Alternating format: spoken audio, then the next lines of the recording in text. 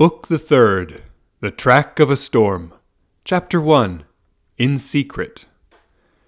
The traveller fared slowly on his way who fared towards Paris from England in the autumn of the year 1792. More than enough of bad roads, bad equipages, and bad horses he would have encountered to delay him, though the fallen and unfortunate King of France had been upon his throne in all his glory. But the changed times were fraught with other obstacles than these. Every town gate and village taxing house had its band of citizen patriots, with their national muskets in a most explosive state of readiness, who stopped all comers and goers, cross-questioned them, inspected their papers, looked for their names in lists of their own, turned them back or sent them on, or stopped them and laid them in hold as their capricious judgment or fancy deemed best for the dawning republic one and indivisible, of liberty, equality, fraternity, or death. A very few French leagues of his journey were accomplished when Charles Darnay began to perceive that for him along these country roads there was no hope of return until he should have been declared a good citizen at Paris. Whatever might befall now, he must on to his journey's end. Not a mean village closed upon him, not a common barrier dropped across the road behind him, but he knew it to be another iron door in the series that was barred between him and England. The universal watchfulness so encompassed him that if he had been taken in a net or were being forwarded to his destination in a cage, he could not have felt his freedom more completely gone.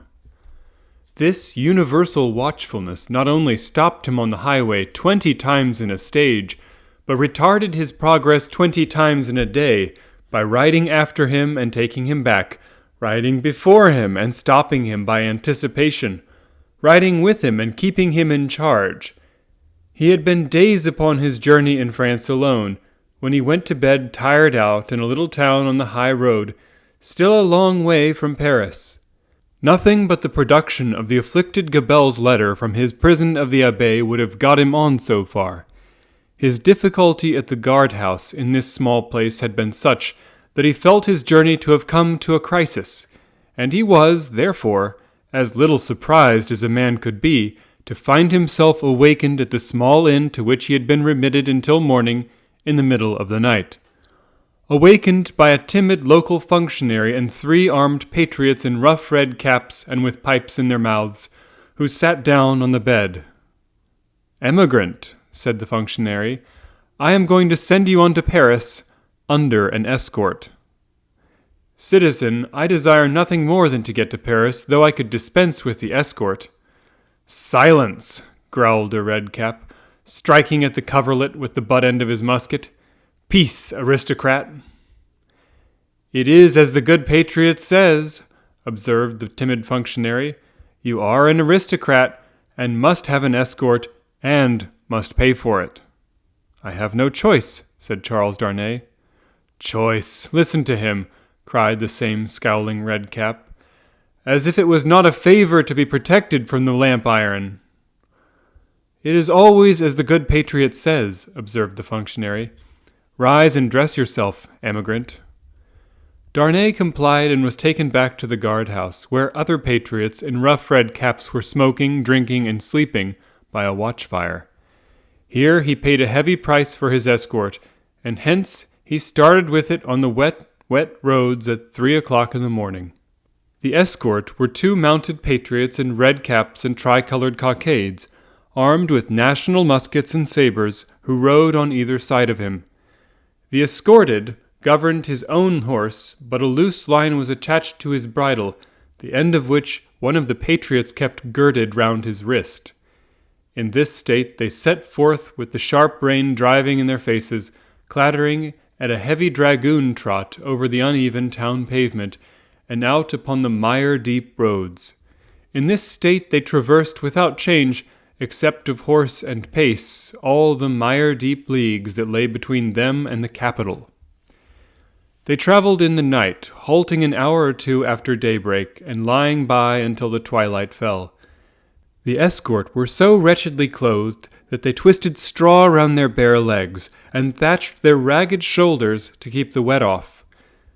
Apart from the personal discomfort of being so attended, and, apart from such considerations of present danger as arose from one of the patriots being chronically drunk and carrying his musket very recklessly, Charles Darnay did not allow the restraint that was laid upon him to awaken any serious fears in his breast, for he reasoned with himself that it could have no reference to the merits of an individual case that was not yet stated, and of representations, confirmable by the prisoner in the Abbaye, that were not yet made.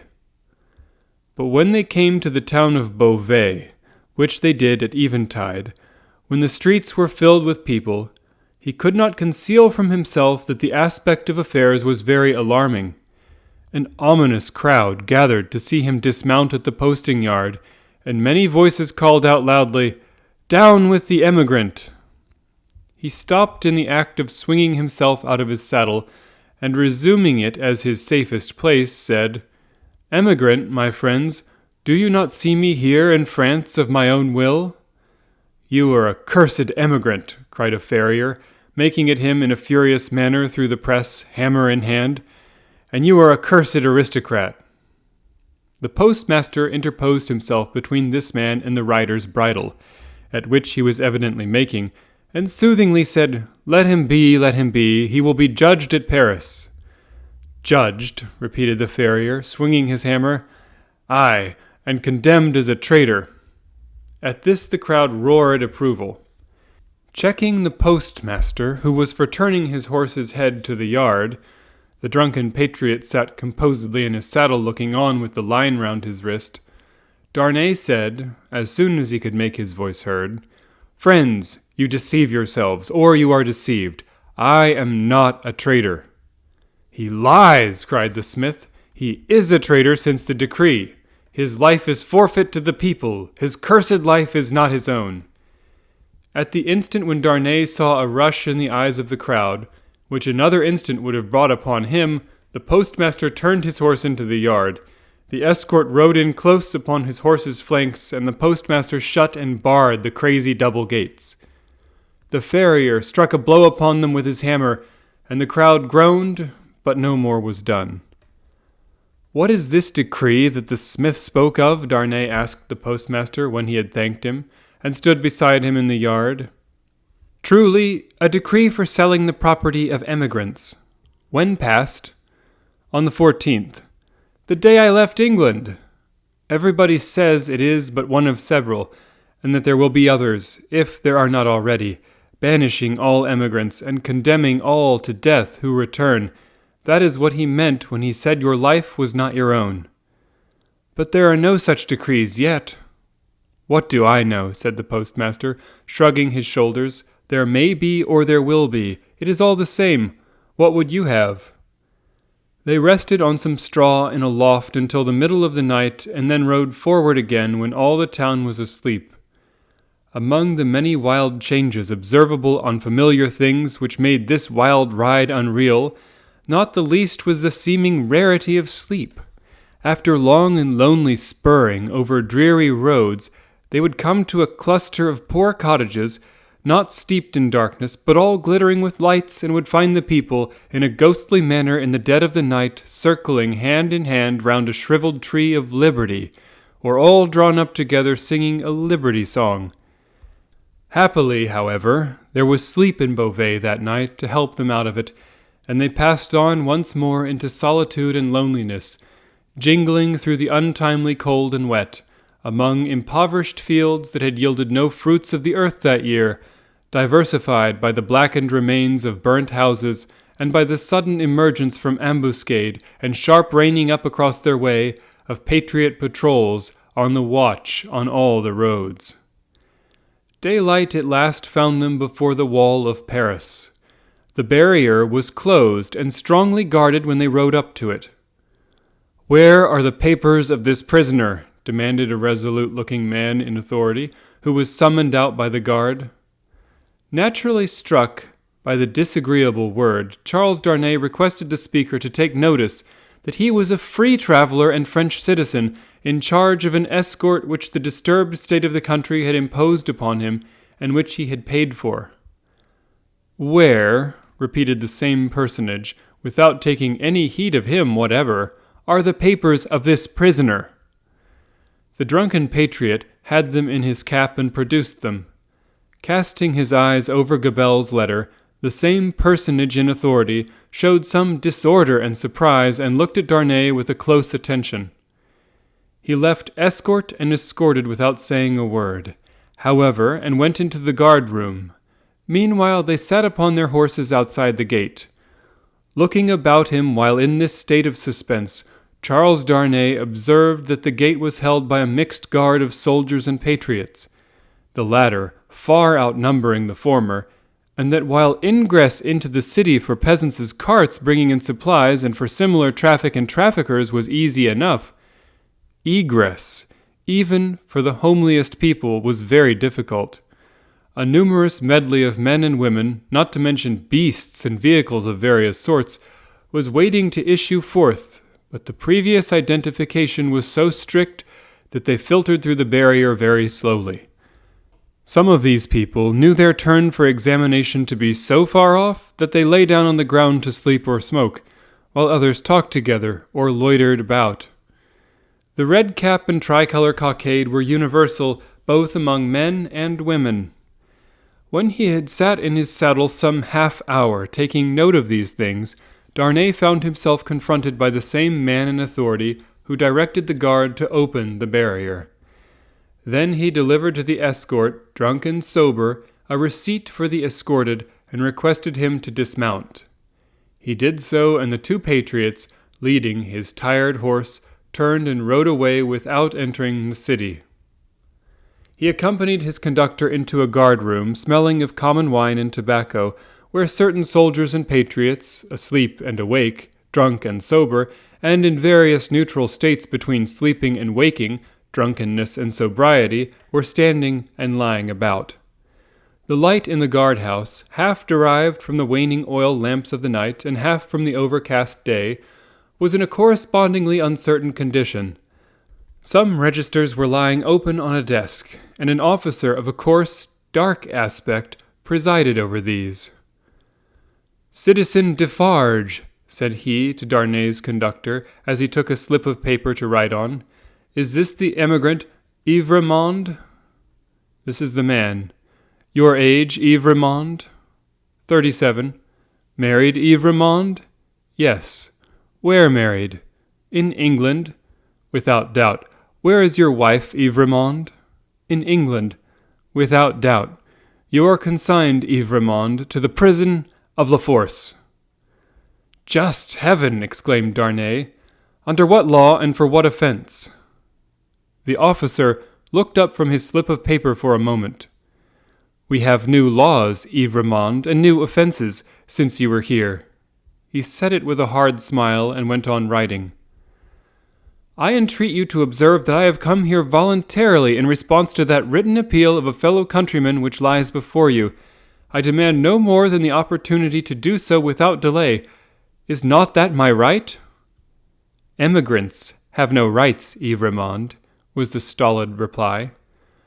The officer wrote until he had finished, read over to himself what he had written, sanded it, and handed it to Defarge, with the words, "In secret." Defarge motioned with the paper to the prisoner that he must accompany him. The prisoner obeyed, and a guard of 2 armed patriots attended them. "Is it you," said Defarge in a low voice, as they went down the guard-house steps and turned into Paris, "who married the daughter of Dr. Manette, once a prisoner in the Bastille that is no more?" "Yes," replied Darnay, looking at him with surprise. "My name is Defarge, and I keep a wine shop in the quarter Saint-Antoine. Possibly you have heard of me?" "My wife came to your house to reclaim her father? Yes." The word wife seemed to serve as a gloomy reminder to Defarge, to say with sudden impatience, "In the name of that sharp female newly born and called La Guillotine, why did you come to France?" "You heard me say why a minute ago. Do you not believe it is the truth?" "A bad truth for you," said Defarge, speaking with knitted brows and looking straight before him. "Indeed, I am lost here. All here is so unprecedented, so changed, so sudden and unfair that I am absolutely lost. Will you render me a little help?" "None." Defarge spoke, always looking straight before him. "Will you answer me a single question? Perhaps, according to its nature, you can say what it is. In this prison that I am going to so unjustly, shall I have some free communication with the world outside? You will see. I am not to be buried there, prejudged and without any means of presenting my case. You will see. But what then? Other people have been similarly buried in worse prisons before now. But never by me, Citizen Defarge." Defarge glanced darkly at him for answer, and walked on in a steady and set silence. The deeper he sank into this silence, the fainter hope there was, or so Darnay thought, of his softening in any slight degree. He therefore made haste to say, "It is of the utmost importance to me, you know, citizen, even better than I, of how much importance, that I should be able to communicate to Mr. Lorry of Tellson's Bank, an English gentleman who is now in Paris, the simple fact, without comment, that I have been thrown into the prison of La Force. Will you cause that to be done for me?" "I will do," Defarge doggedly rejoined, "nothing for you. My duty is to my country and the people. I am the sworn servant of both. Against you, I will do nothing for you." Charles Darnay felt it hopeless to entreat him further, and his pride was touched besides. As they walked on in silence, he could not but see how used the people were to the spectacle of prisoners passing along the streets. The very children scarcely noticed him. A few passers turned their heads, and a few shook their fingers at him as an aristocrat.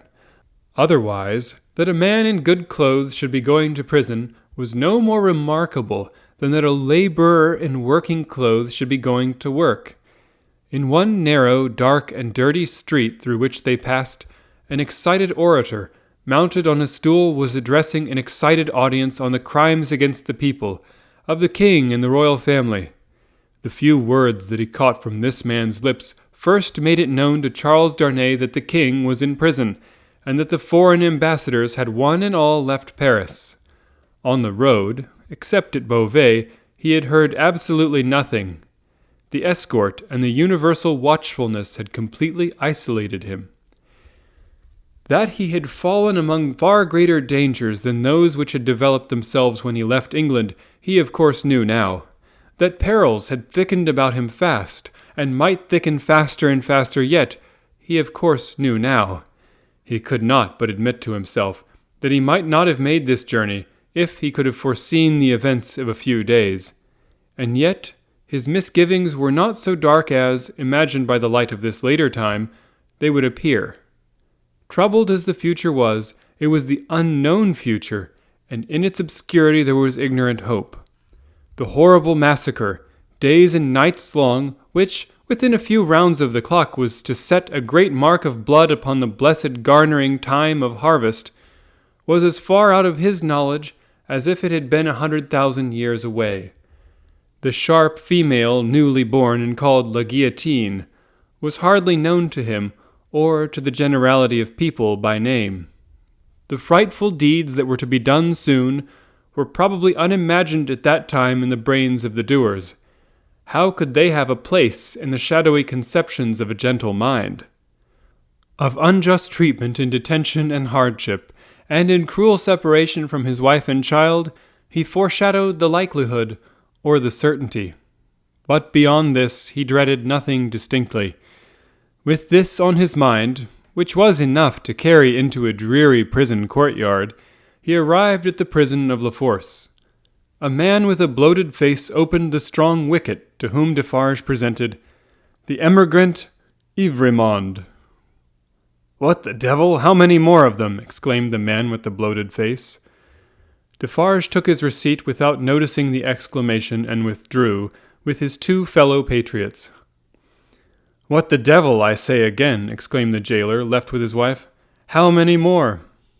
The jailer's wife, being provided with no answer to the question, merely replied, "One must have patience, my dear." 3 turnkeys, who entered responsive to a bell she rang, echoed the sentiment, and one added, "For the love of liberty," which sounded in that place like an inappropriate conclusion. The prison of La Force was a gloomy prison, dark and filthy, and with a horrible smell of foul sleep in it. Extraordinary how soon the noisome flavor of imprisoned sleep becomes manifest in all such places that are ill cared for. In secret, too, grumbled the jailer, looking at the written paper, as if I was not already full to bursting. He stuck the paper on a file in an ill humor, and Charles Darnay awaited his further pleasure for half an hour, sometimes pacing to and fro in the strong arched room, sometimes resting on a stone seat, in either case detained to be imprinted on the memory of the chief and his subordinates. "Come," said the chief, at length taking up his keys, "come with me, emigrant."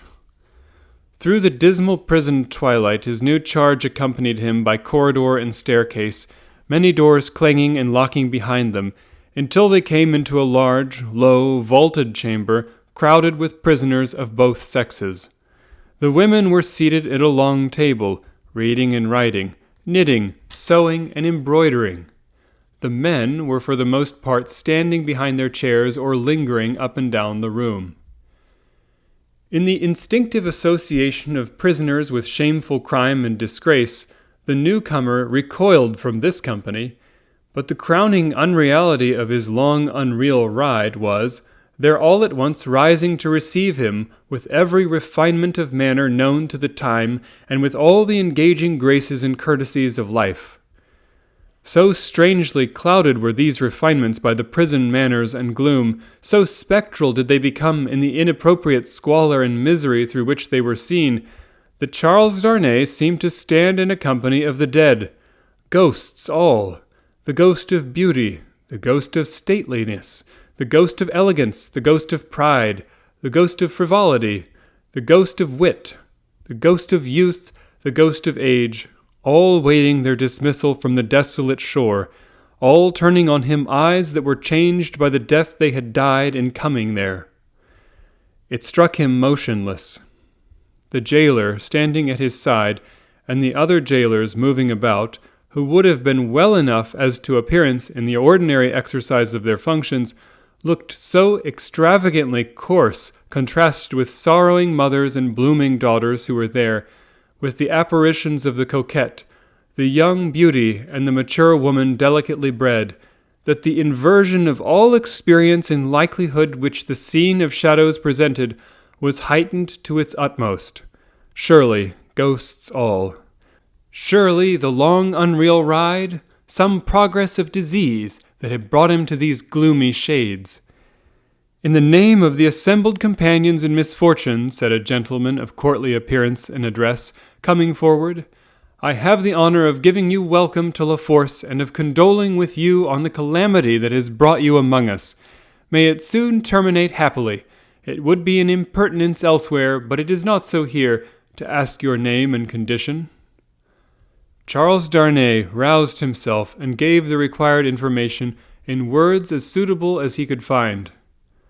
"But I hope," said the gentleman, following the chief jailer with his eyes, who moved across the room, "that you are not in secret." "I do not understand the meaning of the term, but I have heard them say so." "Ah, what a pity! We so much regret it, but take courage. Several members of our society have been in secret at first, and it has lasted but a short time." Then he added, raising his voice, "I grieve to inform the society in secret." There was a murmur of commiseration as Charles Darnay crossed the room to a grated door where the jailer awaited him, and many voices, among which the soft and compassionate voices of women were conspicuous, gave him good wishes and encouragement. He turned at the grated door to render the thanks of his heart. It closed under the jailer's hand, and the apparitions vanished from his sight forever. The wicket opened on a stone staircase, leading upward. When they had ascended 40 steps, the prisoner of half an hour already counted them, the jailer opened a low black door, and they passed into a solitary cell. It struck cold and damp, but was not dark. "Yours," said the jailer. "Why am I confined alone?" "How do I know?" "I can buy pen, ink, and paper?" "Such are not my orders. You will be visited, and can ask then. At present you may buy your food and nothing more." There were in the cell a chair, a table, and a straw mattress. As the jailer made a general inspection of these objects, and of the four walls before going out, a wandering fancy wandered through the mind of the prisoner leaning against the wall opposite to him, that this jailer was so unwholesomely bloated, both in face and person, as to look like a man who had been drowned and filled with water. When the jailer was gone, he thought in the same wandering way, "Now am I left, as if I were dead." Stopping then to look down at the mattress, he turned from it with a sick feeling and thought, "And here, in these crawling creatures, is the first condition of the body after death. 5 paces by 4.5, 5 paces by 4.5, 5 paces by 4.5. The prisoner walked to and fro in his cell, counting its measurement, and the roar of the city arose like muffled drums with a wild swell of voices added to them. He made shoes, he made shoes, he made shoes. The prisoner counted the measurement again and paced faster, to draw his mind with him from that latter repetition. The ghosts that vanished when the wicket closed. There was one among them, the appearance of a lady in black, who was leaning in the embrasure of a window, and she had a light shining upon her golden hair, and she looked like— "Let us ride on again, for God's sake, through the illuminated villages with the people all awake." He made shoes, he made shoes, he made shoes, 5 paces by 4.5. With such scraps tossing and rolling upward from the depths of his mind, the prisoner walked faster and faster, obstinately counting and counting. And the roar of the city changed to this extent, that it still rolled in like muffled drums, but with the wail of voices that he knew in the swell that rose above them.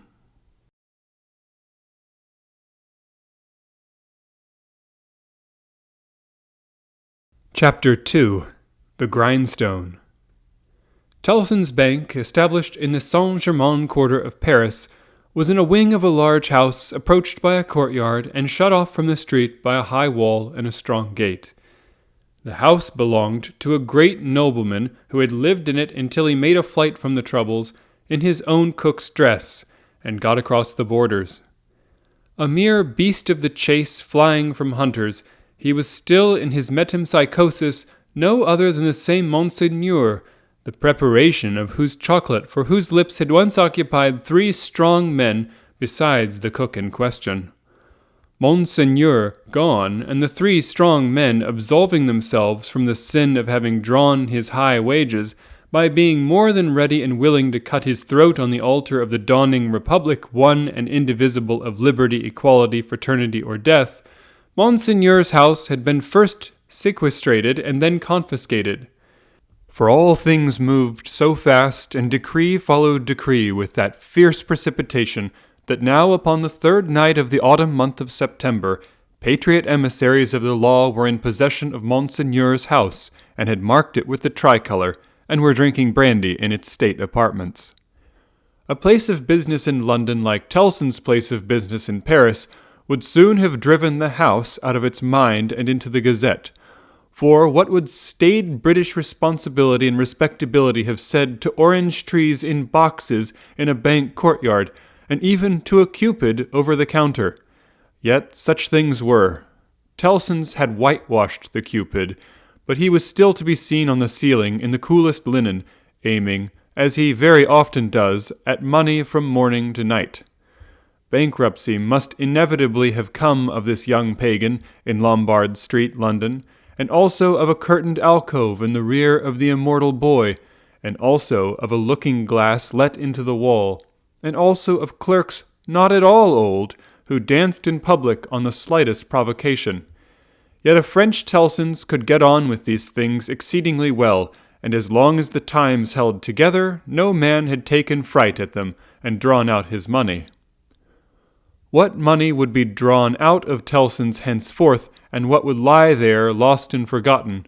What plate and jewels would tarnish in Tellson's hiding places while the depositors rusted in prisons, and when they should have violently perished? How many accounts with Tellson's, never to be balanced in this world, must be carried over into the next? No man could have said that night any more than Mr. Jarvis Lorry could, though he thought heavily of these questions. He sat by a newly lighted wood fire.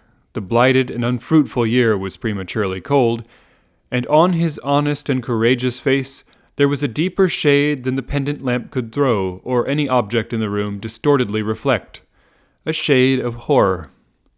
He occupied rooms in the bank, in his fidelity to the house of which he had grown to be a part, like a strong root ivy. It chanced that they derived a kind of security from the patriotic occupation of the main building, but the true-hearted old gentleman never calculated about that. All such circumstances were indifferent to him, so that he did his duty. On the opposite side of the courtyard, under a colonnade, was extensive standing for carriages, where, indeed, some carriages of Monseigneur yet stood.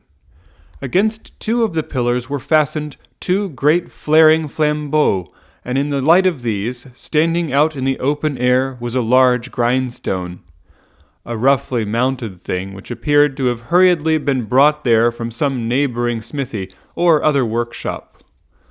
Rising and looking out of windows at these harmless objects, Mr. Lorry shivered and retired to his seat by the fire.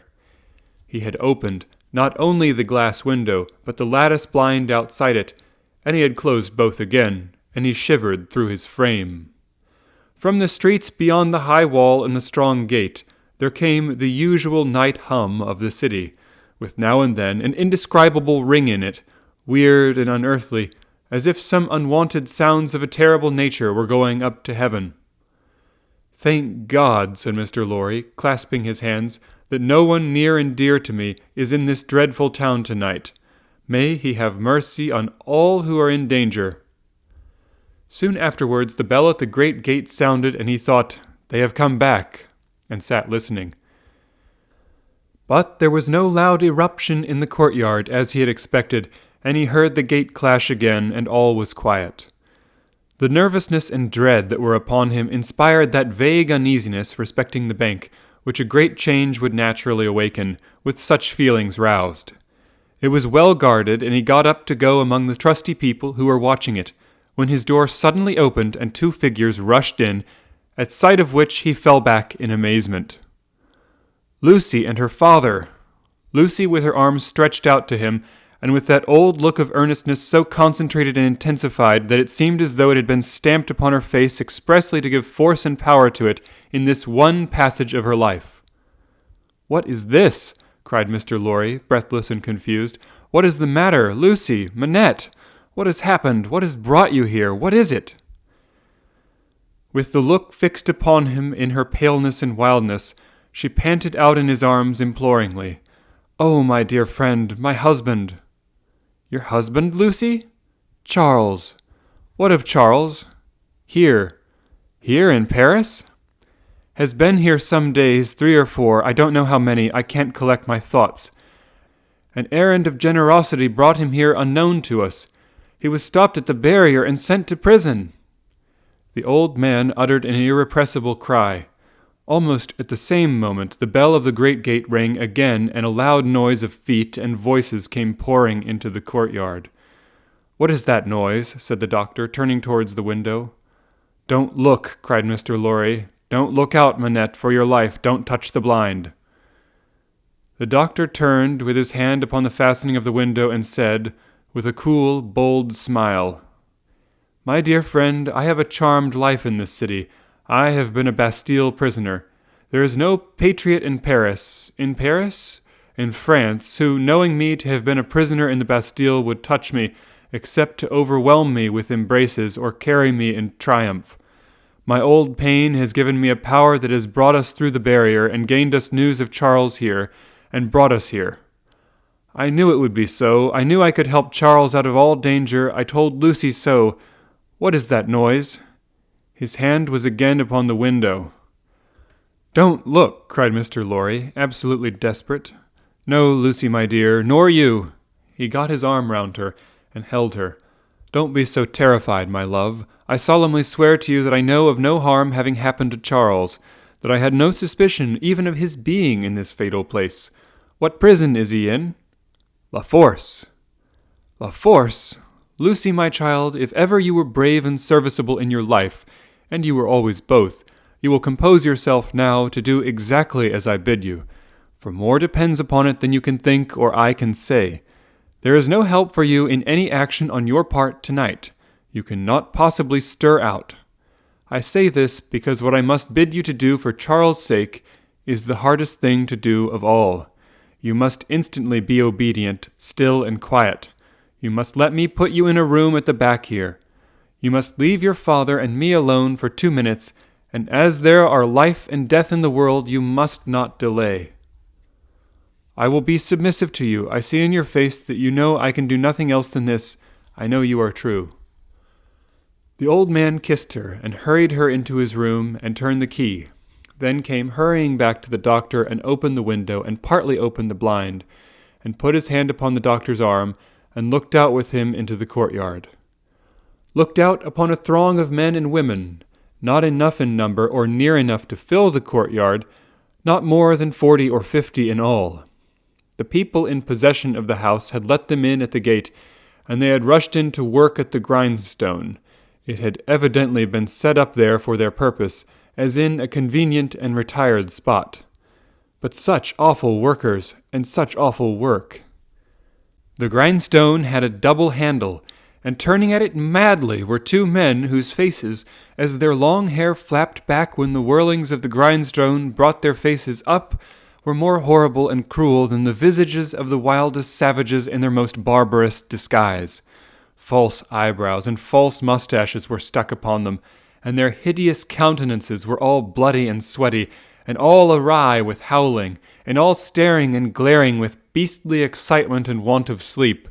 As these ruffians turned and turned, their matted locks now flung forward over their eyes, now flung backward over their necks. Some women held wine to their mouths that they might drink, and what with dropping blood, and what with dropping wine, and what with the stream of sparks struck out of the stone, all their wicked atmosphere seemed gore and fire. The eye could not detect one creature in the group free from the smear of blood. Shouldering one another to get next at the sharpening stone were men stripped to the waist with the stain all over their limbs and bodies, men in all sorts of rags, with the stain upon those rags, men devilishly set off with spoils of women's lace and silk and ribbon, with the stain dyeing those trifles through and through. Hatchets, knives, bayonets, swords, all brought to be sharpened, were all red with it. Some of the hacked swords were tied to the wrists of those who carried them with strips of linen and fragments of dress, ligatures various in kind, but all deep of the one color. And as the frantic wielders of these weapons snatched them from the stream of sparks and tore away into the streets, the same red hue was red in their frenzied eyes, eyes which any unbrutalized beholder would have given 20 years of life to petrify with a well-directed gun. All this was seen in a moment, as the vision of a drowning man or of any human creature at any very great pass could see a world if it were there. They drew back from the window, and the doctor looked for explanation in his friend's ashy face. "They are," Mr. Lorry whispered the words, glancing fearfully round at the locked room, "murdering the prisoners. If you are sure of what you say, if you really have the power you think you have, as I believe you have, make yourself known to these devils, and get taken to La Force. It may be too late, I don't know, but let it not be a minute later." Dr. Manette pressed his hand, hastened bareheaded out of the room, and was in the courtyard when Mr. Lorry regained the blind. His streaming white hair, his remarkable face, and the impetuous confidence of his manner, as he put the weapons aside like water, carried him in an instant to the heart of the concourse at the stone. For a few moments there was a pause and a hurry and a murmur, and the unintelligible sound of his voice, and then Mr. Lorry saw him surrounded by all, and in the midst of a line of 20 men long, all linked shoulder to shoulder and hand to shoulder, hurried out with cries of, "Live the Bastille prisoner! Help for the Bastille prisoner's kindred in La Force! Room for the Bastille prisoner in front there! Save the prisoner Ivremond at La Force!" And 1,000 answering shouts. He closed the lattice again with a fluttering heart, closed the window and the curtain, hastened to Lucy and told her that her father was assisted by the people and gone in search of her husband. He found her child and Miss Pross with her, but it never occurred to him to be surprised by their appearance until a long time afterwards, when he sat watching them in such quiet as the night knew. Lucy had, by that time, fallen into a stupor on the floor at his feet, clinging to his hand. Miss Pross had laid the child down on his own bed, and her head had gradually fallen on the pillow beside her pretty charge. Oh, the long, long night with the moans of the poor wife, and oh, the long, long night with no return of her father, and no tidings. Twice more in the darkness the bell at the great gate sounded, and the eruption was repeated, and the grindstone whirled and spluttered. "What is it?" cried Lucy, affrighted. "Hush, the soldiers' swords are sharpened there," said Mr. Lorry. "The place is national property now, and used as a kind of armory, my love." Twice more in all, but the last spell of work was feeble and fitful. Soon afterwards the day began to dawn, and he softly detached himself from the clasping hand and cautiously looked out again. A man, so besmeared that he might have been a sorely wounded soldier creeping back to consciousness on a field of slain, was rising from the pavement by the side of the grindstone, and looking about him with a vacant air. Shortly this worn-out murderer descried in the imperfect light one of the carriages of Monseigneur, and staggering to that gorgeous vehicle, climbed in at the door and shut himself up to take his rest on its dainty cushions. The great grindstone earth had turned when Mr. Lorry looked out again, and the sun was red on the courtyard. But the lesser grindstone stood alone there in the calm morning air, with a red upon it that the sun had never given, and would never take away.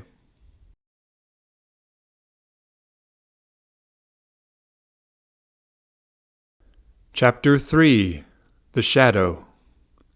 One of the first considerations which arose in the business mind of Mr. Lorry, when business hours came round, was this, that he had no right to imperil Tellson's by sheltering the wife of an emigrant prisoner under the bank roof. His own possessions, safety, life, he would have hazarded for Lucy and her child without a moment's demur. But the great trust he held was not his own, and as to that business charge, he was a strict man of business. At first his mind reverted to Defarge, and he thought of finding out the wine-shop again and taking counsel with its master in reference to the safest dwelling-place in the distracted state of the city. But the same consideration that suggested him repudiated him. He lived in the most violent quarter, and doubtless was influential there, and deep in its dangerous workings. Noon coming, and the doctor not returning, and every minute's delay tending to compromise Tellson's, Mr. Lorry advised with Lucy. She said that her father had spoken of hiring a lodging for a short term in that quarter near the banking-house. As there was no business objection to this, and as he foresaw that even if it were well with Charles, and he were to be released, he could not hope to leave the city, Mr. Lorry went out in quest of such a lodging, and found a suitable one high up in a removed by-street, where the closed blinds in all the other windows of a high melancholy square of buildings marked deserted homes. To this lodging he at once removed Lucy and her child and Miss Pross, giving them what comfort he could, and much more than he had himself. He left Jerry with them, as a figure to fill a doorway that would bear considerable knocking on the head, and returned to his own occupations. A disturbed and doleful mind he brought to bear upon them, and slowly and heavily the day lagged on with him. It wore itself out, and wore him out with it, until the bank closed. He was again alone in his room of the previous night, considering what to do next, when he heard a foot upon the stair. In a few moments a man stood in his presence, who, with a keenly observant look at him, addressed him by his name. "Your servant," said Mr. Lorry. "Do you know me?" He was a strongly made man with a dark curling hair, from 45 to 50 years of age. For answer he repeated, without any change of emphasis, the words, "Do you know me?" "I have seen you somewhere." "Perhaps at my wine-shop?" Much interested, and Mr. Lorry said, "You come from Dr. Manette?" "Yes, I come from Dr. Manette." "And what says he? What does he send me?" Defarge gave into his anxious hand an open scrap of paper. It bore the words in the doctor's writing. "Charles is safe, but I cannot safely leave this place yet. I have obtained the favor that the bearer has a short note from Charles to his wife. Let the bearer see his wife. It was dated from La Force within an hour. Will you accompany me, said Mr. Lorry, joyfully relieved after reading this note aloud, to where his wife resides? Yes, returned Defarge.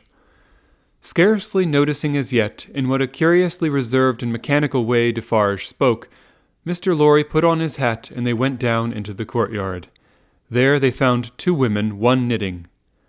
Madame Defarge, surely, said Mr. Lorry, who had left her in exactly the same attitude some 17 years ago. It is she, observed her husband. Does Madame go with us? Inquired Mr. Lorry, seeing that she moved as they moved. Yes, that she may be able to recognize the faces and know the persons. It is for their safety. Beginning to be struck by Defarge's manner, Mr. Lorry looked dubiously at him and led the way. Both the women followed, the second woman being the Vengeance. They passed through the intervening streets as quickly as they might, ascended the staircase of the new domicile, were admitted by Jerry and found Lucy weeping alone. She was thrown into a transport by the tidings Mr. Lorry gave her of her husband, and clasped the hand that delivered his note, little thinking what it had been doing near him in the night, and might, but for a chance, have done to him. Dearest, take courage. I am well, and your father has influence around me. You cannot answer this. Kiss our child for me, Charles. That was all the writing. It was so much, however, to her who received it, that she turned from Defarge to his wife and kissed one of the hands that knitted. It was a passionate, loving, thankful, womanly action, but the hand made no response, dropped cold and heavy, and took to its knitting again.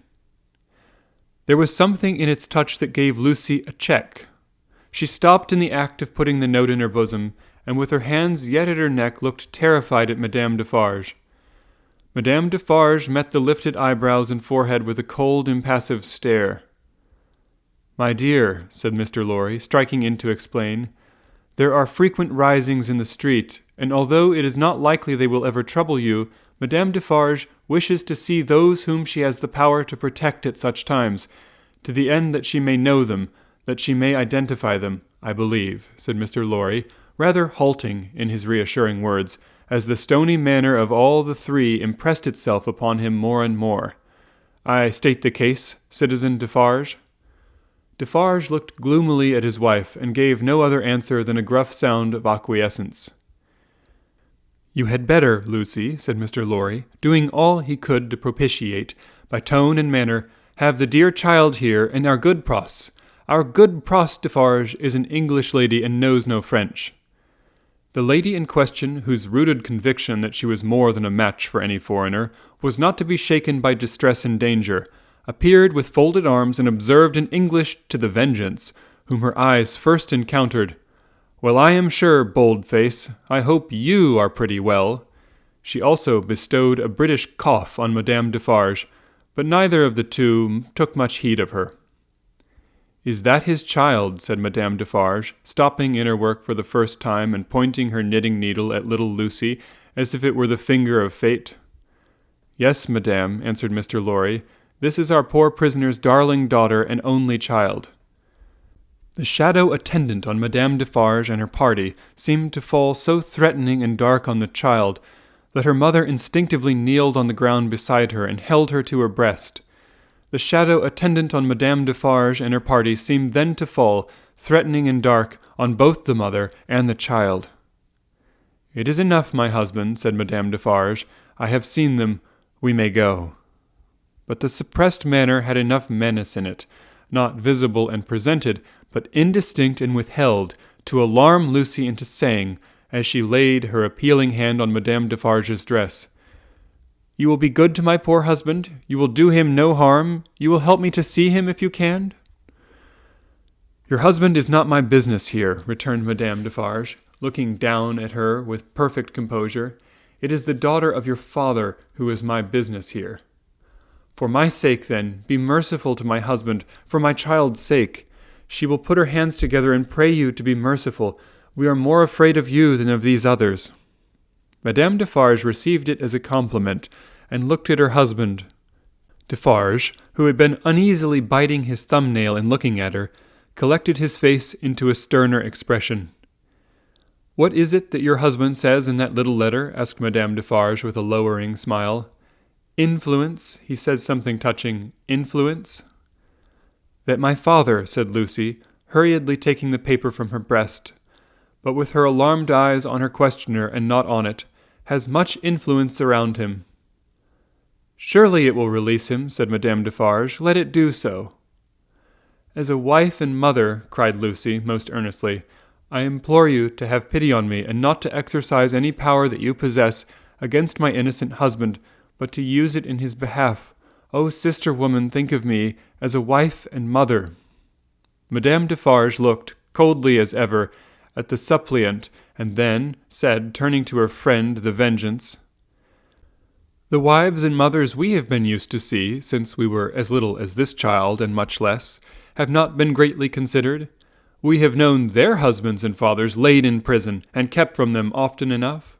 All our lives we have seen our sister women suffer, in themselves and in their children, poverty, nakedness, hunger, thirst, sickness, misery, oppression, and neglect of all kinds." "We have seen nothing else," returned the Vengeance. "We have borne this a long time," said Madame Defarge, turning her eyes again upon Lucy. "Judge you. Is it likely that the trouble of one wife and mother would be much to us now?" She resumed her knitting and went out. The Vengeance followed. Defarge went last and closed the door. "Courage, my dear Lucy," said Mr. Lorry, as he raised her. "Courage, courage. So far all goes well with us, much, much better than it has of late gone with many poor souls. Cheer up and have a thankful heart." "I am not thankless, I hope, but that dreadful woman seems to throw a shadow on me and on all my hopes." "Tut, tut," said Mr. Lorry. "What is this despondency in the brave little breast? A shadow indeed? No substance in it, Lucy." But the shadow of the manner of these Defarges was dark upon himself, for all that, and in his secret mind it troubled him greatly.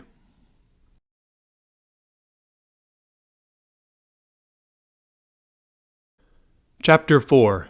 Calm in Storm. Dr. Manette did not return until the morning of the 4th day of his absence.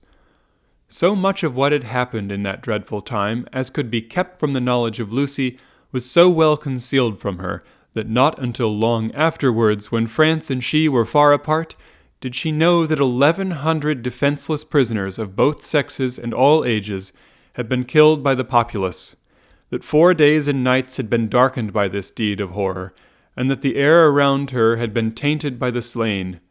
She only knew that there had been an attack upon the prisons, that all political prisoners had been in danger, and that some had been dragged out by the crowd and murdered. To Mr. Lorry, the doctor communicated, under an injunction of secrecy on which he had no need to dwell, that the crowd had taken him through a scene of carnage to the prison of La Force, that in the prison he had found a self-appointed tribunal sitting, before which the prisoners were brought singly, and by which they were rapidly ordered to be put forth to be massacred, or to be released, or, in a few cases, to be sent back to their cells. That, presented by his conductors to this tribunal, he had announced himself by name and profession as having been for 18 years a secret and unaccused prisoner in the Bastille, that one of the body so sitting in judgment had risen and identified him, and that this man was Defarge.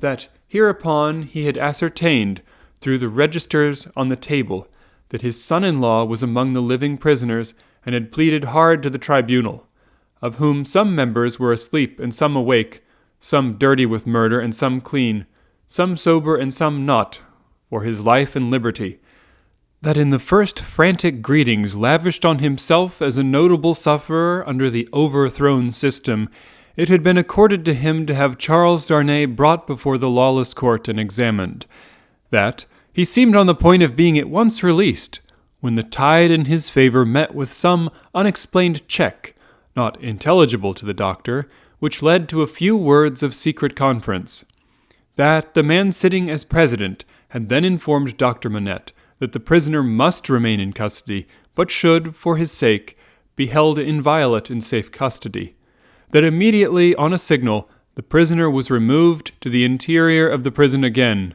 but that he, the doctor, had then so strongly pleaded for permission to remain and assure himself that his son-in-law was, through no malice or mischance, delivered to the concourse whose murderous yells outside the gate had often drowned the proceedings, that he had obtained permission and had remained in the Hall of Blood until the danger was over. The sights he had seen there, with brief snatches of food and sleep by intervals, shall remain untold. The mad joy over the prisoners who were saved had astounded him scarcely less than the mad ferocity against those who were cut to pieces. One prisoner there was, he said, who had been discharged into the street free, but at whom a mistaken savage had thrust a pike as he passed out. Being besought to go to him and dress the wound, the doctor had passed out at the same gate, and had found him in the arms of a company of Samaritans who were seated on the bodies of their victims. With an inconsistency as monstrous as anything in this awful nightmare, they had helped the healer and tended the wounded man with the gentlest solicitude, and made a litter for him and escorted him carefully from the spot, had then caught up their weapons and plunged anew into a butchery so dreadful that the doctor had covered his eyes with his hands and swooned away in the midst of it. As Mr. Lorry received these confidences, and as he watched the face of his friend, now 62 years of age, a misgiving arose within him that such dread experiences would revive the old danger. But he had never seen his friend in his present aspect. He had never at all known him in his present character. For the first time the doctor felt, now, that his suffering was strength and power. For the first time he felt that in that sharp fire he had slowly forged the iron which could break the prison door of his daughter's husband and deliver him. It all tended to a good end, my friend. It was not mere waste and ruin. As my beloved child was helpful in restoring me to myself, I will be helpful now in restoring the dearest part of herself to her. By the aid of heaven I will do it. Thus Dr. Manette. And when Jarvis Lorry saw the kindled eyes, the resolute face, the calm, strong look, and the bearing of the man whose life always seemed to him to have been stopped, like a clock for so many years, and then set going again, with an energy which had lain dormant under the cessation of its usefulness, he believed.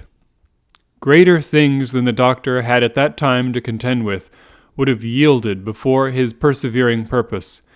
While he kept himself in his place as a physician whose business was with all degrees of mankind, bond and free, rich and poor, bad and good, he used his personal influence so wisely that he was soon the inspecting physician of 3 prisons, and among them of La Force.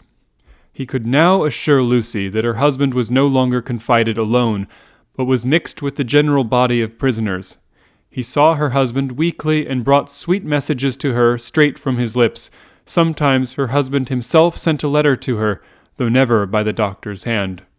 But she was not permitted to write to him, for among the many wild suspicions of plots in the prisons, the wildest of all pointed at emigrants who were known to have made friends or permanent connections abroad. The new life of the doctor's was an anxious life, no doubt. Still, the sagacious Mr. Lorry saw that there was a new sustaining pride in it. Nothing unbecoming tinged the pride. It was a natural and a worthy one, but he observed it as a curiosity. The doctor knew that up to that time his imprisonment had been associated in the minds of his daughter and his friend with his personal affliction, deprivation, and weakness. Now that this was changed, and he knew himself to be invested through that old trial with forces to which they both looked for Charles's ultimate safety and deliverance, he became so far exalted by the change that he took the lead and direction, and required them as the weak to trust to him as the strong. The preceding relative positions of himself and Lucy were reversed, yet only as the liveliest gratitude and affection could reverse them, for he could have had no pride but in rendering some service to her who had rendered so much to him. All curious to see, thought Mr. Lorry, in his amiably shrewd way, but all natural and right. So take the lead, my dear friend, and keep it. It couldn't be in better hands. But though the doctor tried hard, and never ceased trying, to get Charles Darnay set at liberty, or at least to get him brought to trial, the public current of the times set too strong and fast for him. The new era began. The king was tried, doomed, and beheaded. The Republic of Liberty, Equality, Fraternity, or Death declared for victory or death against the world in arms. The black flag waved night and day from the great towers of Notre Dame. 300,000 men, summoned to rise against the tyrants of the earth, rose from all the varying soils of France, as if the dragon's teeth had been sown broadcast, and had yielded fruit equally on hill and plain, on rock, in gravel and alluvial mud, under the bright sky of the south and under the clouds of the north, in fell and forest, in the vineyards and the olive grounds, and among the cropped grass and the stubble of the corn, along the fruitful banks of the broad rivers, and in the sand of the seashore. What private solicitude could rear itself against the deluge of the year one of liberty, the deluge rising from below, not falling from above, and with the windows of heaven shut, not opened? There was no pause, no pity, no peace, no interval of relenting rest, no measurement of time. Though days and nights circled as regularly as when time was young, and the evening and morning were the first day, other count of time there was none. Hold of it was lost in the raging fever of a nation, as it is in the fever of one patient. Now, breaking the unnatural silence of a whole city, the executioner showed the people the head of the king, and now it seemed almost in the same breath the head of his fair wife, which had had 8 weary months of imprisoned widowhood and misery to turn it gray. And yet, observing the strange law of contradiction which obtains in all such cases, the time was long, while it flamed by so fast. A revolutionary tribunal in the capital, and 40 or 50,000 revolutionary committees all over the land. A law of the suspected, which struck away all security for liberty or life, and delivered over any good and innocent person to any bad and guilty one. Prisons gorged with people who had committed no offense and could obtain no hearing. These things became the established order and nature of appointed things, and seemed to be ancient usage before they were many weeks old. Above all, one hideous figure grew as familiar as if it had been before the general gaze from the foundations of the world, the figure of the sharp female called La Guillotine. It was the popular theme for jests. It was the best cure for a headache. It infallibly prevented the hair from turning gray. It imparted a peculiar delicacy to the complexion. It was the national razor which shaved close. Who kissed La Guillotine looked through the little window and sneezed into the sack. It was the sign of the regeneration of the human race. It superseded the cross. Models of it were worn on breasts from which the cross was discarded, and it was bowed down to and believed in where the cross was denied. It sheared off heads so many that it and the ground it most polluted were a rotten red.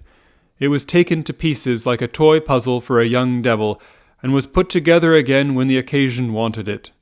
It hushed the eloquent, struck down the powerful, abolished the beautiful and good. 22 friends of high public mark, 21 living and 1 dead, it had lopped the heads off in one morning in as many minutes. The name of the strong man of old Scripture had descended to the chief functionary who worked it, but so armed he was stronger than his namesake, and blinder, and tore away the gates of God's own temple every day. Among these terrors and the brood belonging to them, the doctor walked with a steady head, confident in his power, cautiously persistent in his end, never doubting that he would save Lucy's husband at last. Yet the current of the time swept by, so strong and deep, and carried the time away so fiercely, that Charles had lain in prison 1 year and 3 months when the doctor was thus steady and confident. So much more wicked and distracted had the revolution grown in that December month, that the rivers of the south were encumbered with the bodies of the violently drowned by night, and prisoners were shot in lines and squares under the southern wintry sun. Still, the doctor walked among the terrors with a steady head. No man better known than he in Paris at that day, no man in a stranger situation, silent, humane, indispensable in hospital and prison, using his art equally among assassins and victims, he was a man apart. In the exercise of his skill, The appearance and the story of the Bastille captive removed him from all other men. He was not suspected or brought in question any more than if he had indeed been recalled to life some 18 years before, or were a spirit moving among mortals.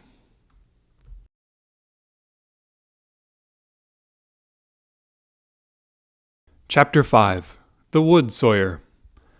1 year and 3 months. During all that time, Lucy was never sure, from hour to hour, but that the guillotine would strike off her husband's head next day. Every day, through the stony streets, the tumbrils now jolted heavily, filled with condemned. Lovely girls, bright women, brown-haired, black-haired, and gray, youths, stalwart men and old, gentle-born and peasant-born, all red wine for la guillotine, all daily brought into light from the dark cellars of the loathsome prisons, and carried to her through the streets to slake her devouring thirst.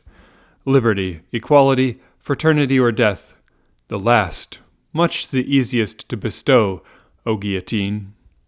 If the suddenness of her calamity and the whirling wheels of the time had stunned the doctor's daughter into awaiting the result in idle despair, it would but have been with her as it was with many. But from the hour when she had taken the white head to her fresh young bosom in the garret of Saint Antoine, she had been true to her duties. She was truest to them in the season of trial, as all the quietly loyal and good will always be. As soon as they were established in their new residence, and her father had entered on the routine of his avocations, she arranged the little household as exactly as if her husband had been there. Everything had its appointed place and its appointed time. Little Lucy she taught, as regularly as if they had all been united in their English home. The slight devices with which she cheated herself into the show of a belief that they would soon be reunited, the little preparations for his speedy return, the setting aside of his chair and his books, these, and the solemn prayer at night for one dear prisoner especially, among the many unhappy souls in prison and the shadow of death, were almost the only outspoken reliefs of her heavy mind. She did not greatly alter in appearance. The plain dark dresses, akin to mourning dresses, which she and her child wore, were as neat and as well attended to as the brighter clothes of happy days. She lost her color, and the old and intent expression was a constant, not an occasional thing. Otherwise, she remained very pretty and comely. Sometimes, at night, on kissing her father, she would burst into the grief she had repressed all day, and would say that her sole reliance under heaven was on him. He always resolutely answered, "Nothing can happen to him without my knowledge, and I know that I can save him, Lucy." They had not made the round of their changed life many weeks, when her father said to her, on coming home one evening, "My dear, there is an upper window in the prison to which Charles can sometimes gain access at 3 in the afternoon. When he can get to it, which depends on many uncertainties and incidents, he might see you in the street, he thinks, if you stood in a certain place that I can show you. But you will not be able to see him, my poor child, and even if you could, it would be unsafe for you to make a sign of recognition." "Oh, show me the place, my father, and I will go there every day." From that time, in all weathers, she waited there 2 hours. As the clock struck 2, she was there, and at 4 she turned resignedly away. When it was not too wet or inclement for her child to be with her, they went together. At other times she was alone, but she never missed a single day. It was the dark and dirty corner of a small winding street. The hovel of a cutter of wood into lengths for burning was the only house at that end. All else was wall. On the 3rd day of her being there, he noticed her. "Good day, citizeness." "Good day, citizen." This mode of address was now prescribed by decree. It had been established voluntarily some time ago among the more thorough patriots, but was now law for everybody. "Walking here again, citizeness?" "You see me, citizen." The wood sawyer, who was a little man with a redundancy of gesture, he had once been a mender of roads, cast a glance at the prison, pointed at the prison, and putting his 10 fingers before his face to represent bars, peeped through them jocosely. "But it's not my business," said he, and went on sawing his wood. Next day he was looking out for her and accosted her the moment she appeared. "What? Walking here again, citizeness?" "Yes, citizen." "Ah, a child too. Your mother, is it not, my little citizeness?" "Do I say yes, mamma?" whispered little Lucy, drawing close to her. "Yes, dearest." "Yes, citizen. Ah, but it's not my business. My work is my business. See my saw? I call it my little guillotine. La la la la la la la, and off his head comes." The billet fell as he spoke, and he threw it into a basket. "I call myself the Samson of the firewood guillotine. See here again? Loo loo loo loo loo loo, and off her head comes. Now a child. Tickle tickle, pickle pickle, and off its head comes, all the family." Lucy shuddered as he threw 2 more billets into his basket, but it was impossible to be there while the wood sawyer was at work, and not be in his sight. Thenceforth, to secure his goodwill, she always spoke to him first, and often gave him drink money, which he readily received. He was an inquisitive fellow, and sometimes, when she had quite forgotten him in gazing at the prison roof and grates, and in lifting her heart up to her husband, she would come to herself to find him looking at her, with his knee on his bench and his saw stopped in its work. "But it's not my business," he would generally say at those times, and would briskly fall to his sawing again. In all weathers, in the snow and frost of winter, in the bitter winds of spring, in the hot sunshine of summer, in the rains of autumn, and again in the snow and frost of winter, Lucy passed 2 hours of every day at this place, and every day on leaving it she kissed the prison wall. Her husband saw her, so she learned from her father. It might be once and 5 or 6 times, it might be twice or thrice running, it might be not for a week or a fortnight together. It was enough that he could and did see her when the chances served, and on that possibility she would have waited out the day 7 days a week.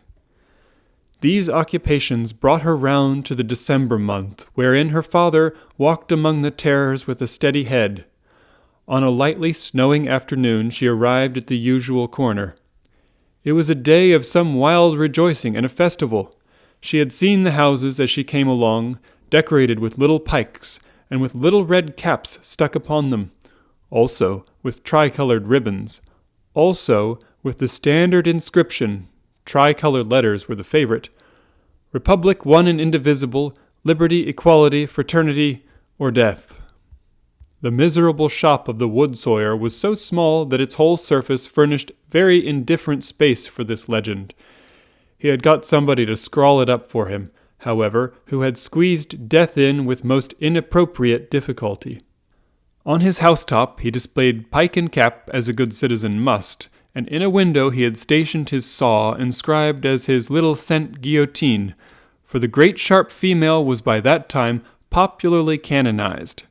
His shop was shut and he was not there, which was a relief to Lucy, and left her quite alone.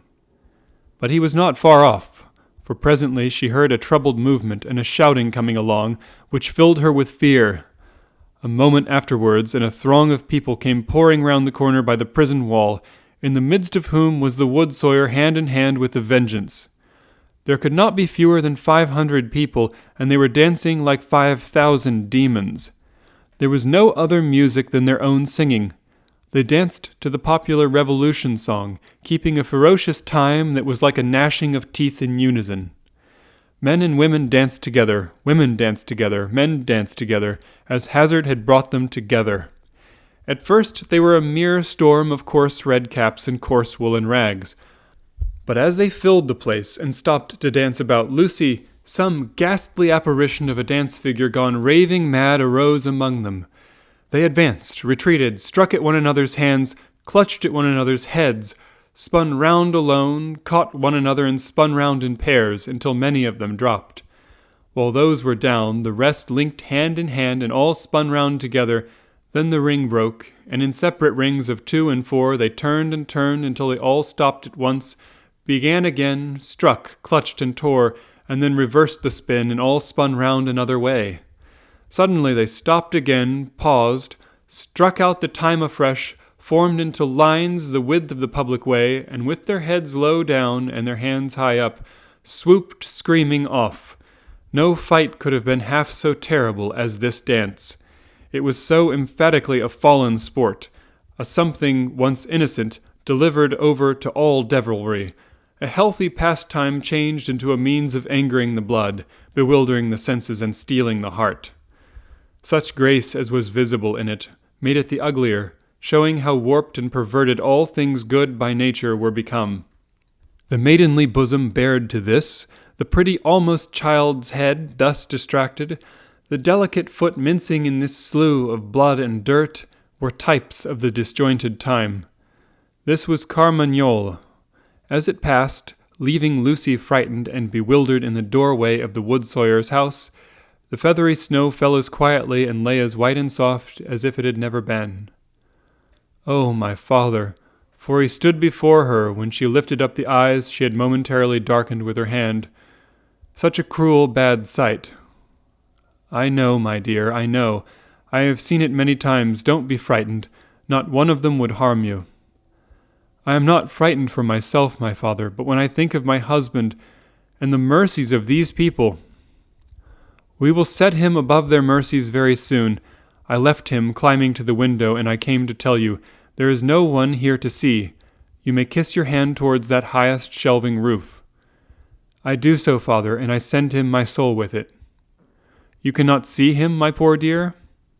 No, father, said Lucy, yearning and weeping as she kissed her hand. No. A footstep in the snow. Madame Defarge. I salute you, citizeness, from the doctor. I salute you, citizen. This in passing, nothing more. Madame Defarge gone like a shadow over the white road. Give me your arm, my love. Pass from here with an air of cheerfulness and courage for his sake. That was well done. They had left the spot. It shall not be in vain. Charles is summoned for tomorrow. For tomorrow? There is no time to lose. I am well prepared, but there are precautions to be taken that could not be taken until he was actually summoned before the tribunal. He has not received the notice yet, but I know that he will presently be summoned for tomorrow and removed to the conciergerie. I have timely information. You are not afraid? She could scarcely answer, I trust in you. Do so implicitly. Your suspense is nearly ended, my darling. He shall be restored to you within a few hours. I have encompassed him with every protection. I must see Laurie. He stopped. There was a heavy lumbering of wheels within hearing. They both knew too well what it meant. 1, 2, 3. 3 tumbrils faring away with their dread loads over the hushing snow. I must see Laurie, the doctor repeated, turning her another way. The staunch old gentleman was still in his trust, had never left it. He and his books were in frequent requisition as to property confiscated and made national. What he could save for the owners he saved. No better man living to hold fast by what Tellson's had in keeping, and to hold his peace. A murky red and yellow sky, and a rising mist from the Seine, denoted the approach of darkness. It was almost dark when they arrived at the bank. The stately residence of Monseigneur was altogether blighted and deserted. Above a heap of dust and ashes in the court ran the letters, National Property, Republic one and indivisible, Liberty, Equality, Fraternity, or Death. Who could that be with Mr. Laurie, the owner of the riding coat upon the chair, who must not be seen? From whom newly arrived did he come out, agitated and surprised, to take his favourite in his arms? To whom did he appear to repeat her faltering words, when raising his voice and turning his head towards the door of the room from which he had issued, he said, Removed to the conciergerie and summoned for tomorrow?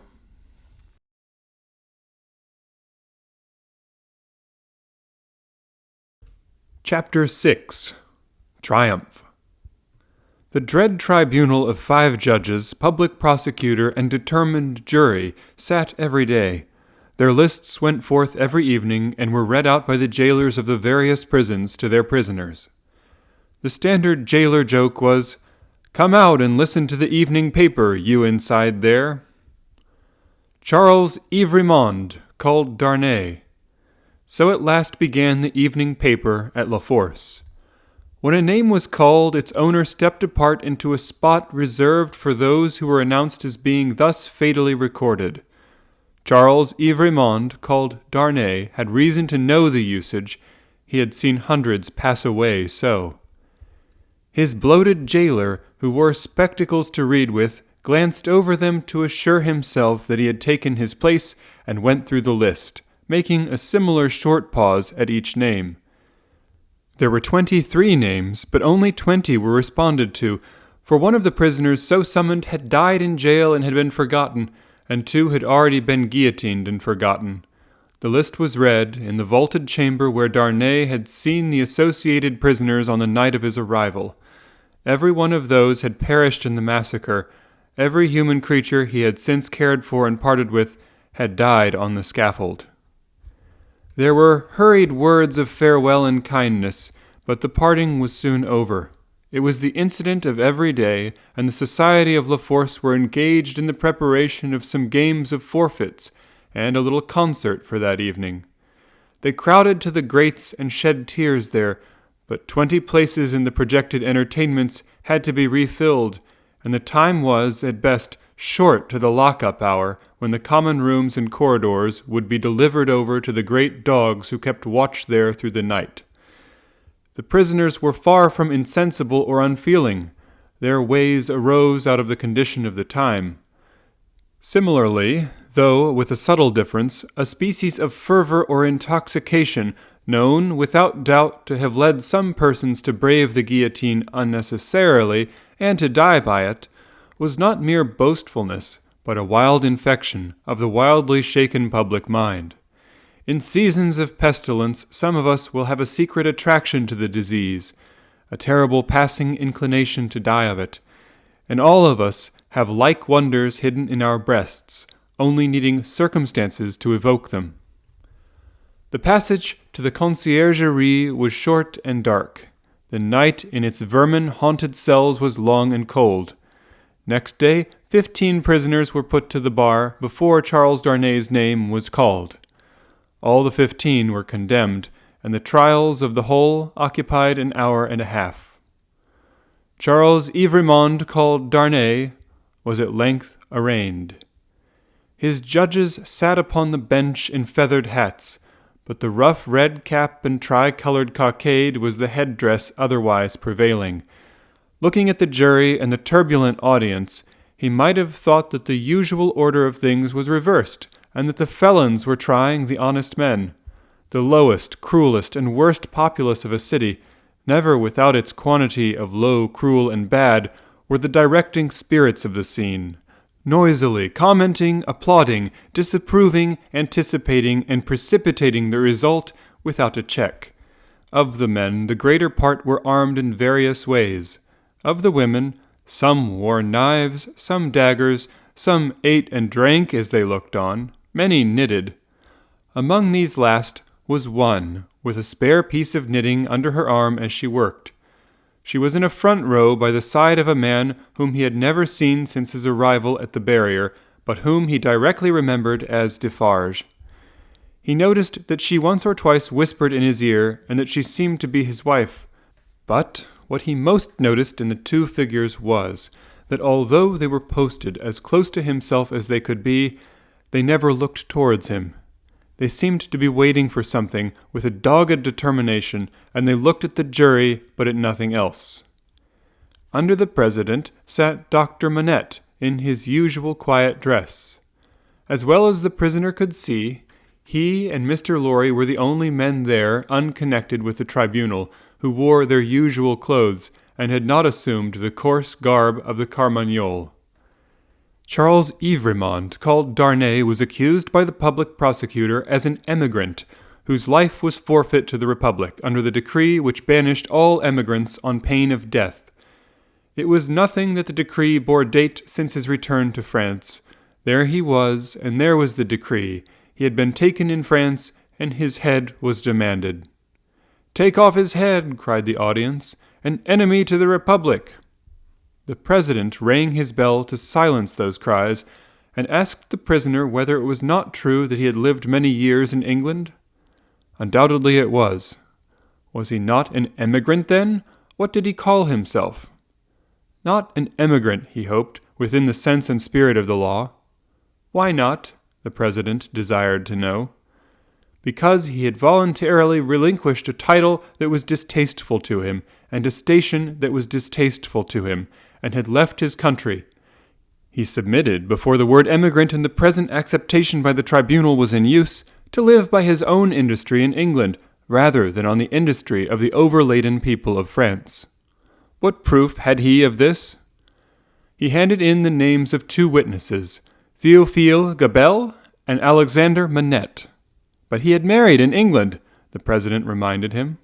True, but not an Englishwoman. A citizeness of France? Yes, by birth. Her name and family? Lucy Manette, only daughter of Dr. Manette, the good physician who sits there. This answer had a happy effect upon the audience. Cries in exultation of the well-known good physician rent the hall. So capriciously were the people moved that tears immediately rolled down several ferocious countenances which had been glaring at the prisoner a moment before, as if with impatience to pluck him out into the streets and kill him. On these few steps of his dangerous way Charles Darnay had set his foot according to Dr. Manette's reiterated instructions. The same cautious counsel directed every step that lay before him, and had prepared every inch of his road. The president asked, why had he returned to France when he did, and not sooner? He had not returned sooner, he replied, simply because he had no means of living in France, save those he had resigned, whereas in England he lived by giving instruction in the French language and literature. He had returned when he did, on the pressing and written entreaty of a French citizen who represented that his life was endangered by his absence. He had come back to save a citizen's life, and to bear his testimony, at whatever personal hazard, to the truth.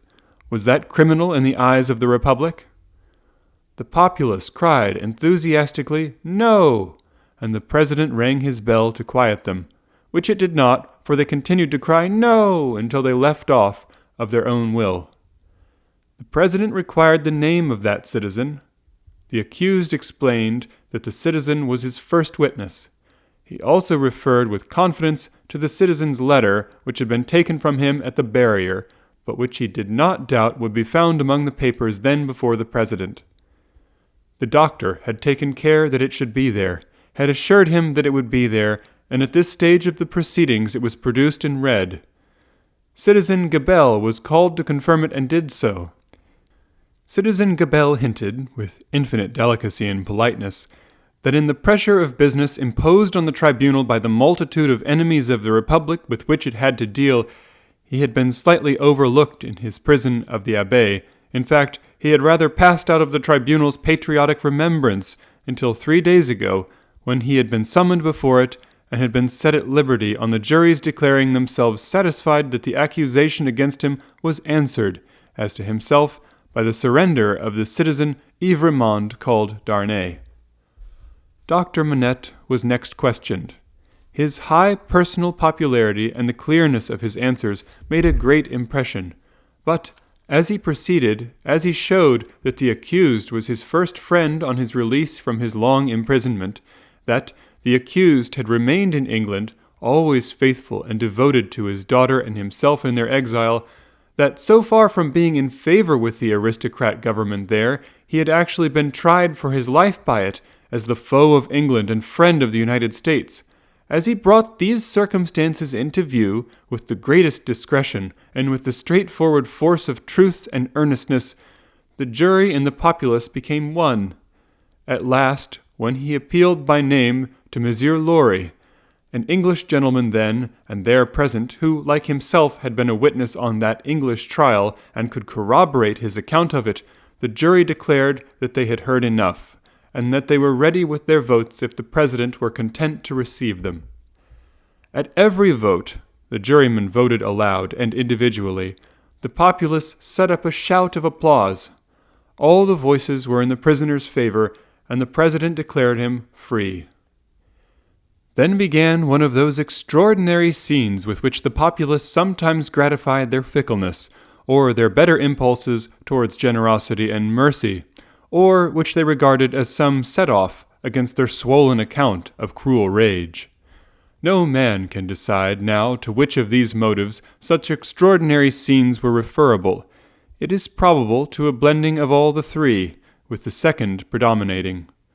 No sooner was the acquittal pronounced than tears were shed as freely as blood at another time, and such fraternal embraces were bestowed upon the prisoner by as many of both sexes as could rush at him, that after his long and unwholesome confinement he was in danger of fainting from exhaustion, none the less because he knew very well that the very same people, carried by another current, would have rushed at him with the very same intensity to rend him to pieces and strew him over the streets.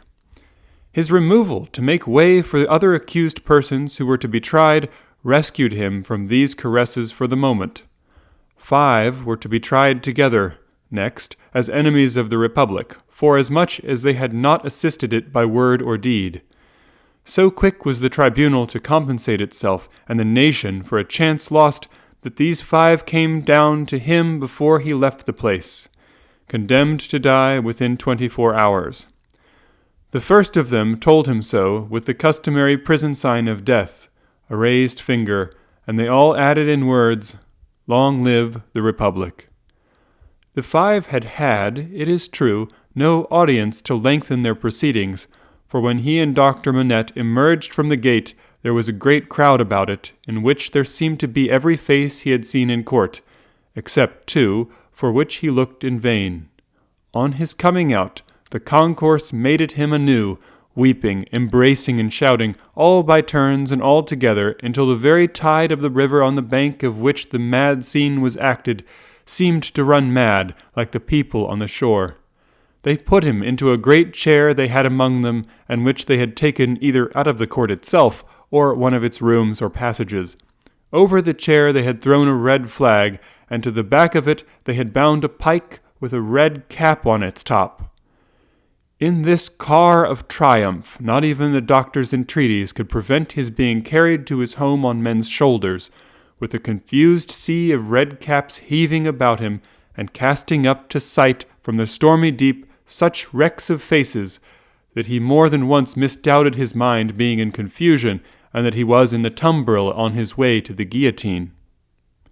In wild dream-like procession, embracing whom they met and pointing him out, they carried him on, reddening the snowy streets with the prevailing Republican color in winding and tramping through them, as they had reddened them below the snow with a deeper dye. They carried him thus into the courtyard of the building where she lived. Her father had gone on before to prepare her, and when her husband stood upon his feet, she dropped insensible in his arms. As he held her to his heart and turned her beautiful head between his face and the brawling crowd, so that his tears and her lips might come together unseen, a few of the people fell to dancing. Instantly all the rest fell to dancing, and the courtyard overflowed with the carmagnole. Then they elevated into the vacant chair a young woman from the crowd to be carried as the goddess of liberty, and then swelling and overflowing out into the adjacent streets and along the river's bank and over the bridge, the carmagnole absorbed them every one and whirled them away. After grasping the doctor's hand as he stood victorious and proud before him, after grasping the hand of Mr. Lorry, who came panting in breathless from his struggle against the water-spout of the carmagnole, after kissing little Lucy, who was lifted up to clasp her arms around his neck, and after embracing the ever-zealous and faithful Pross, who lifted her, he took his wife in his arms and carried her up to their rooms. "Lucy, my own, I am safe." "Oh, dearest Charles, let me thank God for this on my knees as I have prayed to him." They all reverently bowed their heads and hearts. When she was again in his arms, he said to her, "And now speak to your father, dearest. No other man in all this France could have done what he has done for me." She laid her head upon her father's breast, as she had laid his poor head on her own breast long, long ago. He was happy in the return he had made her. He was recompensed for his suffering. He was proud of his strength. "You must not be weak, my darling," he remonstrated. "Don't tremble so. I have saved him."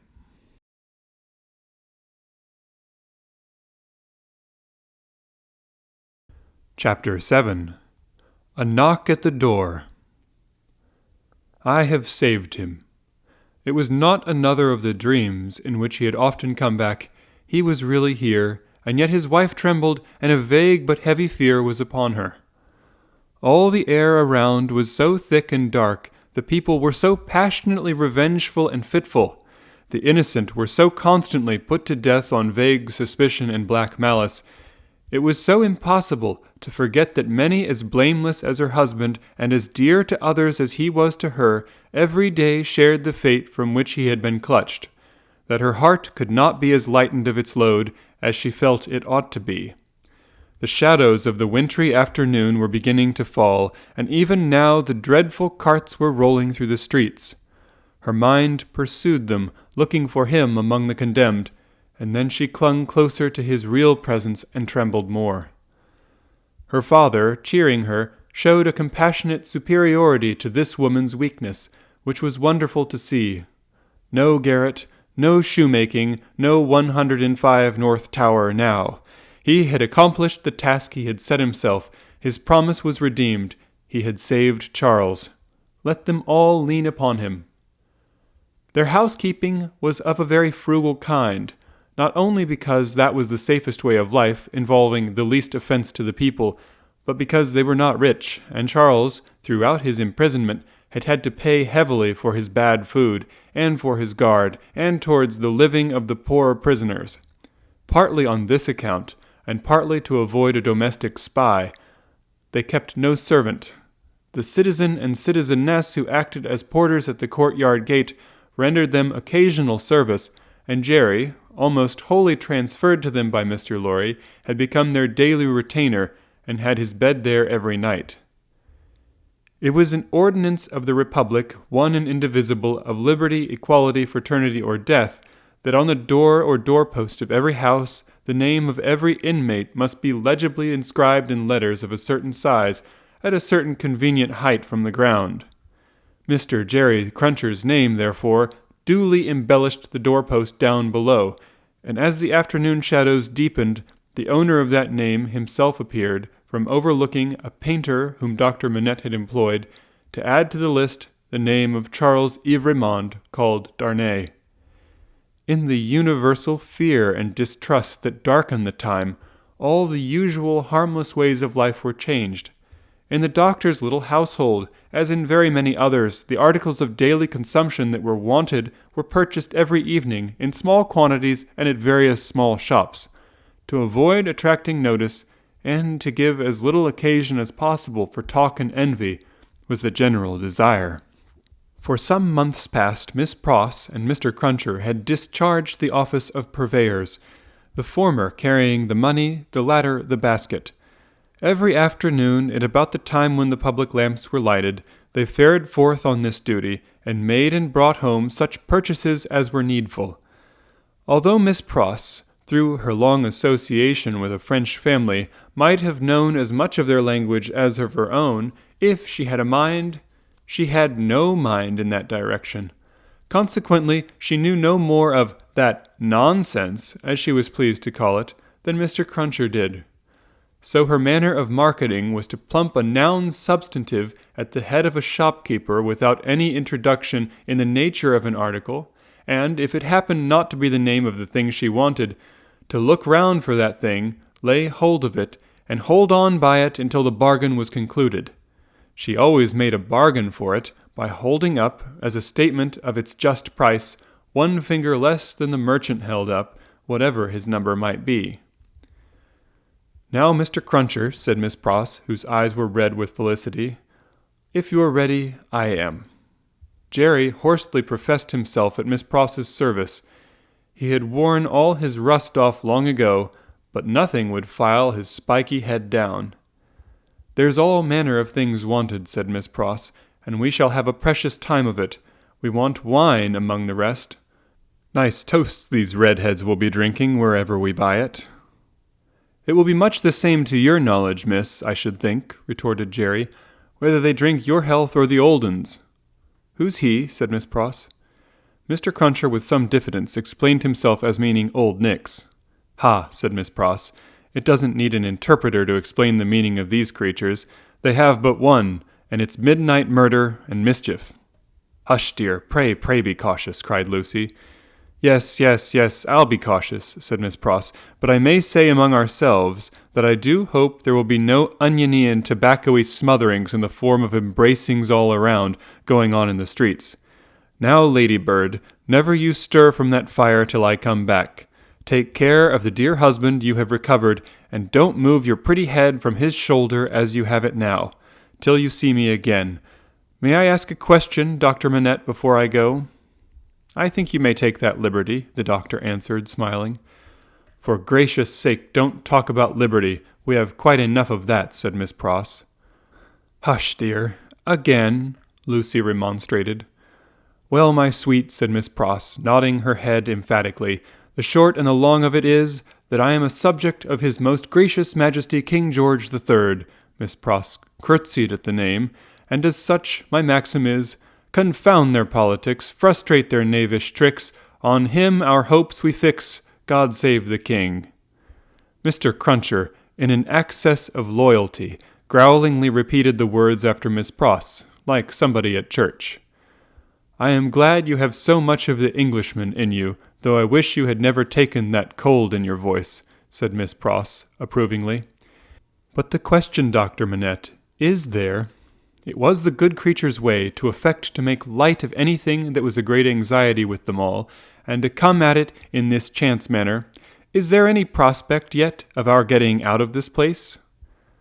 "I fear not yet. It would be dangerous for Charles yet." "Hi-ho-hum," said Miss Pross, cheerfully repressing a sigh as she glanced at her darling's golden hair in the light of the fire. "Then we must have patience and wait, that's all. We must hold up our heads and fight low, as my brother Solomon used to say. Now, Mr. Cruncher, don't you move, Ladybird." They went out, leaving Lucy and her husband, her father, and the child by a bright fire. Mr. Lorry was expected back presently from the banking-house. Miss Pross had lighted the lamp, but had put it aside in a corner, that they might enjoy the firelight undisturbed.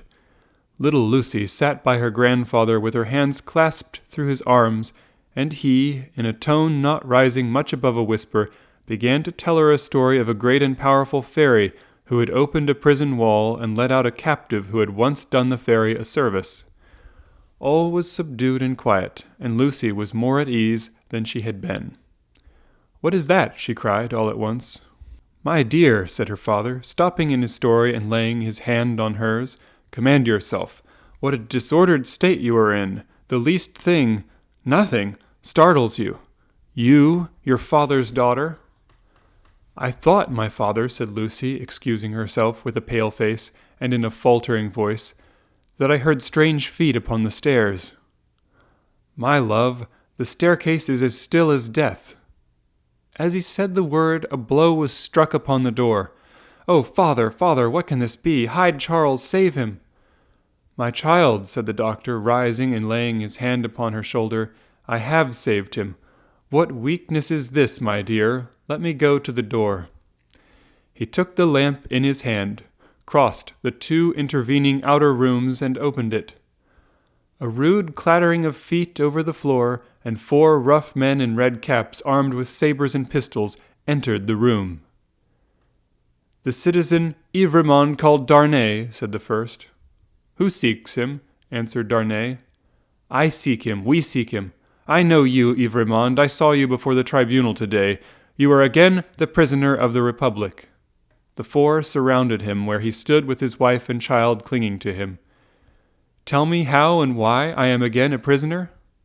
"It is enough that you return straight to the conciergerie and will know tomorrow. You were summoned for tomorrow." Dr. Manette, whom this visitation had so turned into stone that he stood with the lamp in his hand as if he were a statue made to hold it, moved after these words were spoken, put the lamp down, and confronting the speaker and taking him, not urgently, by the loose front of his red woolen shirt, said, "You know him, you have said? Do you know me?" "Yes, I know you, citizen doctor." "We all know you, citizen doctor," said the other 3. He looked abstractedly from one to another and said in a lower voice after a pause, "Will you answer his question to me then? How does this happen?" "Citizen Doctor," said the first, reluctantly, "he has been denounced to the section of Saint-Antoine. This citizen," pointing out the second who had entered, "is from Saint-Antoine." The citizen here indicated nodded his head and added, "He is accused by Saint-Antoine." "Of what?" asked the doctor. "Citizen Doctor," said the first, with his former reluctance, "ask no more. If the Republic demands sacrifices from you, without doubt you as a good patriot will be happy to make them. The Republic goes before all. The people is supreme. Evrémonde, we are pressed." "One word," the doctor entreated. "Will you tell me who denounced him?" "It is against rule," answered the first, "but you can ask him of Saint-Antoine here." The doctor turned his eyes upon that man, who moved uneasily on his feet, rubbed his beard a little, and at length said, "Well, truly it is against rule, but he is denounced, and gravely, by the citizen and citizeness Defarge, and by one other." "What other? Do you ask, Citizen Doctor?" "Yes." "Then," said he of Saint-Antoine with a strange look, "you will be answered tomorrow. Now I am dumb."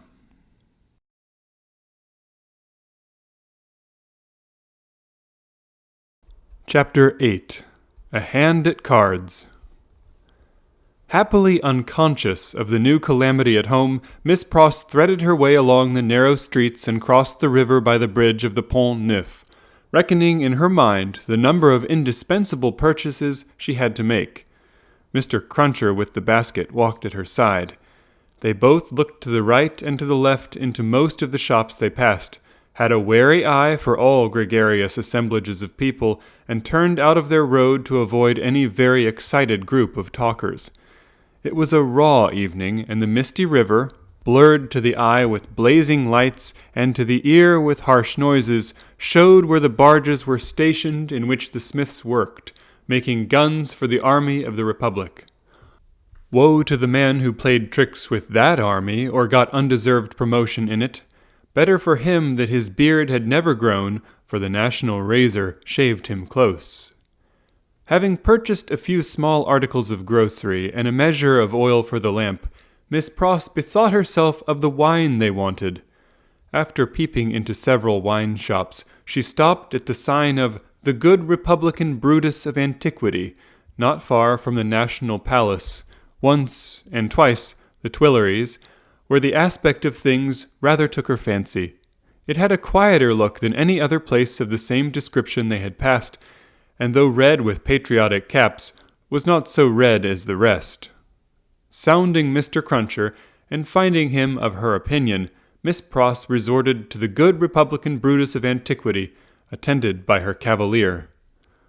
Slightly observant of the smoky lights, of the people, pipe in mouth, playing with limp cards and yellow dominoes, of the one bare-breasted, bare-armed, soot-begrimed workman reading a journal aloud, and of the others listening to him, of the weapons worn or laid aside to be resumed, of the 2 or 3 customers fallen forward asleep, who in the popular high-shouldered shaggy black spencer looked, in that attitude, like slumbering bears or dogs. The 2 outlandish customers approached the counter and showed what they wanted. As their wine was measuring out, a man parted from another man in a corner and rose to depart. In going, he had to face Miss Pross. No sooner did he face her than Miss Pross uttered a scream and clapped her hands. In a moment, the whole company were on their feet. That somebody was assassinated by somebody, vindicating a difference of opinion, was the likeliest occurrence. Everybody looked to see somebody fall, but only saw a man and a woman standing staring at each other, the man with all the outward aspects of a Frenchman and a thorough Republican, the woman evidently English. What was said in this disappointing anticlimax by the disciples of the good Republican Brutus of Antiquity, except that it was something very voluble and loud, would have been as so much Hebrew or Chaldean to Miss Pross and her protector, though they had been all ears.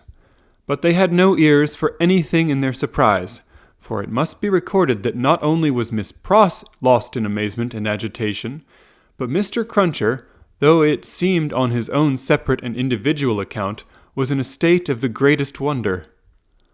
"What is the matter?" said the man who had caused Miss Pross to scream, speaking in a vexed, abrupt voice, though in a low tone, and in English. "Oh, Solomon, dear Solomon," cried Miss Pross, clapping her hands again, "after not setting eyes upon you or hearing of you for so long a time, do I find you here?" "Don't call me Solomon. Do you want to be the death of me?" asked the man in a furtive, frightened way. "Brother, brother," cried Miss Pross, bursting into tears, "have I ever been so hard with you that you ask me such a cruel question?" "Then hold your meddlesome tongue," said Solomon, "and come out, if you want to speak to me. Pay for your wine and come out. Who's this man?" Miss Pross, shaking her loving and dejected head at her by no means affectionate brother, said through her tears, "Mr. Cruncher." "Let him come out too," said Solomon. "Does he think me a ghost?" Apparently Mr. Cruncher did, to judge from his looks. He said not a word, however, and Miss Pross, exploring the depths of her reticule, through her tears with great difficulty, paid for her wine. As she did so, Solomon turned to the followers of the good Republican Brutus of antiquity, and offered a few words of explanation in the French language, which caused them all to relapse into their former places and pursuits. "Now," said Solomon, stopping at the dark street corner, "what do you want?" "How dreadfully unkind in a brother nothing has ever turned my love away from," cried Miss Pross, "to give me such a greeting, and show me no affection." "There, confound it, there," said Solomon, making a dab at Miss Pross's lips with his own. "Now are you content?" Miss Pross only shook her head and wept in silence. "If you expect me to be surprised," said her brother Solomon, "I am not surprised. I knew you were here. I know of most people who are here.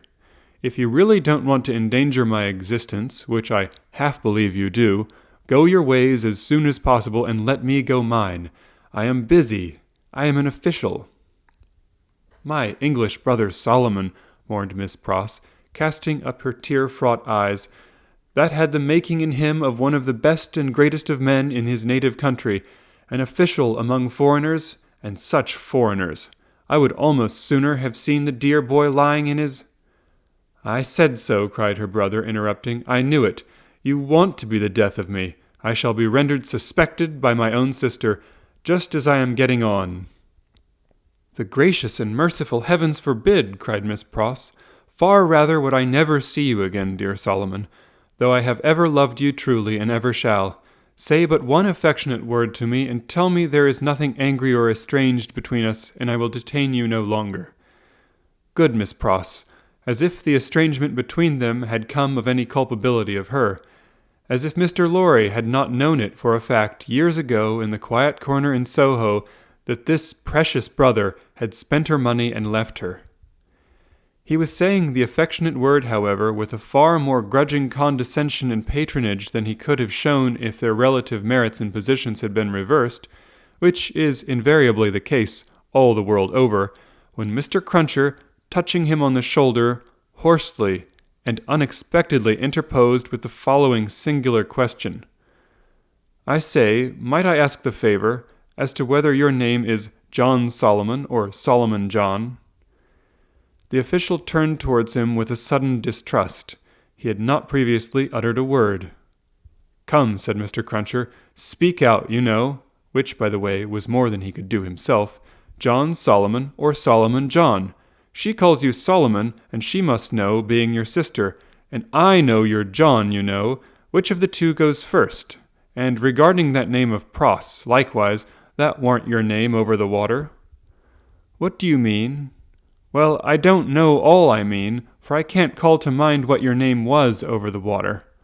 "No? No, but I'll swear it was a name of 2 syllables. "Indeed?" "Yes, to other ones was 1 syllable. I know you. You was a spy witness at the Bailey. What, in the name of the father of lies, own father to yourself, was you called at that time?" "Bar Sod," said another voice, striking in. "That's the name for £1,000, cried Jerry. The speaker who struck in was Sidney Carton. He had his hands behind him under the skirts of his riding-coat, and he stood at Mr. Cruncher's elbow as negligently as he might have stood at the Old Bailey itself. "Don't be alarmed, my dear Miss Pross. I arrived at Mr. Lorry's, to his surprise, yesterday evening. We agreed that I would not present myself elsewhere until all was well, or unless I could be useful. I present myself here to beg a little talk with your brother. I wish you had a better employed brother than Mr. Barsad. I wish for your sake Mr. Barsad was not a sheep of the prisons." Sheep was a cant word of the time for a spy under the jailers. The spy, who was pale, turned paler and asked him how he dared. "I'll tell you," said Sidney. "I alighted on you, Mr. Barsad, coming out of the prisons of the Conciergerie while I was contemplating the walls an hour or more ago. You have a face to be remembered, and I remember faces well. Made curious by seeing you in that connection, and having a reason, to which you are no stranger, for associating you with the misfortunes of a friend now very unfortunate, I walked in your direction. I walked into the wine-shop here, close after you, and sat near you. I had no difficulty in deducing from your unreserved conversation, and the rumor openly going about among your admirers, the nature of your calling. And gradually what I had done at random seemed to shape itself into a purpose, Mr. Barsad." "What purpose?" the spy asked. "It would be troublesome and might be dangerous to explain in the street. Could you favor me, in confidence, with some minutes of your company, at the office of Tellson's Bank, for instance?" "Under a threat? Oh, did I say that? Then why should I go there?" "Really, Mr. Barsad, I can't say if you can't." "Do you mean that you won't say, sir?" the spy irresolutely asked. "You apprehend me very clearly, Mr. Barsad. I won't." Carton's negligent recklessness of manner came powerfully in aid of his quickness and skill in such a business as he had in his secret mind, and with such a man as he had to do with. His practised eye saw it and made the most of it. "Now I told you so," said the spy, casting a reproachful look at his sister. "If any trouble comes of this, it's your doing." "Come, come, Mr. Barsad," exclaimed Sidney, "don't be ungrateful. But for my great respect for your sister, I might not have led up so pleasantly to a little proposal that I wish to make for our mutual satisfaction. Do you go with me to the bank?" "I'll hear what you have got to say. Yes, I'll go with you." "I propose that we first conduct your sister safely to the corner of her own street. Let me take your arm, Miss Pross. This is not a good city at this time for you to be out in unprotected, and as your escort knows Mr. Barsad, I will invite him to Mr. Lorry's with us. Are we ready? Come, then."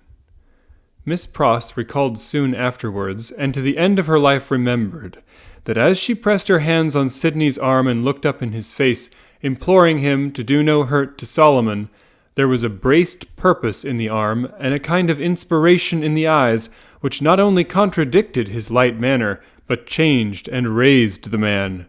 She was too much occupied then with fears for the brother who so little deserved her affection, and with Sidney's friendly reassurances, adequately to heed what she observed. They left her at the corner of the street, and Carton led the way to Mr. Lorry's, which was within a few minutes' walk. John Barsad, or Solomon Pross, walked at his side. Mr. Lorry had just finished his dinner and was sitting before a cheery little log or two of fire, perhaps looking into their blaze for the picture of that younger elderly gentleman from Tellson's, who had looked into the red coals at the Royal George at Dover, now a good many years ago. He turned his head as they entered, and showed the surprise with which he saw a stranger. "Miss Pross's brother, sir," said Sidney. "Mr. Barsad." "Barsad?" repeated the old gentleman. "Barsad, I have an association with the name, and with the face." "I told you had a remarkable face, Mr. Barsad," observed Carton coolly. "Pray sit down." As he took a chair himself, he supplied the link that Mr. Lorry wanted by saying to him with a frown, "Witness at that trial." Mr. Lorry immediately remembered, and regarded his new visitor with an undisguised look of abhorrence. Mr. Barsad has been recognized by Miss Pross as the affectionate brother you have heard of, said Sidney, and has acknowledged the relationship. I pass to worse news. Darnay has been arrested again. Struck with consternation, the old gentleman exclaimed, "What do you tell me? I left him safe and free within these 2 hours, and am about to return to him?" "Arrested for all that. When was it done, Mr. Barsad?" "Just now, if at all." "Mr. Barsad is the best authority possible, sir," said Sidney, "and I have it from Mr. Barsad's communication to a friend and brother Sheep over a bottle of wine that the arrest has taken place. He left the messengers at the gate and saw them admitted by the porter. There is no earthly doubt that he is retaken." Mr. Lorry's business eye read in the speaker's face that it was loss of time to dwell upon the point. Confused but sensible that something might depend on his presence of mind, he commanded himself and was silently attentive. "Now I trust," said Sidney to him, "that the name and influence of Dr. Manette may stand him in as good stead tomorrow. You said he would be before the tribunal again tomorrow, Mr. Barsad." "Yes, I believe so." "In as good stead tomorrow as today, but it may not be so. I own to you I am shaken, Mr. Lorry, by Dr. Manette's not having had the power to prevent this arrest." "He may not have known of it beforehand," said Mr. Lorry. "But that very circumstance would be alarming when we remember how identified he is with his son-in-law." "That's true," Mr. Lorry acknowledged, with his troubled hand at his chin and his troubled eyes on Carton. "In short," said Sidney, "this is a desperate time when desperate games are played for desperate stakes. Let the doctor play the winning game. I will play the losing one. No man's life here is worth purchase. Anyone carried home by the people today may be condemned tomorrow. Now the stake I have resolved to play for, in case of the worst, is a friend in the conciergerie, and the friend I purpose to myself to win is Mr. Barsad." "You need have good cards, sir," said the spy. "I'll run them over. I'll see what I hold. Mr. Lorry, you know what a brute I am. I wish you'd give me a little brandy." It was put before him, and he drank off a glassful, drank off another glassful, pushed the bottle thoughtfully away. "Mr. Barsad," he went on, in the tone of one who really was looking over a hand of cards. "Sheep of the prisons, emissary of Republican committees, now turnkey, now prisoner, always spy and secret informer. So much the more valuable here for being English that an Englishman is less open to suspicion of subornation in those characters than a Frenchman, represents himself to his employers under a false name. That's a very good card, Mr. Barsad, now in the employ of the Republican French government, was formerly in the employ of the aristocratic English government, the enemy of France and freedom. That's an excellent card. Inference clear as day in this region of suspicion that Mr. Barsad, still in the pay of the aristocratic English government, is the spy of Pitt, the treacherous foe of the Republic, crouching in its bosom, the English traitor and agent of all mischief, so much spoken of and so difficult to find. That's a card not to be beaten. Have you followed my hand, Mr. Barsad?" "Not to understand your play," returned the spy, somewhat uneasily. "I play my ace. Denunciation of Mr. Barsad to the nearest section committee. Look over your hand, Mr. Barsad, and see what you have. Don't hurry."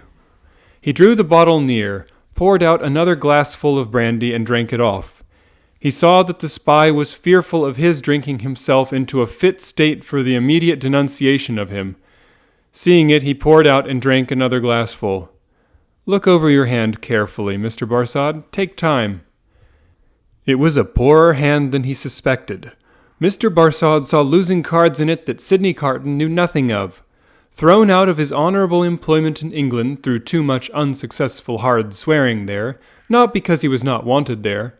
Our English reasons for vaunting our superiority to secrecy and spies are of a very modern date. He knew that he had crossed the Channel and accepted service in France, first as a tempter and an eavesdropper among his own countrymen there, gradually as a tempter and an eavesdropper among the natives. He knew that under the overthrown government he had been a spy upon Saint-Antoine and Defarge's wine shop, had received from the watchful police such heads of information concerning Dr. Manette's imprisonment, release, and history as should serve him for an introduction to familiar conversation with the Defarges, and tried them on Madame Defarge, and had broken down with them signally. He always remembered with fear and trembling that terrible woman had knitted when he talked with her, and had looked ominously at him as her fingers moved.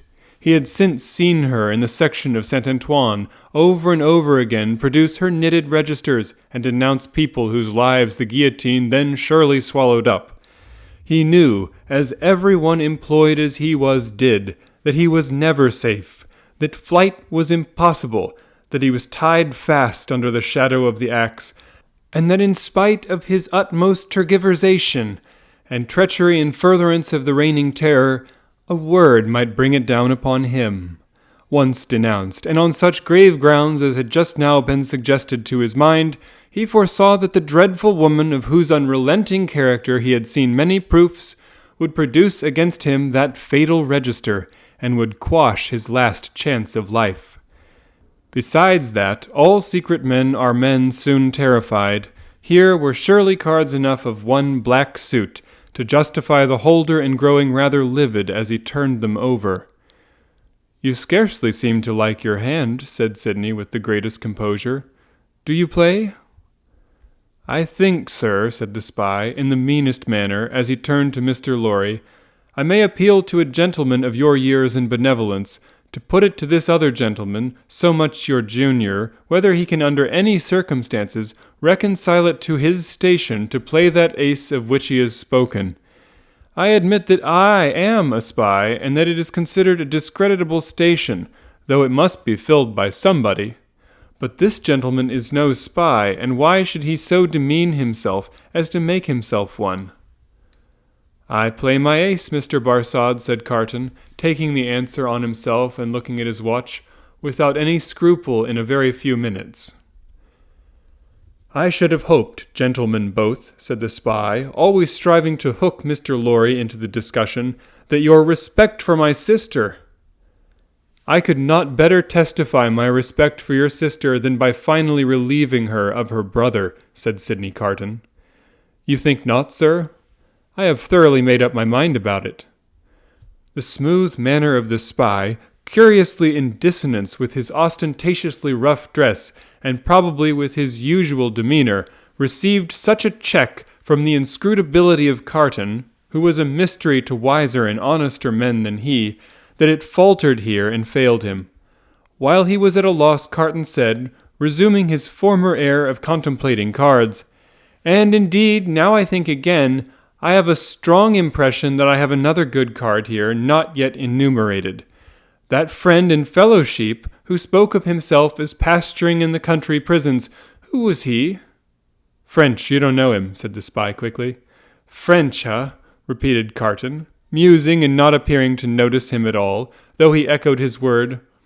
"Well, he may be." "Is, I assure you," said the spy, "though it's not important."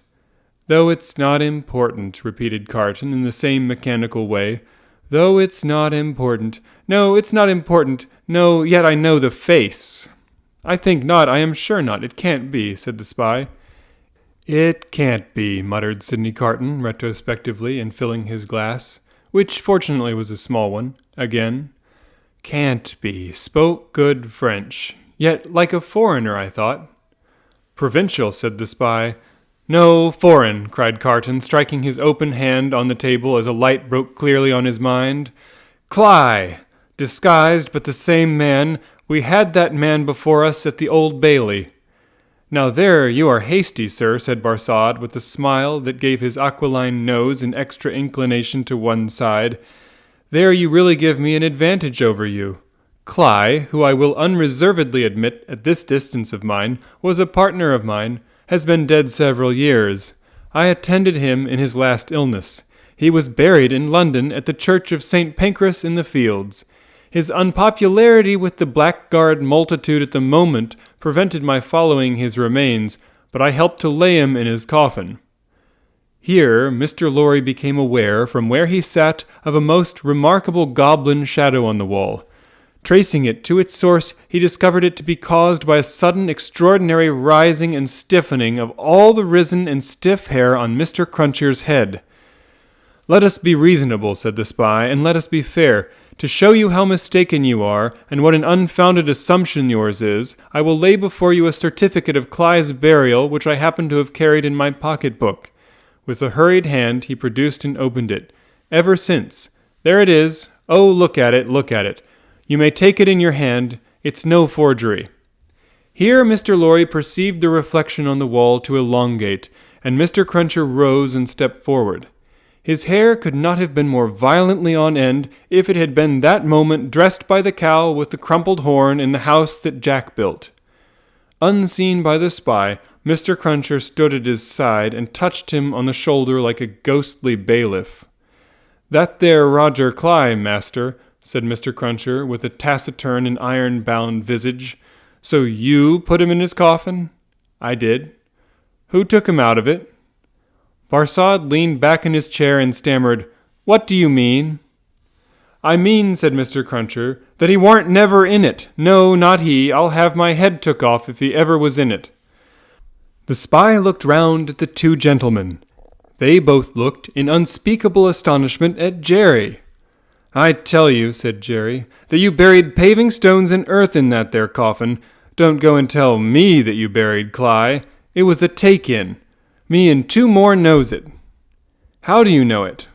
"What's that to you?" "Ecod!" growled Mr. Cruncher. "It's you I've got a old grudge against, is it, with your shameful impositions upon tradesmen? I'd catch hold of your throat and choke you for half a guinea."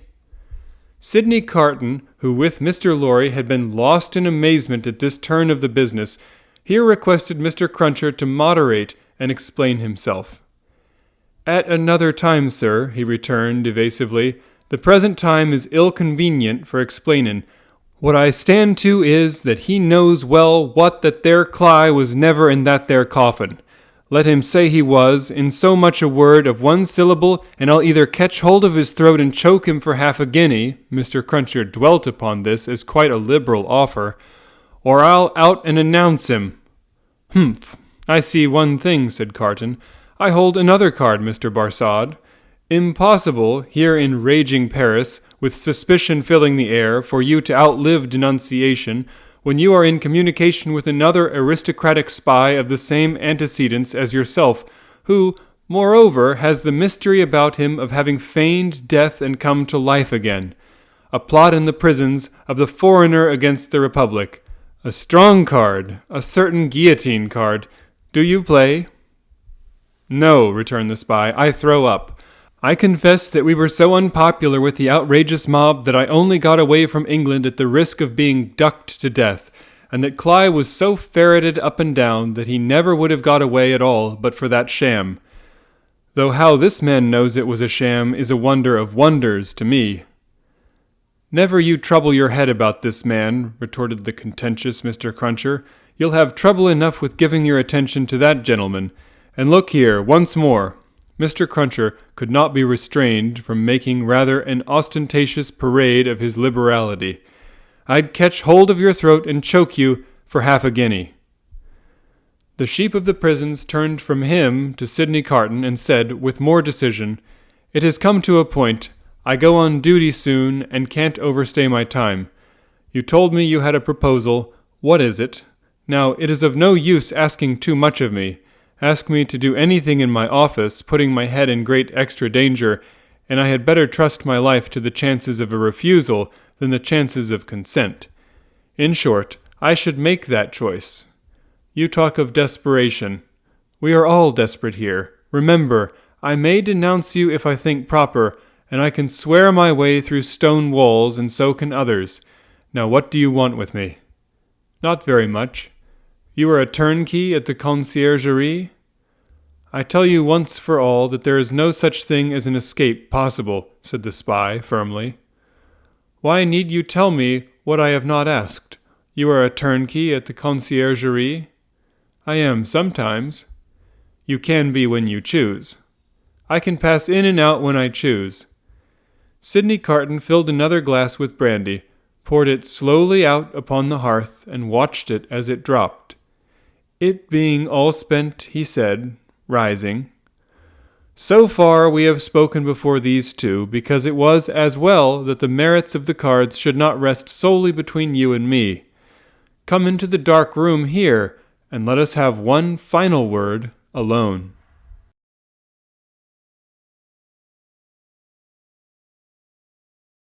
Chapter 9. The Game Made.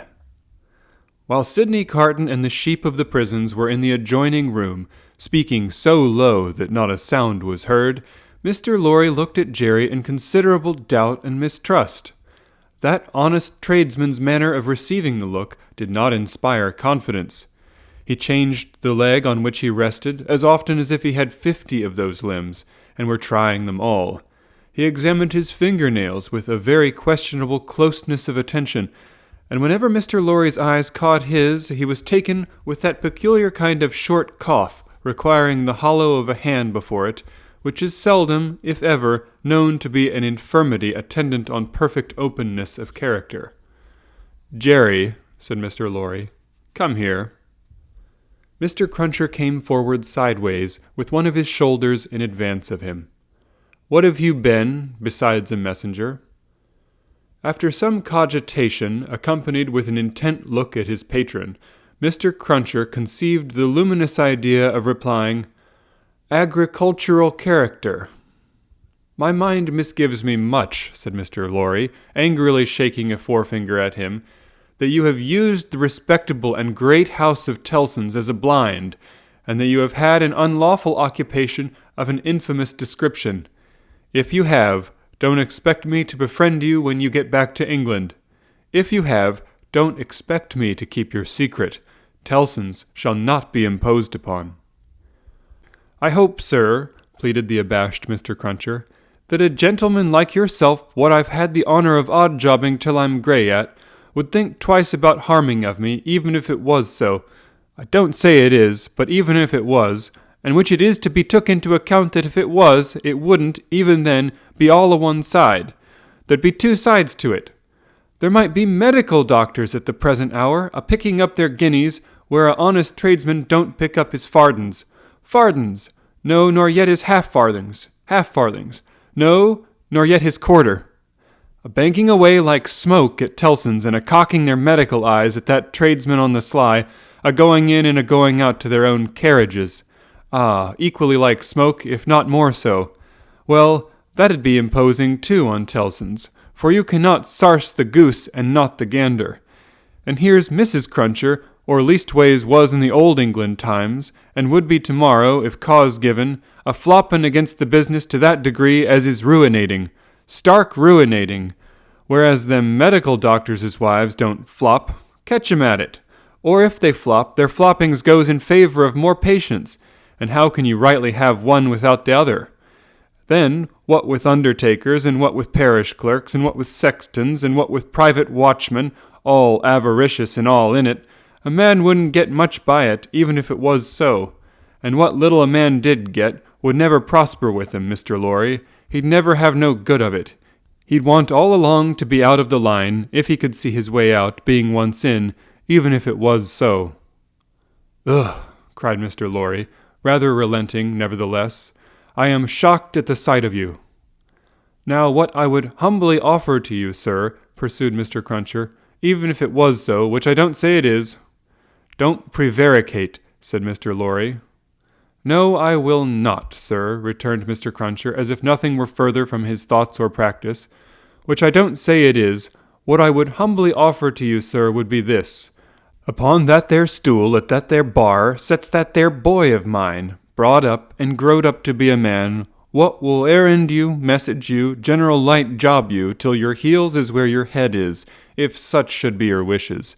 If it was so, which I still don't say it is, for I will not prevaricate to you, sir, let that there boy keep his father's place and take care of his mother. Don't blow upon that boy's father. Do not do it, sir, and let that father go into the line of the regular diggin', and make amends for what he would have undug, if it was so, by diggin' of 'em in with a will, and with convictions respecting the future keepin' of 'em safe. "That, Mr. Lorry," said Mr. Cruncher, wiping his forehead with his arm, as an announcement that he had arrived at the peroration of his discourse, "is what I would respectfully offer to you, sir.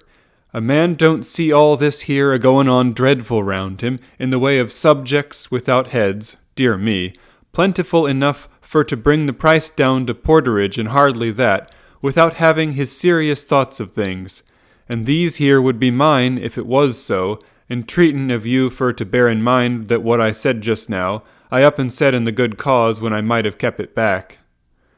"That at least is true," said Mr. Lorry. "Say no more now. It may be that I shall yet stand your friend, if you deserve it, and repent in action, not in words. I want no more words."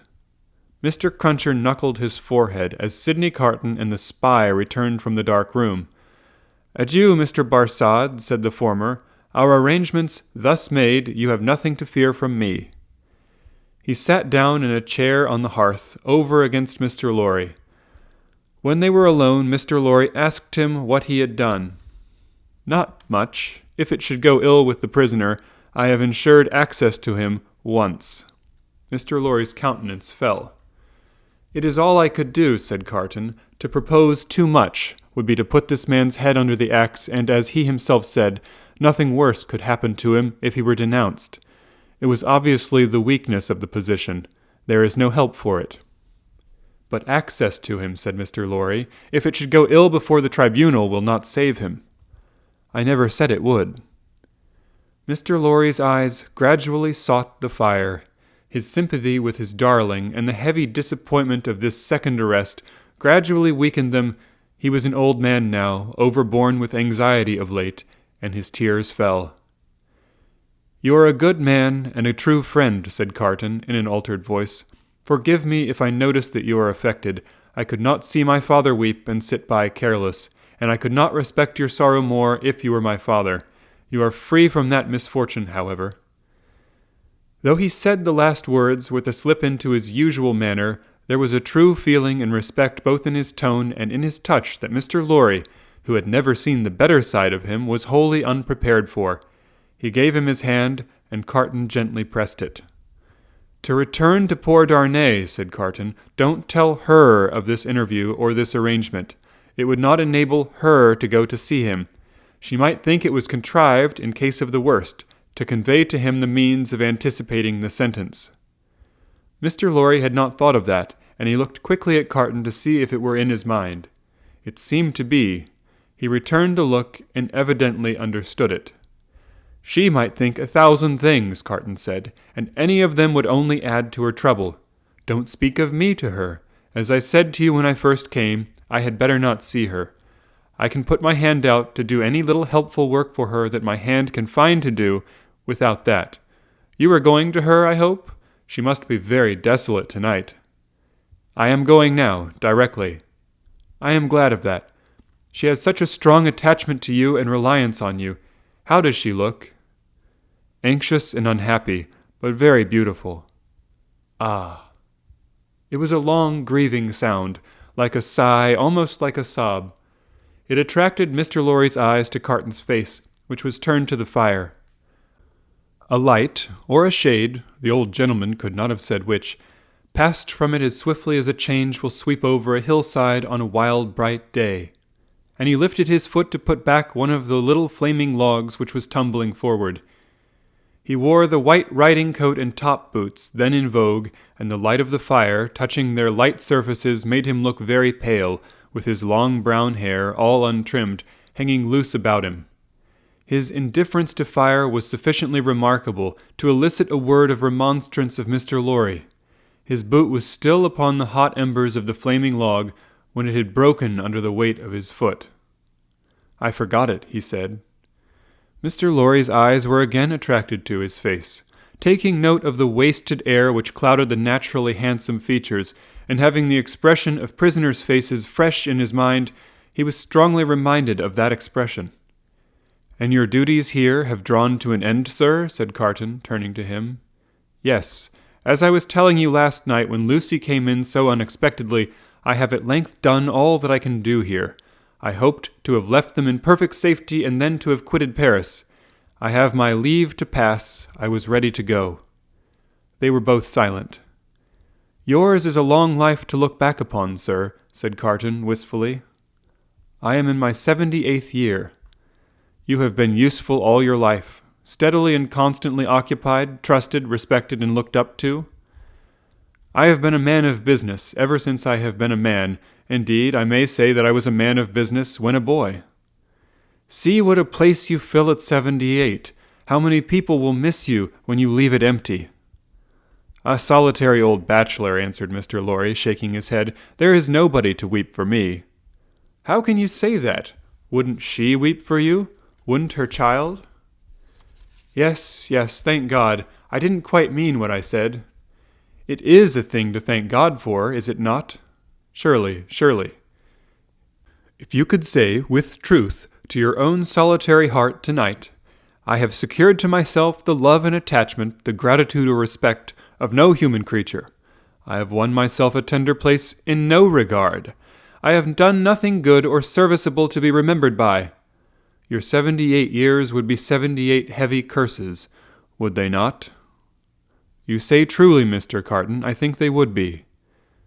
Sidney turned his eyes again upon the fire, and after a silence of a few moments said, "I should like to ask you, does your childhood seem far off? Do the days when you sat at your mother's knee seem days of very long ago?" Responding to his softened manner, Mr. Lorry answered, 20 years back, yes. At this time of my life, no. For as I draw closer and closer to the end, I travel in the circle, nearer and nearer to the beginning. It seems to be one of the kind smoothings and preparings of the way. My heart is touched now by many remembrances that had long fallen asleep of my pretty young mother, and I so old, and by many associations of the days when what we call the world was not so real with me, and my faults were not confirmed in me." "I understand the feeling," exclaimed Carton, with a bright flush. "And you are the better for it?" "I hope so." Carton terminated the conversation here by rising to help him on with his outer coat. "But you," said Mr. Lorry, reverting to the theme, "you are young." "Yes," said Carton, "I am not old, but my young way was never the way to age. Enough of me." "And of me, I am sure," said Mr. Lorry. "Are you going out?" "I'll walk with you to her gate. You know my vagabond and restless habits. If I should prowl about the streets a long time, don't be uneasy. I shall reappear in the morning. You go to the court tomorrow?" "Yes, unhappily." "I shall be there, but only as one of the crowd. My spy will find a place for me. Take my arm, sir." Mr. Lorry did so, and they went downstairs and out in the streets. A few minutes brought them to Mr. Lorry's destination. Carton left him there, but lingered at a little distance and turned back to the gate again when it was shut and touched it. He had heard of her going to the prison every day. "She came out here," he said, looking about him, "turned this way, must have trod on these stones often. Let me follow in her steps." It was 10 o'clock at night when he stood before the prison of La Force, where she had stood hundreds of times. A little wood sawyer, having closed his shop, was smoking his pipe at his shop door. "Good night, citizen," said Sidney Carton, pausing and going by, for the man eyed him inquisitively. "Good night, citizen." "How goes the Republic?" "You mean the guillotine? Not ill. 63 today. We shall mount to 100 soon. Samson and his men complain sometimes of being exhausted. Ha! He is so droll, that Samson. Such a barber." "Do you often go to see him?" "Shave? Always. Every day. What a barber! You have seen him at work?" "Never." "Go and see him when he has a good batch. Figure this to yourself, citizen. He shaved the 63 today in less than 2 pipes. Less than 2 pipes! Word of honor!" As the grinning little man held out the pipe he was smoking to explain how he timed the executioner, Carton was so sensible of a rising desire to strike the life out of him that he turned away. "But you are not English," said the wood sawyer, "though you wear English dress?" "Yes," said Carton, pausing again and answering over his shoulder. "You speak like a Frenchman." I am an old student here. Aha, a perfect Frenchman. Good night, Englishman. Good night, citizen. But go and see that droll dog, the little man persisted, calling after him, and take a pipe with you. Sidney had not gone far out of sight when he stopped in the middle of the street under a glimmering lamp, and wrote with his pencil on a scrap of paper. Then, traversing with the decided step of one who remembered the way well, several dark and dirty streets, much dirtier than usual, for the best public thoroughfares remained uncleansed in those times of terror, he stopped at a chemist's shop, which the owner was closing with his own hands. A small, dim, crooked shop, kept in a tortuous uphill thoroughfare by a small, dim, crooked man. Giving this citizen, too, good night as he confronted him at his counter, he laid the scrap of paper before him. "Ooh," the chemist whistled softly as he read it. "Hi, hi, hi." Sidney Carton took no heed, and the chemist said, "For you, citizen?" "For me." "You will be careful to keep them separate, citizen. You know the consequences of mixing them?" "Perfectly." Certain small packets were made and given to him. He put them one by one in the breast of his inner coat, counted out the money for them, and deliberately left the shop. "There is nothing more to do," said he, glancing upward at the moon, "until tomorrow. I can't sleep." It was not a reckless manner, the manner in which he said these words aloud under the fast-sailing clouds, nor was it more expressive of negligence than defiance. It was the settled manner of a tired man who had wandered and struggled and got lost, but who at length struck into his road and saw its end. Long ago, when he had been famous among his earliest competitors as a youth of great promise, he had followed his father to the grave. His mother had died years before. These solemn words, which had been read at his father's grave, arose in his mind as he went down the dark streets, among the heavy shadows, with the moon and the clouds sailing on high above him. "I am the resurrection and the life, saith the Lord. He that believeth in me, though he were dead, yet shall he live, and whosoever liveth and believeth in me shall never die." In a city dominated by the axe, alone at night, with natural sorrow rising in him for the 63 who had been that day put to death, and for tomorrow's victims then awaiting their doom in the prisons, and still of tomorrows and tomorrows, the chain of association that brought the words home, like a rusty old ship's anchor from the deep, might have been easily found. He did not seek it, but repeated them and went on. With a solemn interest in the lighted windows where the people were going to rest, forgetful through a few calm hours of the horrors surrounding them, in the towers of the churches where no prayers were said, for the popular revulsion had even traveled that length of self-destruction from years of priestly impostors, plunderers, and profligates. In the distant burial places, reserved, as they wrote upon the gates, for eternal sleep, in the abounding jails, and in the streets along which the 60s rolled to a death which had become so common and material that no sorrowful story of a haunting spirit ever arose among the people out of all the working of the guillotine. With a solemn interest in the whole life and death of the city settling down to its short nightly pause in fury, Sidney Carton crossed the Seine again for the lighter streets. Few coaches were abroad, for riders in coaches were liable to be suspected, and gentility hid its head in red nightcaps, and put on heavy shoes and trudged. But the theatres were all well filled, and the people poured cheerfully out as he passed, and went chatting home. At one of the theatre doors there was a little girl with a mother looking for a way across the street through the mud.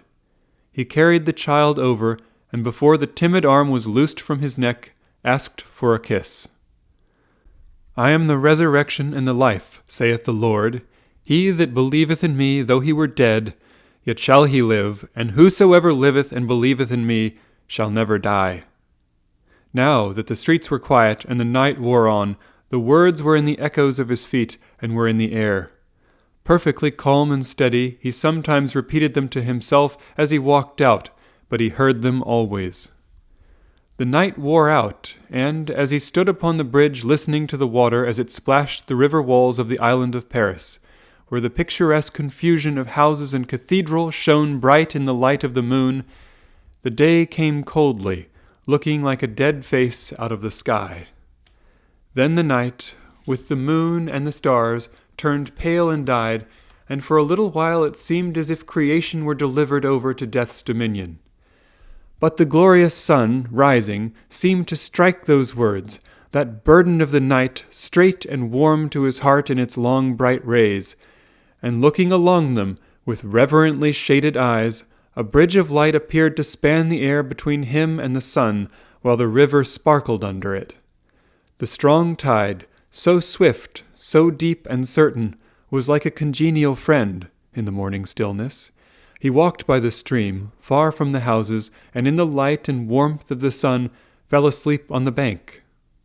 When he awoke and was afoot again, he lingered there yet a little longer, watching an eddy that turned and turned purposeless, until the stream absorbed it and carried it on to the sea. Like me!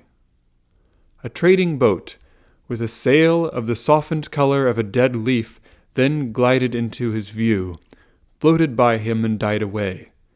As its silent track in the water disappeared, the prayer that had broken up out of his heart for a merciful consideration of all his poor blindnesses and errors ended in the words, "I am the resurrection and the life."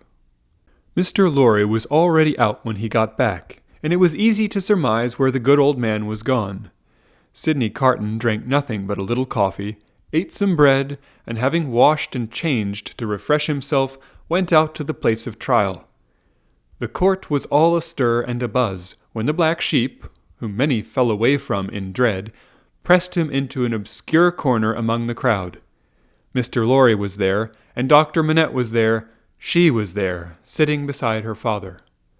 When her husband was brought in, she turned to look upon him, so sustaining, so encouraging, so full of admiring love and pitying tenderness, yet so courageous for his sake, that it called the healthy blood into his face, brightened his glance, and animated his heart. If there had been any eyes to notice the influence of her look on Sidney Carton, it would have been seen to be the same influence exactly. Before that unjust tribunal, there was little or no order of procedure, ensuring to any accused person any reasonable hearing. There could have been no such revolution if all laws, forms, and ceremonies had not first been so monstrously abused that the suicidal vengeance of the revolution was to scatter them all to the winds. Every eye was turned to the jury. The same determined patriots and good republicans as yesterday and the day before, and tomorrow and the day after. Eager and prominent among them, one man with a craving face, and his fingers perpetually hovering about his lips, whose appearance gave great satisfaction to the spectators. A life-thirsting, cannibal-looking, bloody-minded juryman, the Jacques III of Saint Antoine. The whole jury as a jury of dogs, empaneled to try the deer. Every eye then turned to the 5 judges and the public prosecutor. No favorable leaning in that quarter today. A fell, uncompromising, murderous business meaning there. Every eye then sought some other eye in the crowd, and gleamed at it approvingly, and heads nodded at one another, before bending forward with a strained attention. Charles Ivremond, called Darnay, released yesterday, reaccused and retaken yesterday. Indictment delivered to him last night. Suspected and denounced enemy of the Republic, aristocrat, one of a family of tyrants, one of a race proscribed for that they had used their abolished privileges to the infamous oppression of the people. Charles Ivremond called Darnay, in right of such proscription, absolutely dead in law. To this effect, in as few or fewer words, the public prosecutor. The president asked, was the accused openly denounced or secretly? Openly, President. By whom? 3 voices. Ernest Defarge, wine vendor of Saint Antoine. Good. Teresa Defarge, his wife. Good. Alexander Manette, physician. A great uproar took place in the court, and in the midst of it Dr. Manette was seen pale and trembling, standing where he had been seated. President, I indignantly protest to you that this is a forgery and a fraud. You know the accused to be the husband of my daughter. My daughter and those dear to her are far dearer to me than my life. Who and where is the false conspirator who says that I denounce the husband of my child? Citizen Manette, be tranquil. To fail in submission to the authority of the tribunal would be to put yourself out of law. As to what is dearer to you than life, nothing can be so dear to a good citizen as the Republic. Loud acclamations hailed this rebuke. The President rang his bell and with warmth resumed. If the Republic should demand of you the sacrifice of your child herself, you would have no duty but to sacrifice her. Listen to what is to follow. In the meanwhile, be silent. Frantic acclamations were again raised. Dr. Manette sat down with his eyes looking around and his lips trembling. His daughter drew closer to him. The craving man on the jury rubbed his hands together and restored the usual hand to his mouth. Defarge was produced, when the court was quiet enough to admit of his being heard, and rapidly expounded the story of the imprisonment, and of his having been a mere boy in the doctor's service, and of the release, and of the state of the prisoner when released and delivered to him. This short examination followed, for the court was quick with its work. You did good service at the taking of the Bastille, citizen? I believe so. Here an excited woman screeched from the crowd, You were one of the best patriots there. Why not say so? You were a cannoneer that day there, and you were among the first to enter the accursed fortress when it fell. Patriots, I speak the truth. It was the Vengeance who, amidst the warm commendations of the audience, thus assisted the proceedings. The President rang his bell, but the Vengeance, warming with encouragement, shrieked, I defy that bell, wherein she was likewise much commended. Inform the tribunal of what you did that day within the Bastille, citizen. I knew, said Defarge, looking down at his wife, who stood at the bottom of the steps on which he was raised, looking steadily up at him. I knew that this prisoner, of whom I speak, had been confined in a cell known as 105 North Tower. I knew it from himself. He knew himself by no other name than 105 North Tower, when he made shoes under my care. As I serve my gun that day, I resolve, when the place shall fall, to examine that cell. It falls.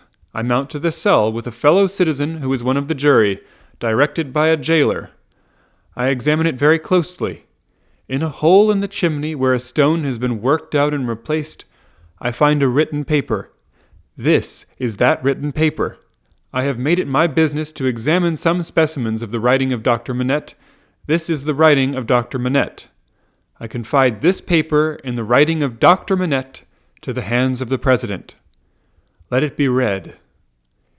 In a dead silence and stillness, the prisoner under trial looking lovingly at his wife only looking from him to look with solicitude at her father, Dr. Manette keeping his eyes fixed on the reader, Madame Defarge never taking hers from the prisoner, Defarge never taking his from his feasting wife, and all the other eyes there intent upon the doctor, who saw none of them, the paper was read as follows.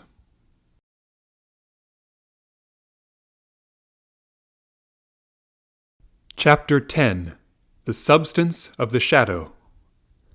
I, Alexander Manette, unfortunate physician, native of Beauvais and afterwards resident in Paris, write this melancholy paper in my doleful cell in the Bastille, during the last month of the year 1767. I write it at stolen intervals under every difficulty. I design to secrete it in the wall of the chimney, where I have slowly and laboriously made a place of concealment for it. Some pitying hand may find it there when I and my sorrows are dust. These words are formed by the rusty iron point with which I write with difficulty in scrapings of soot and charcoal from the chimney, mixed with blood, in the last month of the 10th year of my captivity. Hope has quite departed from my breast. I know from terrible warnings I have noted in myself that my reason will not long remain unimpaired, but I solemnly declare that I am at this time in the possession of my right mind, that my memory is exact and circumstantial, and that I write the truth as I shall answer for these my last recorded words, whether they be ever read by men or not, at the eternal judgment seat. One cloudy, moonlit night in the 3rd week of December, I think the 22nd of that month, in the year 1757, I was walking on a retired part of the quay by the Seine for the refreshment of the frosty air, at an hour's distance from my place of residence in the street of the School of Medicine, when a carriage came along behind me, driven very fast. As I stood aside to let that carriage pass, apprehensive that it might otherwise run me down, a head was put out at the window, and a voice called to the driver to stop. The carriage stopped as soon as the driver could rein in his horses, and the same voice called to me by name. I answered. The carriage was then so far in advance of me that the 2 gentlemen had time to open the door and alight before I came up with it. I observed that they were both wrapped in cloaks, and appeared to conceal themselves. As they stood side by side near the carriage door, I also observed that they both looked of about my own age, or rather younger, and that they were greatly alike in stature, manner, voice, and, as far as I could see, face too. "You are Dr. Manette," said one. "I am." "Dr. Manette, formerly of Beauvais," said the other, "the young physician, originally an expert surgeon, who within the last year or 2 has made a rising reputation in Paris." "Gentlemen," I returned, "I am that Dr. Manette of whom you speak so graciously." "We have been to your residence," said the first, "and not being so fortunate as to find you there, and being informed that you were probably walking in this direction, we followed in the hope of overtaking you. Will you please to enter the carriage?" The manner of both was imperious, and they both moved, as these words were spoken, so as to place me between themselves and the carriage door. They were armed. I was not. "Gentlemen," said I, "pardon me, but I usually inquire who does me the honor to seek my assistance, and what is the nature of the case to which I am summoned?" The reply to this was made by him who had spoken second. "Doctor, your clients are people of condition. As to the nature of the case, our confidence in your skill assures us that you will ascertain it for yourself better than we can describe it. Enough. Will you please to enter the carriage?" I could do nothing but comply, and I entered it in silence. They both entered after me, the last springing in after putting up the steps. The carriage turned about and drove on at its former speed. I repeat this conversation exactly as it occurred. I have no doubt that it is, word for word, the same. I describe everything exactly as it took place, constraining my mind not to wander from the task. Where I make the broken marks that follow here, I leave off for the time and put my paper in its hiding place. The carriage left the streets behind, passed the north barrier, and emerged upon the country road. At 2/3 of a league from the barrier, I did not estimate the distance at that time, but afterwards when I traversed it, it struck out of the main avenue, and presently stopped at a solitary house. We all 3 alighted, and walked, by a damp, soft footpath in a garden where a neglected fountain had overflowed, to the door of the house. It was not opened immediately, in answer to the ringing of the bell, and one of my 2 conductors struck the man who opened it with his heavy riding glove across the face. There was nothing in this action to attract my particular attention, for I had seen common people struck more commonly than dogs, but the other of the 2, being angry likewise, struck the man in like manner with his arm. The look and bearing of the brothers were then so exactly alike that I then first perceived them to be twin brothers. From the time of our alighting at the outer gate, which we found locked, and which one of the brothers had opened to admit us and had relocked, I had heard cries proceeding from an upper chamber. I was conducted to this chamber straight, the cries growing louder as we ascended the stairs, and I found a patient in a high fever of the brain lying on a bed. The patient was a woman of great beauty and young, assuredly not much past 20. Her hair was torn and ragged, and her arms were bound to her sides with sashes and handkerchiefs. I noticed that these bonds were all portions of a gentleman's dress. On one of them, which was a fringed scarf for a dress of ceremony, I saw the armorial bearings of a noble, and the letter E.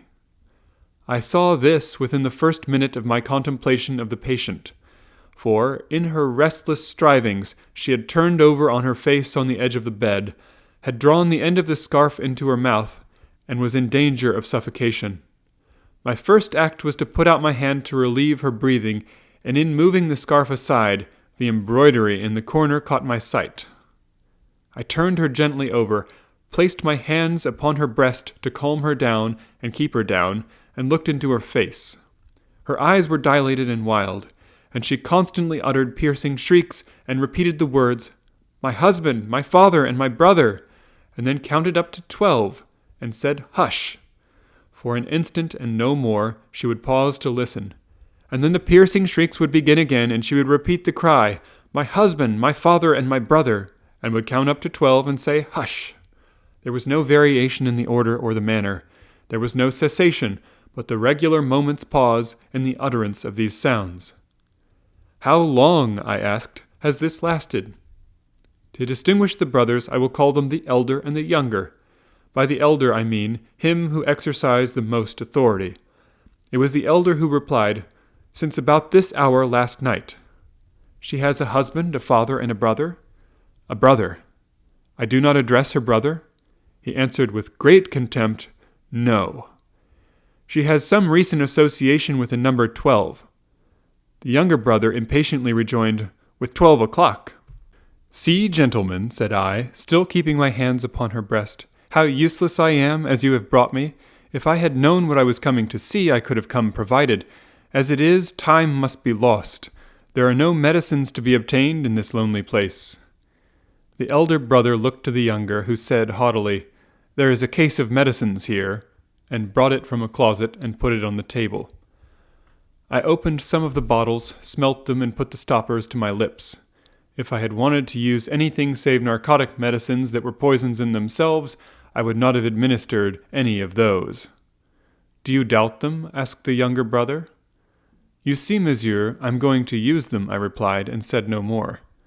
I made the patient swallow, with great difficulty, and after many efforts, the dose that I desired to give. As I intended to repeat it after a while, and as it was necessary to watch its influence, I then sat down by the side of the bed. There was a timid and suppressed woman in attendance, wife of the man downstairs, who had retreated into a corner. The house was damp and decayed, indifferently furnished, evidently recently occupied and temporarily used. Some thick old hangings had been nailed up before the windows to deaden the sound of the shrieks. They continued to be uttered in their regular succession, with the cry, "My husband, my father, and my brother," the counting up to 12, and "Hush!" The frenzy was so violent that I had not unfastened the bandages restraining the arms, but I had looked to them to see that they were not painful. The only spark of encouragement in the case was that my hand upon the sufferer's breast had this much soothing influence, that for minutes at a time it tranquilized the figure. It had no effect upon the cries. No pendulum could be more regular. For the reason that my hand had this effect, I assume, I had sat by the side of the bed for half an hour, with the two brothers looking on, before the elder said, "There is another patient." I was startled and asked, "Is it a pressing case?" "You had better see," he carelessly answered, and took up a light. The other patient lay in a back room across a second staircase, which was a species of loft over a stable. There was a low plastered ceiling to a part of it, the rest was open to the ridge of the tiled roof, and there were beams across. Hay and straw were stored in that portion of the place, faggots for firing, and a heap of apples in sand. I had to pass through that part to get at the other. My memory is circumstantial and unshaken. I try it with these details, and I see them all in this my cell in the Bastille, near the close of the 10th year of my captivity, as I saw them all that night. On some hay on the ground, with a cushion thrown under his head, lay a handsome peasant boy, a boy of not more than 17 at the most. He lay on his back with his teeth set, his right hand clenched on his breast, and his glaring eyes looking straight upward. I could not see where his wound was as I kneeled on one knee over him, but I could see that he was dying of a wound from a sharp point. "I am a doctor, my poor fellow," said I. "Let me examine it." "I do not want it examined," he answered. "Let it be." It was under his hand, and I soothed him to let me move his hand away. The wound was a sword thrust, received from 20 to 24 hours before, but no skill could have saved him if it had been looked to without delay. He was then dying fast. As I turned my eyes to the elder brother, I saw him looking down at this handsome boy whose life was ebbing out, as if he were a wounded bird, or hare, or rabbit, not at all as if he were a fellow creature. "How has this been done, monsieur?" said I. "A crazed young common dog, a serf, forced my brother to draw upon him, and has fallen by my brother's sword, like a gentleman." There was no touch of pity, sorrow, or kindred humanity in this answer. The speaker seemed to acknowledge that it was inconvenient to have that different order of creature dying there, and that it would have been better if he had died in the usual obscure routine of his vermin kind. He was quite incapable of any compassionate feeling about the boy or about his face. The boy's eyes had slowly moved to him as he had spoken, and they now slowly moved to me. "Doctor, they are very proud, these nobles, but we common dogs are proud too sometimes. They plunder us, outrage us, beat us, kill us, but we have a little pride left sometimes. Have you seen her, doctor?" The shrieks and the cries were audible there, though subdued by the distance. He referred to them as if she were lying in our presence. I said, "I have seen her." "She is my sister, doctor. They have had their shameful rights, these nobles, in the modesty and virtue of our sisters, many years. But we have had good girls among us. I know it, and have heard my father say so. She was a good girl. She was betrothed to a good young man, too, a tenant of his. We were all tenants of his, that man's, who stands there. The other is his brother, the worst of a bad race." It was with the greatest difficulty that the boy gathered bodily force to speak, but his spirit spoke with a dreadful emphasis. "We were so robbed by that man who stands there, as all we common dogs are by those superior beings, taxed by him without mercy, obliged to work for him without pay, obliged to grind our corn at his mill, obliged to feed scores of his tame birds on our wretched crops, and forbidden for our lives to keep a single tame bird of our own, pillaged and plundered to that degree that when we chanced to have a bit of meat, we ate it in fear, with the door barred and the shutters closed, that his people should not see it and take it from us. I say, we were so robbed and hunted, and were made so poor, that our father told us it was a dreadful thing to bring a child into the world, and that what we should most pray for was that our women might be barren and our miserable race die out." I had never before seen the sense of being oppressed bursting forth like a fire. I had supposed that it must be latent in the people somewhere, but I had never seen it break out until I saw it in the dying boy.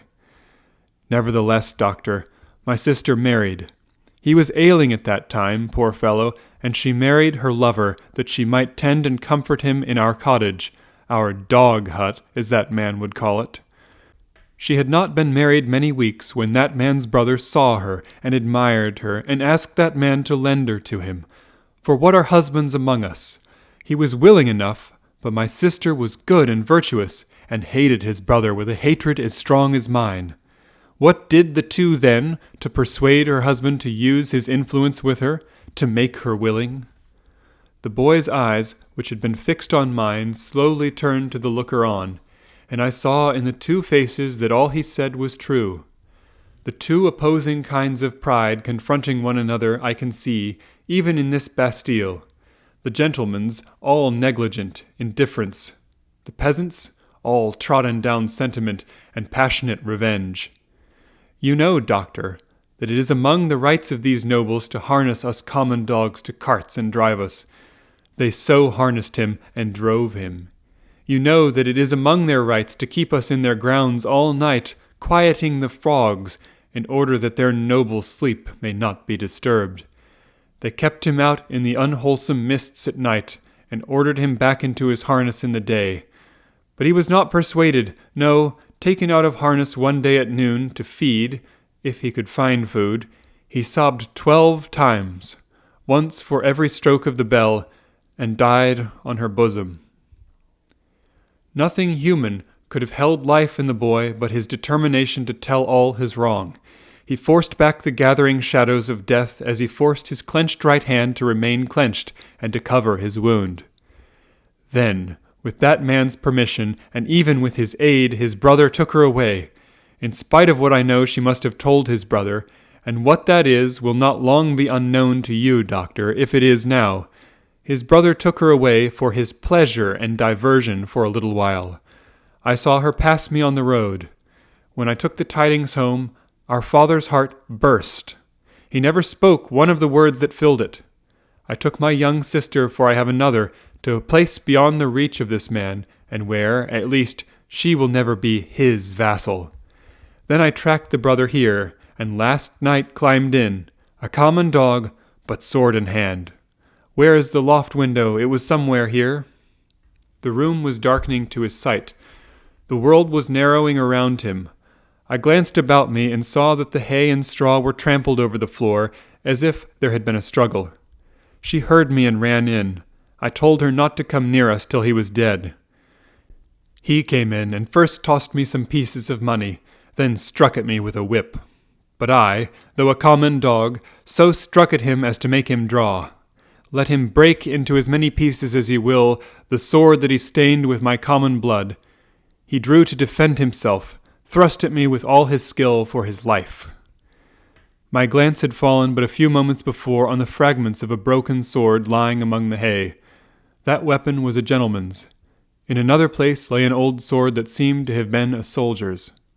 Now lift me up, Doctor, lift me up. Where is he? He is not here, I said, supporting the boy, and thinking that he referred to the brother.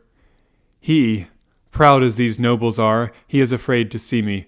Where is the man who was here? Turn my face to him. I did so, raising the boy's head against my knee.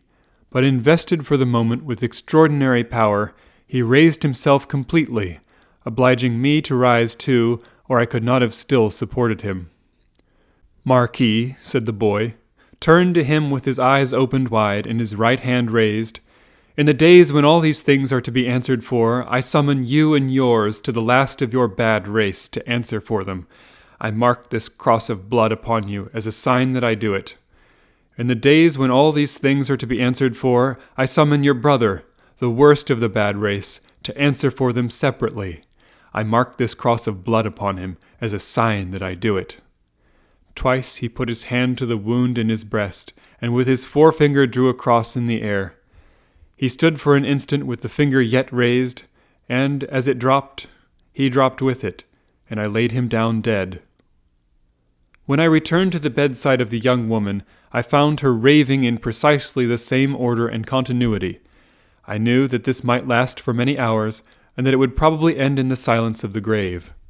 I repeated the medicines I had given her, and I sat at the side of the bed until the night was far advanced. She never abated the piercing quality of her shrieks, never stumbled in the distinctness or the order of her words. They were always, my husband, my father, and my brother, 1, 2, 3, 4, 5, 6, 7, 8, 9, 10, 11, 12. Hush. This lasted 26 hours from the time when I first saw her. I had come and gone twice and was again sitting by her when she began to falter. I did what little could be done to assist that opportunity, and by she sank into a lethargy and lay like the dead. It was as if the wind and rain had lulled at last after a long and fearful storm. I released her arms and called the woman to assist me to compose her figure and the dress she had torn. It was then that I knew her condition to be that of one in whom the first expectations of being a mother have arisen, and it was then that I lost the little hope I had had of her. Is she dead? Asked the Marquis, whom I will still describe as the elder brother, coming booted into the room from his horse. Not dead, said I, but like to die. What strength there is in these common bodies, he said, looking down at her with some curiosity. There is prodigious strength, I answered him, in sorrow and despair. He first laughed at my words, and then frowned at them. He moved a chair with his foot near to mine, ordered the woman away, and said in a subdued voice, Doctor, finding my brother in this difficulty with these hinds, I recommended that your aid should be invited. Your reputation is high, and as a young man with your fortune to make, you are probably mindful of your interest. The things that you see here are things to be seen and not spoken of." I listened to the patient's breathing and avoided answering. "Do you honor me with your attention, doctor?" "Monsieur," said I, "in my profession the communications of patients are always received in confidence." I was guarded in my answer, for I was troubled in my mind with what I had heard and seen. Her breathing was so difficult to trace that I carefully tried the pulse and the heart. There was life, and no more. Looking round as I resumed my seat, I found both the brothers intent upon me. "I write with so much difficulty, the cold is so severe, I am so fearful of being detected and consigned to an underground cell in total darkness, that I must abridge this narrative. There is no confusion or failure in my memory. It can recall and could detail every word that was ever spoken between me and those brothers. She lingered for a week. Towards the last I could understand some few syllables that she said to me by placing my ear close to her lips. She asked me where she was, and I told her. Who I was, and I told her. It was in vain that I asked her for her family name. She faintly shook her head upon the pillow and kept her secret, as the boy had done. I had no opportunity of asking her any question until I told the brothers she was sinking fast and could not live another day. Until then, though no one was ever presented to her consciousness save the woman and myself, one or other of them had always jealously sat behind the curtain at the head of the bed when I was there. But when it came to that, they seemed careless what communication I might hold with her, as if, the thought passed through my mind, I were dying too. I always observed that their pride bitterly resented the younger brothers, as I call him, having crossed swords with a peasant, and that peasant a boy. The only consideration that appeared to affect the mind of either of them was the consideration that this was highly degrading to the family, and was ridiculous. As often as I caught the younger brother's eyes, their expression reminded me that he disliked me deeply, for knowing what I knew from the boy. He was smoother and more polite to me than the elder, but I saw this. I also saw that I was an encumbrance in the mind of the elder, too. My patient died 2 hours before midnight, at a time by my watch, answering almost to the minute when I had first seen her. I was alone with her when her forlorn young head drooped gently on one side, and all her earthly wrongs and sorrows ended. The brothers were waiting in a room downstairs, impatient to ride away. I had heard them, alone at the bedside, striking their boots with their riding whips and loitering up and down. "At last she is dead?" said the elder when I went in. "She is dead," said I. "I congratulate you, my brother," were his words as he turned round. He had before offered me money which I had postponed taking. He now gave me a rouleau of gold. I took it from his hand, but laid it on the table. I had considered the question and had resolved to accept nothing. "Pray excuse me," said I. "Under the circumstances, no." They exchanged looks, but bent their heads to me as I bent mine to them, and we parted without another word on either side. I am weary, weary, weary, worn down by misery. I cannot read what I have written with this gaunt hand.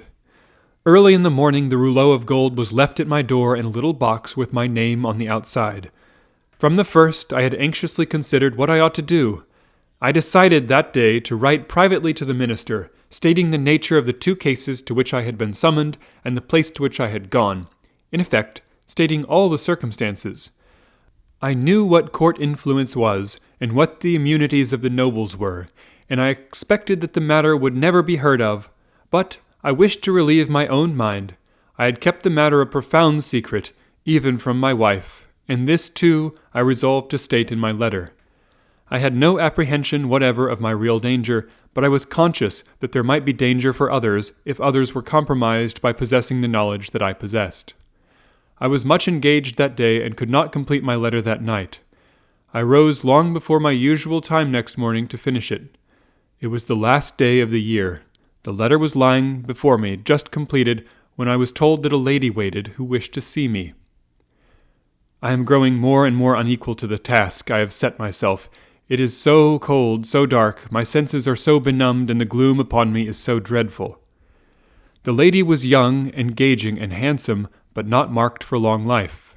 She was in great agitation. she presented herself to me as the wife of the Marquis Saint-Evremond. I connected the title by which the boy had addressed the elder brother with the initial letter embroidered on the scarf, and had no difficulty in arriving at the conclusion that I had seen that nobleman very lately. My memory is still accurate, but I cannot write the words of our conversation. I suspect that I am watched more closely than I was, and I know not at what times I may be watched. She had in part suspected, and in part discovered the main facts of the cruel story, of her husband's share in it, and my being resorted to. She did not know that the girl was dead. Her hope had been, she said, in great distress, to show her, in secret, a woman's sympathy. Her hope had been to avert the wrath of heaven from a house that had long been hateful to the suffering many. She had reasons for believing that there was a young sister living, and her greatest desire was to help that sister. I could tell her nothing but that there was such a sister. Beyond that I knew nothing. Her inducement to come to me, relying on my confidence, had been the hope that I could tell her the name and place of abode, whereas to this wretched hour I am ignorant of both. These scraps of paper fail me. One was taken from me with a warning yesterday. I must finish my record today. She was a good, compassionate lady, and not happy in her marriage. How could she be? The brother distrusted and disliked her, and his influence was all opposed to her. She stood in dread of him, and in dread of her husband, too. When I handed her down to the door, there was a child, a pretty boy from 2 to 3 years old, in her carriage. "For his sake, doctor," she said, pointing to him in tears, "I would do all I can to make what poor amends I can. He will never prosper in his inheritance otherwise. I have a presentiment that if no other innocent atonement is made for this, it will one day be required of him. What I have left to call my own, it is little beyond the worth of a few jewels.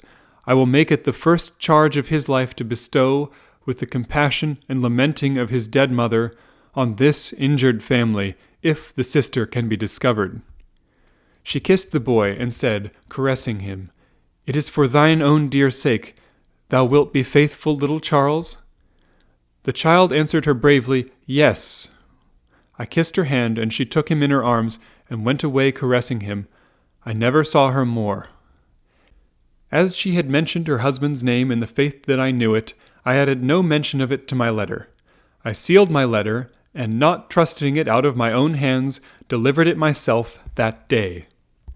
That night, the last night of the year, towards 9 o'clock, a man in a black dress rang at my gate, demanded to see me, and softly followed my servant, Ernest Defarge, a youth, upstairs. When my servant came into the room where I sat with my wife, oh, my wife, beloved of my heart, my fair young English wife, we saw the man who was supposed to be at the gate, standing silent behind him. "An urgent case in the Rue Saint-Honoré," he said. "It would not detain me. He had a coach in waiting." It brought me here. It brought me to my grave.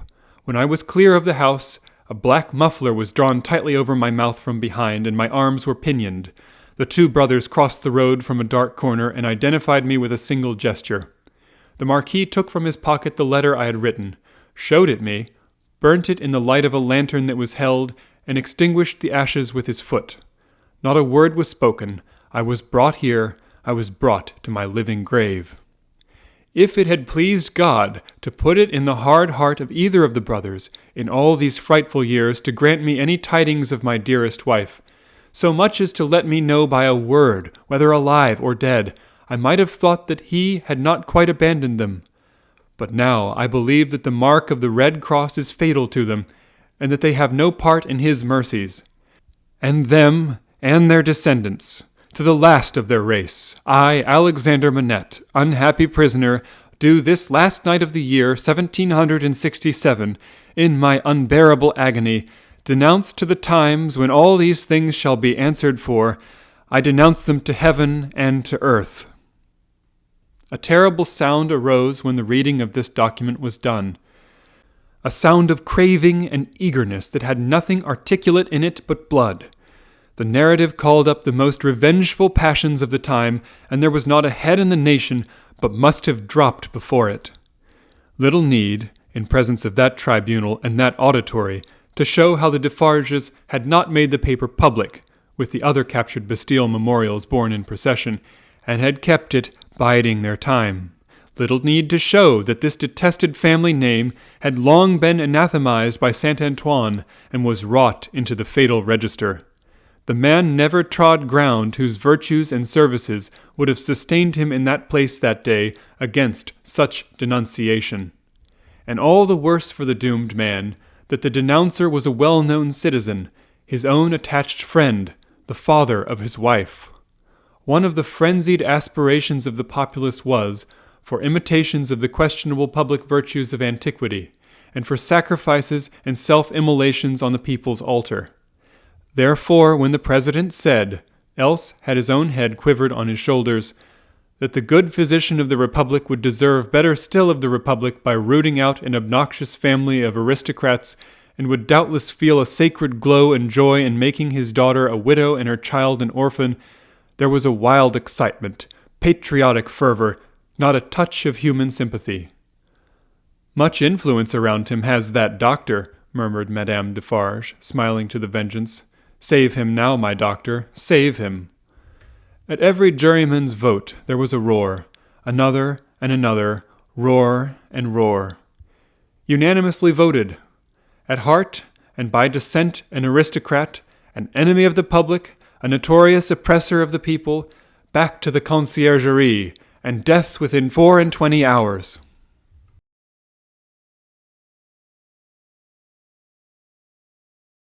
Chapter 11. Dusk.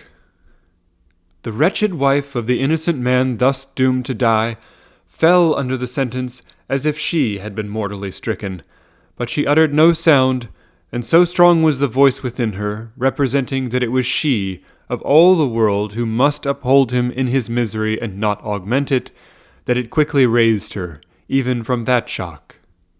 The judges having to take part in a public demonstration out of doors, the tribunal adjourned. The quick noise and movement of the courts emptying itself by many passages had not ceased, when Lucy stood stretching out her arms towards her husband, with nothing in her face but love and consolation. "If I might touch him, if I might embrace him once, O good citizens, if you would have so much compassion for us." There was but a jailer left, along with 2 of the 4 men who had taken him last night, and Barsad. The people had all poured out to the show in the streets. Barsad proposed to the rest, "Let her embrace him, then. It is but a moment." It was silently acquiesced in, and they passed her over the seats in the hall to a raised place where he, by leaning over the dock, could fold her in his arms. "Farewell, dear darling of my soul, my parting blessing on my love. We shall meet again where the weary are at rest." They were her husband's words, as he held her to his bosom. "I can bear it, dear Charles. I am supported from above. Don't suffer for me. A parting blessing for our child. I send it to her by you. I kiss her by you. I say farewell to her by you." "My husband, no, a moment." He was tearing himself apart from her. "We shall not be separated long. I feel that this will break my heart by and by, but I will do my duty while I can, and when I leave her, God will raise up friends for her as he did for me." Her father had followed her, and would have fallen on his knees to both of them, but that Darnay put out a hand and seized him, crying, "No, no. What have you done, that you should kneel to us? We know now what a struggle you made of old. We know now what you underwent when you suspected my descent, and when you knew it. We know now the natural antipathy you strove against and conquered for her dear sake. We thank you with all our hearts and all our love and duty. Heaven be with you." Her father's only answer was to draw his hands through his white hair and wring them with a shriek of anguish. "It could not be otherwise," said the prisoner. "All things have worked together as they have fallen out. It was the always vain endeavor to discharge my poor mother's trust that first brought my fatal presence near you. Good could never come of such evil. A happier end was not in nature to be so unhappy a beginning. Be comforted and forgive me. Heaven bless you." As he was drawn away, his wife released him, and stood looking after him with her hands touching one another in the attitude of prayer, and with a radiant look upon her face, in which there was even a comforting smile. As he went out at the prisoner's door, she turned, laid her head lovingly on her father's breast, tried to speak to him, and fell at his feet. Then, issuing from the obscure corner from which he had never moved, Sidney Carton came and took her up. Only her father and Mr. Lorry were with her. His arm trembled as it raised her and supported her head, yet there was an air about him that was not all of pity, that had a flush of pride in it. "Shall I take her to a coach? I shall never feel her weight." He carried her lightly to the door and laid her tenderly down in a coach. Her father and their old friend got into it, and he took his seat beside the driver.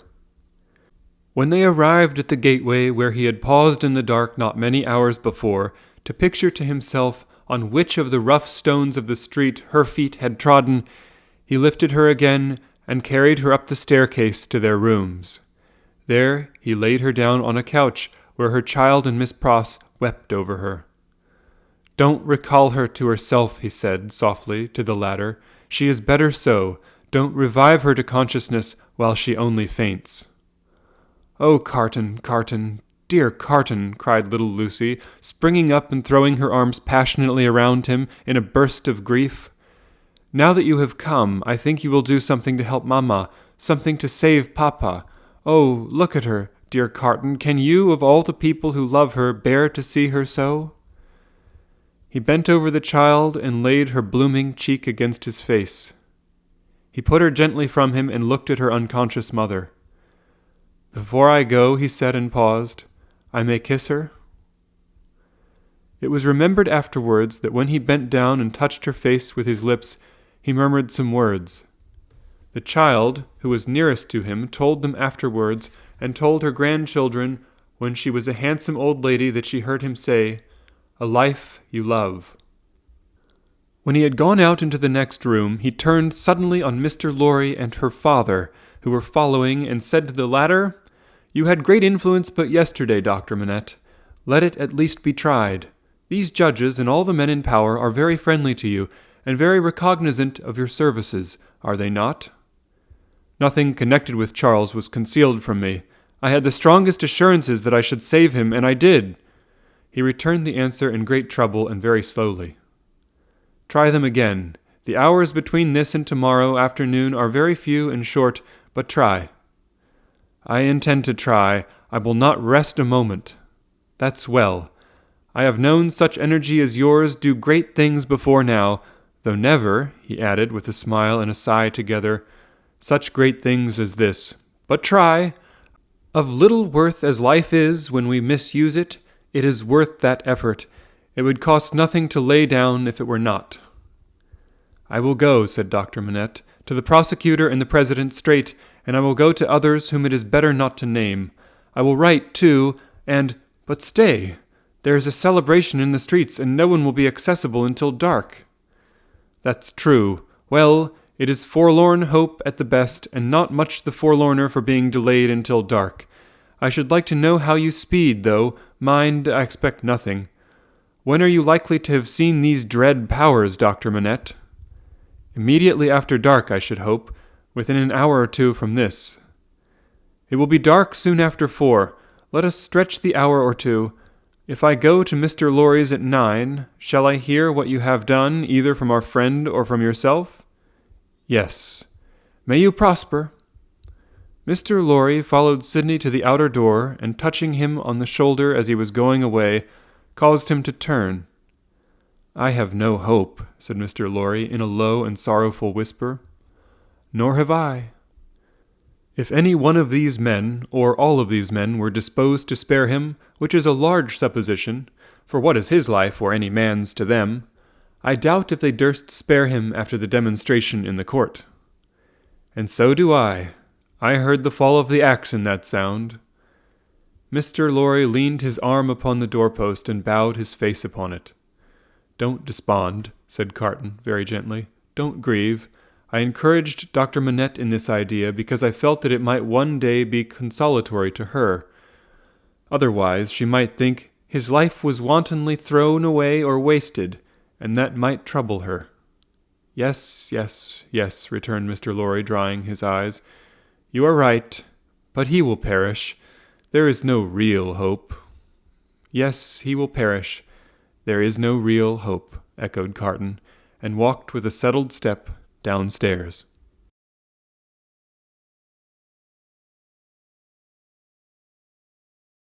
Chapter 12. Darkness. Sidney Carton paused in the street, not quite decided where to go. At Tellson's banking house at 9, he said, with a musing face. Shall I do well in the meantime to show myself? I think so. It is best that these people should know there is such a man as I here. It is a sound precaution, and may be a necessary preparation. But care, care, care. Let me think it out. Checking his steps, which had begun to tend towards an object, he took a turn or two in the already darkening street, and he traced the thought in his mind to its possible consequences. His first impression was confirmed. It is best, he said, finally resolved, that these people should know there is such a man as I here. And he turned his face towards Saint-Antoine. Defarge had described himself that day as the keeper of a wine-shop in the Saint-Antoine suburb. It was not difficult for one who knew the city well to find his house without asking any question. Having ascertained its situation, Carton came out of those closer streets again, and dined at a place of refreshment, and fell sound asleep after dinner. For the first time in many years, he had no strong drink. Since last night, he had taken nothing but a little light thin wine, and last night he had dropped the brandy slowly down on Mr. Lorry's hearth, like a man who had done with it. It was as late as 7 o'clock when he awoke refreshed, and went out into the streets again. As he passed along towards Saint-Antoine, he stopped at a shop window where there was a mirror, and slightly altered the disordered arrangement of his loose cravat, and his coat collar, and his wild hair. This done, he went on direct to Defarge's, and went in. There happened to be no customer in the shop but Jacques Three, of the restless fingers and the croaking voice. This man, whom he had seen upon the jury, stood drinking at the little counter in conversation with the Defarges, man and wife. The Vengeance assisted in the conversation like a regular member of the establishment. As Carton walked in, took his seat, and asked, in very indifferent French, for a small measure of wine, Madame Defarge cast a careless glance at him, and then a keener, and then a keener, and then advanced to him herself, and asked him what it was he had ordered. He repeated what he had already said. "English?" asked Madame Defarge, inquisitively raising her dark eyebrows. After looking at her, as if the sound of even a single French word were slow to express itself to him, he answered in his former strong foreign accent, "Yes, madame, I am English." Madame Defarge returned to her counter to get the wine, and, as he took up a Jacobin journal, and feigned to pore over it, puzzling out its meaning, he heard her say, "I swear to you, like Ivremonde." Defarge brought him the wine, and gave him good evening. "How? Good evening. Oh, good evening, citizen," filling his glass. "Ah, and good wine. I drink to the Republic." Defarge went back to the counter, and said, "Certainly a little like." Madame sternly retorted, "I tell you a good deal like." Jacques Three pacifically remarked, "He is so much in your mind. See you, madame." The amiable Vengeance added with a laugh, "Yes, my faith, and you are looking forward with so much pleasure to seeing him once more tomorrow." Carton followed the lines and words of his paper with a slow forefinger and with a studious and absorbed face. They were all leaning their arms on the counter close together, speaking low. After a silence of a few moments, during which they all looked towards him without disturbing his outward attention from the Jacobin editor, they resumed their conversation. "It is true what Madame says," observed Jacques Three. "Why stop? There is great force in that. Why stop?" "Well, well," reasoned Defarge, "but one must stop somewhere. After all, the question is still where?" "At extermination," said Madame. "Magnificent!" croaked Jacques Three. The Vengeance also highly approved. Extermination is good doctrine, my wife, said Defarge, rather troubled. In general, I say nothing against it. But this doctor has suffered much. You have seen him today. You have observed his face when the paper was read. I have observed his face, repeated Madame, contemptuously and angrily. Yes, I have observed his face. I have observed his face to be not the face of a true friend of the Republic. Let him take care of his face. And you have observed, my wife, said Defarge, in a deprecatory manner, the anguish of his daughter, which must be a dreadful anguish to him. I have observed his daughter, repeated Madame. Yes, I have observed his daughter more times than one. I have observed her today, and I have observed her other days. I have observed her in the court, and I have observed her in the street by the prison. Let me but lift my finger. She seemed to raise it. The listener's eyes were always on his paper, and to let it fall with a rattle on the ledge before her, as if the axe had dropped. The citizeness is superb, croaked the juryman. She is an angel, said the Vengeance, and embraced her. As to thee, pursued Madame, implacably addressing her husband, if it depended on thee, which happily it does not, thou wouldst rescue this man even now. No, protested Defarge, not if to lift this glass would do it. But I would leave the matter there. I say, stop there. See you then, Jacques, said Madame Defarge, wrathfully, and see you too, my little Vengeance. See you both. Listen, for other crimes as tyrants and oppressors, I have this race a long time on my register, doomed to destruction and extermination. Ask my husband, is that so? It is so, assented Defarge, without being asked. In the beginning of the great days, when the Bastille falls, he finds this paper of today, and he brings it home, and in the middle of the night, when this place is clear and shut, we read it, here on this spot, by the light of this lamp. Ask him, is that so? It is so, assented Defarge. That night I tell him, when the paper is read through and the lamp is burnt out, and the day is gleaming in above those shutters and between those iron bars, that I have now a secret to communicate. Ask him, is that so? It is so, assented Defarge again. I communicate to him that secret. I smite this bosom with these two hands as I smite it now, and I tell him, Defarge, I was brought up among the fishermen of the seashore, and that peasant family so injured by the two Evremond brothers, as that Bastille paper describes them, is my family. Defarge, that sister of the mortally wounded boy upon the ground was my sister. That husband was my sister's husband. That unborn child was their child. That brother was my brother. That father was my father. Those dead are my dead. And that summons to answer for those things descends to me. Ask him, is that so? It is so, assented Defarge once more.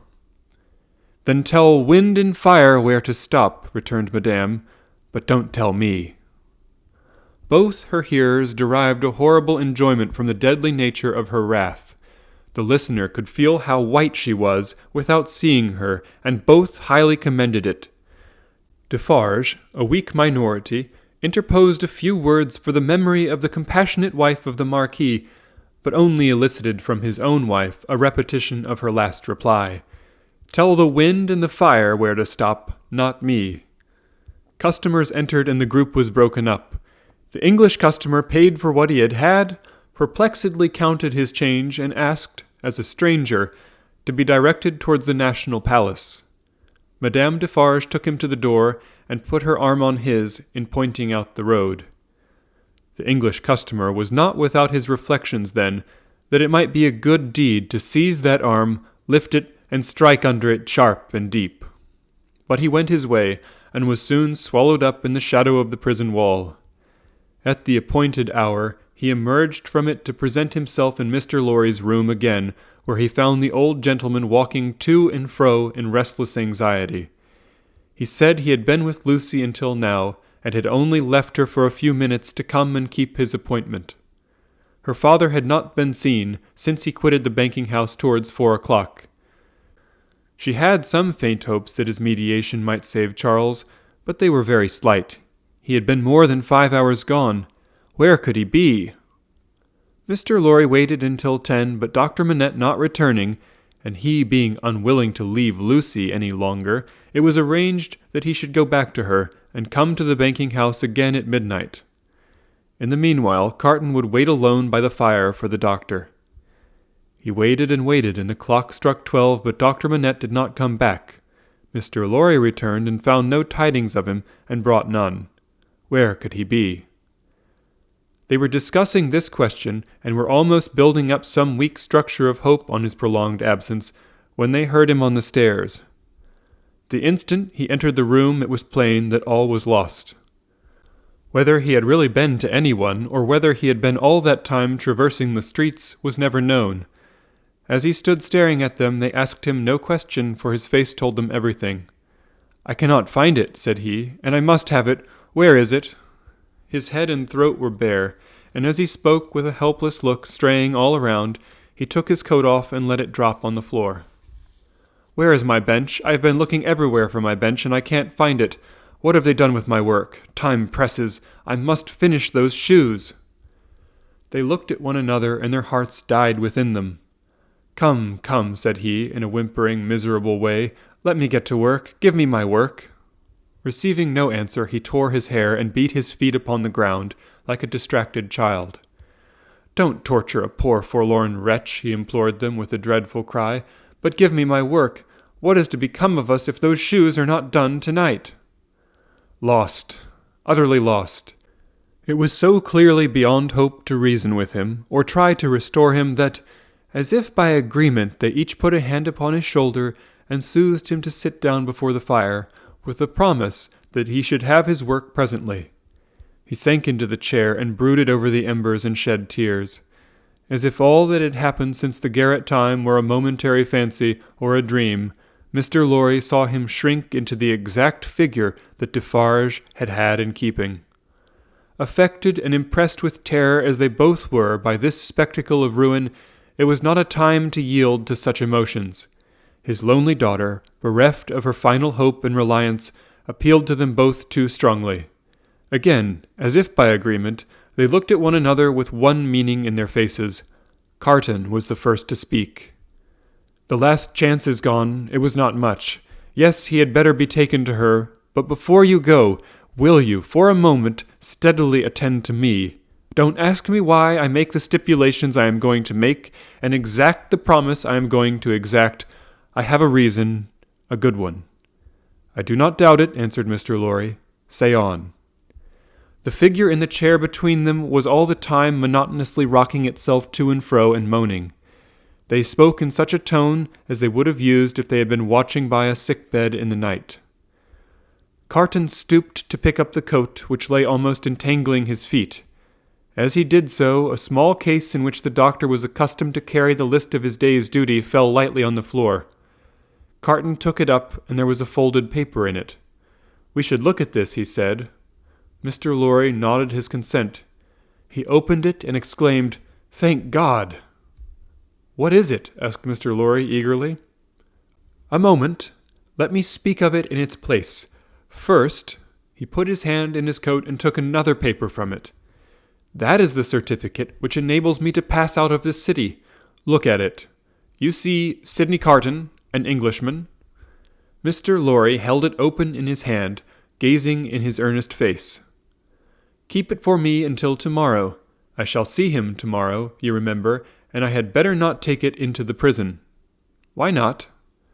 "I don't know. I prefer not to do so. Now take this paper that Dr. Manette has carried about him. It is a similar certificate enabling him and his daughter and her child at any time to pass the barrier and the frontier. You see?" "Yes." "Perhaps he obtained it as his last and utmost precaution against evil yesterday. When is it dated? But no matter. Don't stay to look. Put it up carefully with mine and your own. Now observe. I never doubted until within this hour or two that he had or could have such a paper. It is good until recalled, but it may be soon recalled, and I have reason to think will be." "They are not in danger." "They are in great danger. They are in danger of denunciation by Madame Defarge. I know it from her own lips. I have overheard words of that woman's tonight, which have presented their danger to me in strong colours. I have lost no time, and since then I have seen the spy. He confirms me. He knows that a wood sawyer, living by the prison wall, is under the control of the Defarges, and has been rehearsed by Madame Defarge as to his having seen her. He never mentioned Lucy's name, making signs and signals to prisoners. It is easy to foresee that the pretense will be the common one, a prison plot, and that it will involve her life, and perhaps her child's, and perhaps her father's, for both have been seen with her at that place. Don't look so horrified. You will save them all. Heaven grant I may, Carton, but how? I am going to tell you how. It will depend on you, and it could depend on no better man. This new denunciation will certainly not take place until after tomorrow, probably not until 2 days afterwards, probably a week afterwards. You know it is a capital crime to mourn for or sympathize with a victim of the guillotine. She and her father would unquestionably be guilty of this crime, and this woman, the inveteracy of whose pursuit cannot be described, would wait to add that strength to her case and make herself doubly sure. You follow me? So attentively and with so much confidence in what you say that for the moment I lose sight, touching the back of the doctor's chair, even of this distress. You have money and can buy the means of traveling to the sea-coast as quickly as the journey can be made. Your preparations have been completed for some days to return to England. Early tomorrow have your horses ready so that they may be in starting trim at 2 o'clock in the afternoon. It shall be done. His manner was so fervent and inspiring that Mr. Lorry caught the flame and was as quick as youth. You are a noble heart. Did I say we could depend on no better man? Tell her, tonight, what you know of her danger as involving her child and her father. Dwell upon that, for she would lay her own fair head beside her husband's cheerfully. He faltered for an instant, then went on as before. For the sake of her child and her father, press upon her the necessity of leaving Paris with them and you at that hour. Tell her that it was her husband's last arrangement. Tell her that more depends upon it than she dare believe or hope. You think that her father, even in this sad state, will submit himself to her, do you not? I am sure of it. I thought so. Quietly and steadily have all these arrangements made in the courtyard here, even to the taking of your own seat in the carriage. The moment I come to you, take me in and drive away. I understand that I wait for you under all circumstances. You have my certificate in your hand with the rest. You know and will reserve my place. Wait for nothing but to have my place occupied, and then for England. Why, then, said Mr. Lorry, grasping his eager but so firm and steady hand, it does not all depend on one old man, but I shall have a young and ardent man at my side. By the help of heaven you shall. Promise me solemnly that nothing will influence you to alter the course on which we now stand pledged to one another. Nothing, Carton. Remember these words tomorrow.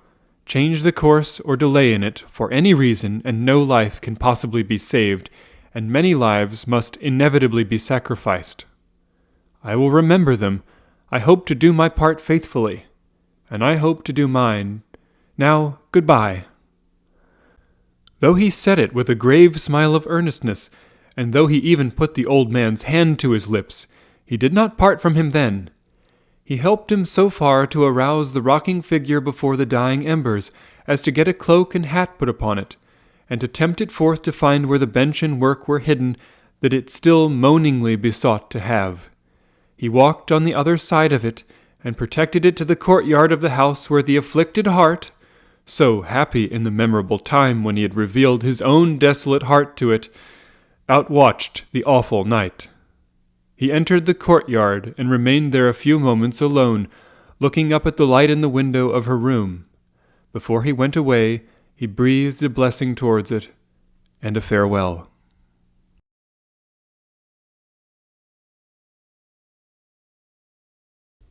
Chapter 13. 52. In the black prison of the Conciergerie, the doomed of the day awaited their fate. They were in number as the weeks of the year. 52 were to roll that afternoon on the life tide of the city to the boundless, everlasting sea. Before their cells were quit of them, new occupants were appointed. Before their blood ran into the blood spilled yesterday, the blood that was to mingle with theirs tomorrow was already set apart. 212 were told off, from the farmer general of 70, whose riches could not buy his life, to the seamstress of 20, whose poverty and obscurity could not save her.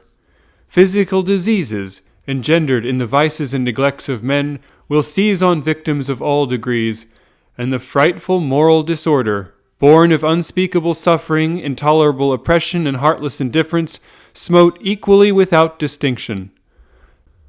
Charles Darnay, alone in a cell, had sustained himself with no flattering delusion since he came to it from the tribunal.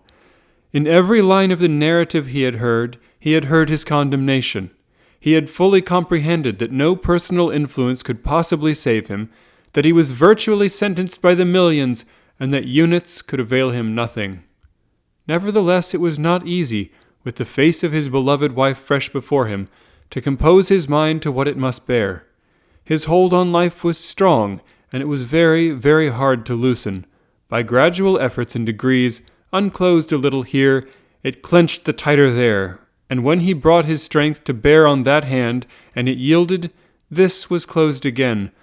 There was a hurry, too, in all his thoughts, a turbulent and heated working of his heart that contended against resignation. If for a moment he did feel resigned, then his wife and child who had to live after him seemed to protest and to make it a selfish thing. But all this was at first. Before long, the consideration that there was no disgrace in the fate he must meet, and that numbers went the same road wrongfully and trod it firmly every day, sprang up to stimulate him. Next followed the thought that much of the future peace of mind, enjoyable by the dear ones, depended on his quiet fortitude. So by degrees he calmed into the better state, when he could raise his thoughts much higher and draw comfort down. Before it had set in dark on the night of his condemnation, he had travelled thus far on his last way. Being allowed to purchase the means of writing and a light, he sat down to write until such time as the prison lamps should be extinguished. He wrote a long letter to Lucy, showing her that he had known nothing of her father's imprisonment until he had heard of it from herself, and that he had been as ignorant as she of his father's and uncle's responsibility for that misery until the paper had been read. He had already explained to her that his concealment from herself of the name he had relinquished was the one condition, fully intelligible now, that her father had attached to their betrothal, and was the one promise he had still exacted on the morning of their marriage. He entreated her, for her father's sake, never to seek to know whether her father had become oblivious of the existence of the paper, or had had it recalled to him, for the moment or for good, by the story of the tower, on that old Sunday under the dear old plane tree in the garden. If he had preserved any definite remembrance of it, there could be no doubt that he had supposed it destroyed with the Bastille, when he had found no mention of it among the relics of prisoners which the populace had discovered there, and which had been described to all the world. He besought her, though he added that he knew it was needless, to console her father by impressing him through every tender means she could think of, with the truth that he had done nothing for which he could justly reproach himself, but had uniformly forgotten himself for their joint sakes. Next to her preservation of his own last grateful love and blessing, and her overcoming of her sorrow, to devote herself to their dear child, he adjured her, as they would meet in heaven, to comfort her father. To her father himself he wrote in the same strain, but he told her father that he expressly confided his wife and child to his care, and he told them this very strongly with the hope of rousing him from any despondency or dangerous retrospect towards which he foresaw he might be tending. To Mr. Lorry he commended them all and explained his worldly affairs. That done, with many added sentences of grateful friendship and warm attachment, all was done. He never thought of Carton. His mind was so full of the others that he never once thought of him. He had time to finish these letters before the lights were put out. When he lay down on his straw bed, he thought he had done with this world. But it beckoned him back in his sleep and showed itself in shining forms, free and happy, back in the old house in Soho, though it had nothing in it like the real house. Unaccountably released and light of heart, he was with Lucy again, and she told him it was all a dream, and he had never gone away. a pause of forgetfulness, and then he had even suffered and had come back to her dead and at peace. And yet there was no difference in him. Another pause of oblivion, and he awoke in the somber morning, unconscious where he was or what had happened, until it flashed upon his mind, "This is the day of my death." Thus had he come through the hours to the day when the 52 heads were to fall, and now, while he was composed, and hoped that he could meet the end with quiet heroism, a new action began in his waking thoughts, which was very difficult to master. He had never seen the instrument that was to terminate his life. How high it was from the ground, how many steps it had, where he would be stood, how he would be touched, whether the touching hands would be dyed red, which way his face would be turned, whether he would be the first or might be the last. These and many similar questions, in no wise directed by his will, obtruded themselves over and over again, countless times. Neither were they connected with fear. He was conscious of no fear. Rather, they originated in a strange besetting desire to know what to do when the time came, a desire gigantically disproportionate to the few swift moments to which it referred, a wondering that was more like the wondering of some other spirit within his than his own. The hours went on as he walked to and fro, and the clocks struck the numbers he would never hear again.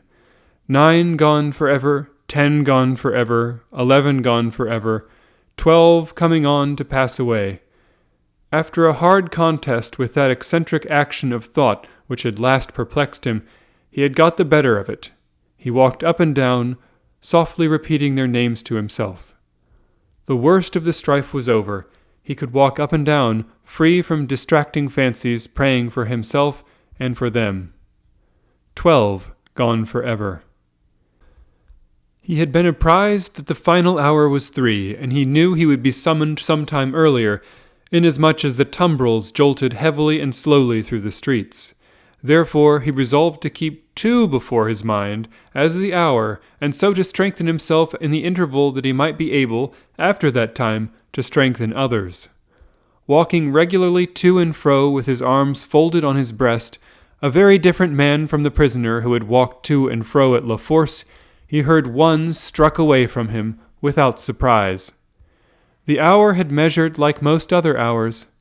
Devoutly thankful to heaven for his recovered self-possession, he thought, "There is but another now," and turned to walk again. Footsteps in the stone passage outside the door. He stopped. The key was put in the lock and turned. Before the lock was opened, or as it opened, a man said in a low voice, in English, "He has never seen me here. I have kept out of his way. Go you in alone. I wait near. Lose no time." The door was quickly opened and closed, and there stood before him face to face, quiet, intent upon him, with the light of a smile on his features and a cautionary finger on his lip, Sidney Carton. There was something so bright and remarkable in his look that for the first moment the prisoner misdoubted him to be an apparition of his own imagining. But he spoke, and it was his voice. He took the prisoner's hand, and it was his real grasp. "Of all the people upon earth, you least expected to see me?" he said. "I could not believe it to be you. I can scarcely believe it now. You are not—" The apprehension came suddenly into his mind. "A prisoner?" "No, I am accidentally possessed of a power over one of the keepers here, and in virtue of it I stand before you. I come from her, your wife, dear Darnay." The prisoner wrung his hand. "I bring you a request from her." "What is it?" "A most earnest, pressing, and emphatic entreaty, addressed to you in the most pathetic tones of the voice so dear to you, that you well remember." The prisoner turned his face partly aside. "You have no time to ask me why I bring it or what it means. I have no time to tell you. You must comply with it. Take off those boots you wear and draw on these of mine." There was a chair against the wall of the cell behind the prisoner. Carton, pressing forward, had already, with the speed of lightning, got him down into it and stood over him barefoot. "Draw on these boots of mine, put your hands to them, put your will to them quick." "Carton, there is no escaping from this place. It can never be done. You will only die with me. It is madness." It would be madness if I asked you to escape, but do I? When I ask you to pass out at that door, tell me it is madness and remain here. Change that cravat for this of mine, that coat for this of mine. While you do it, let me take this ribbon from your hair and shake out your hair like this of mine." With wonderful quickness and with a strength both of will and action that appeared quite supernatural, he forced all these changes upon him. The prisoner was like a young child in his hands. "Carton, dear Carton, it is madness. It cannot be accomplished. It can never be done. It has been attempted and has always failed. I implore you not to add your death to the bitterness of mine."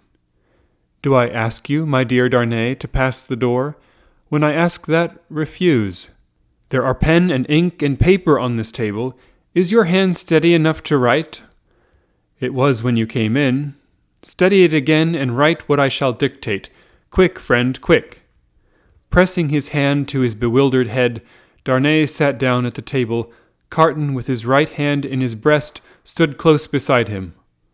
"Write exactly as I speak." "To whom do I address it?" "To no one." Carton still had his hand in his breast. "Do I date it?" "No." The prisoner looked up at each question. Carton, standing over him with his hand in his breast, looked down. "If you remember," said Carton, dictating, "the words that passed between us long ago, you will readily comprehend this when you see it. You do remember them, I know. It is not in your nature to forget them." He was drawing his hand from his breast. The prisoner, chancing to look up in his hurried wonder as he wrote, the hand stopped, closing upon something. "Have you written 'forget them'?" Carton asked. "I have." "Is that a weapon in your hand?" "No, I am not armed." "What is it in your hand?" "You shall know directly.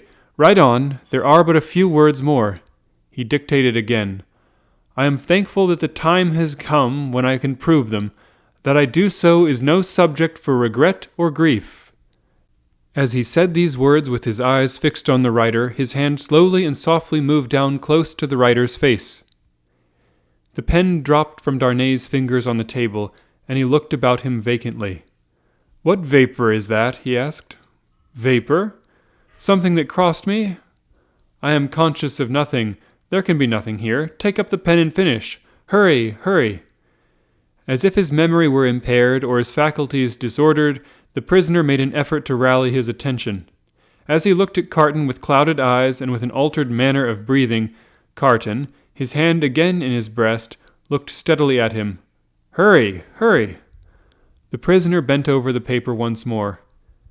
"If it had been otherwise," Carton's hand was again watchfully and softly stealing down, "I never should have used the longer opportunity.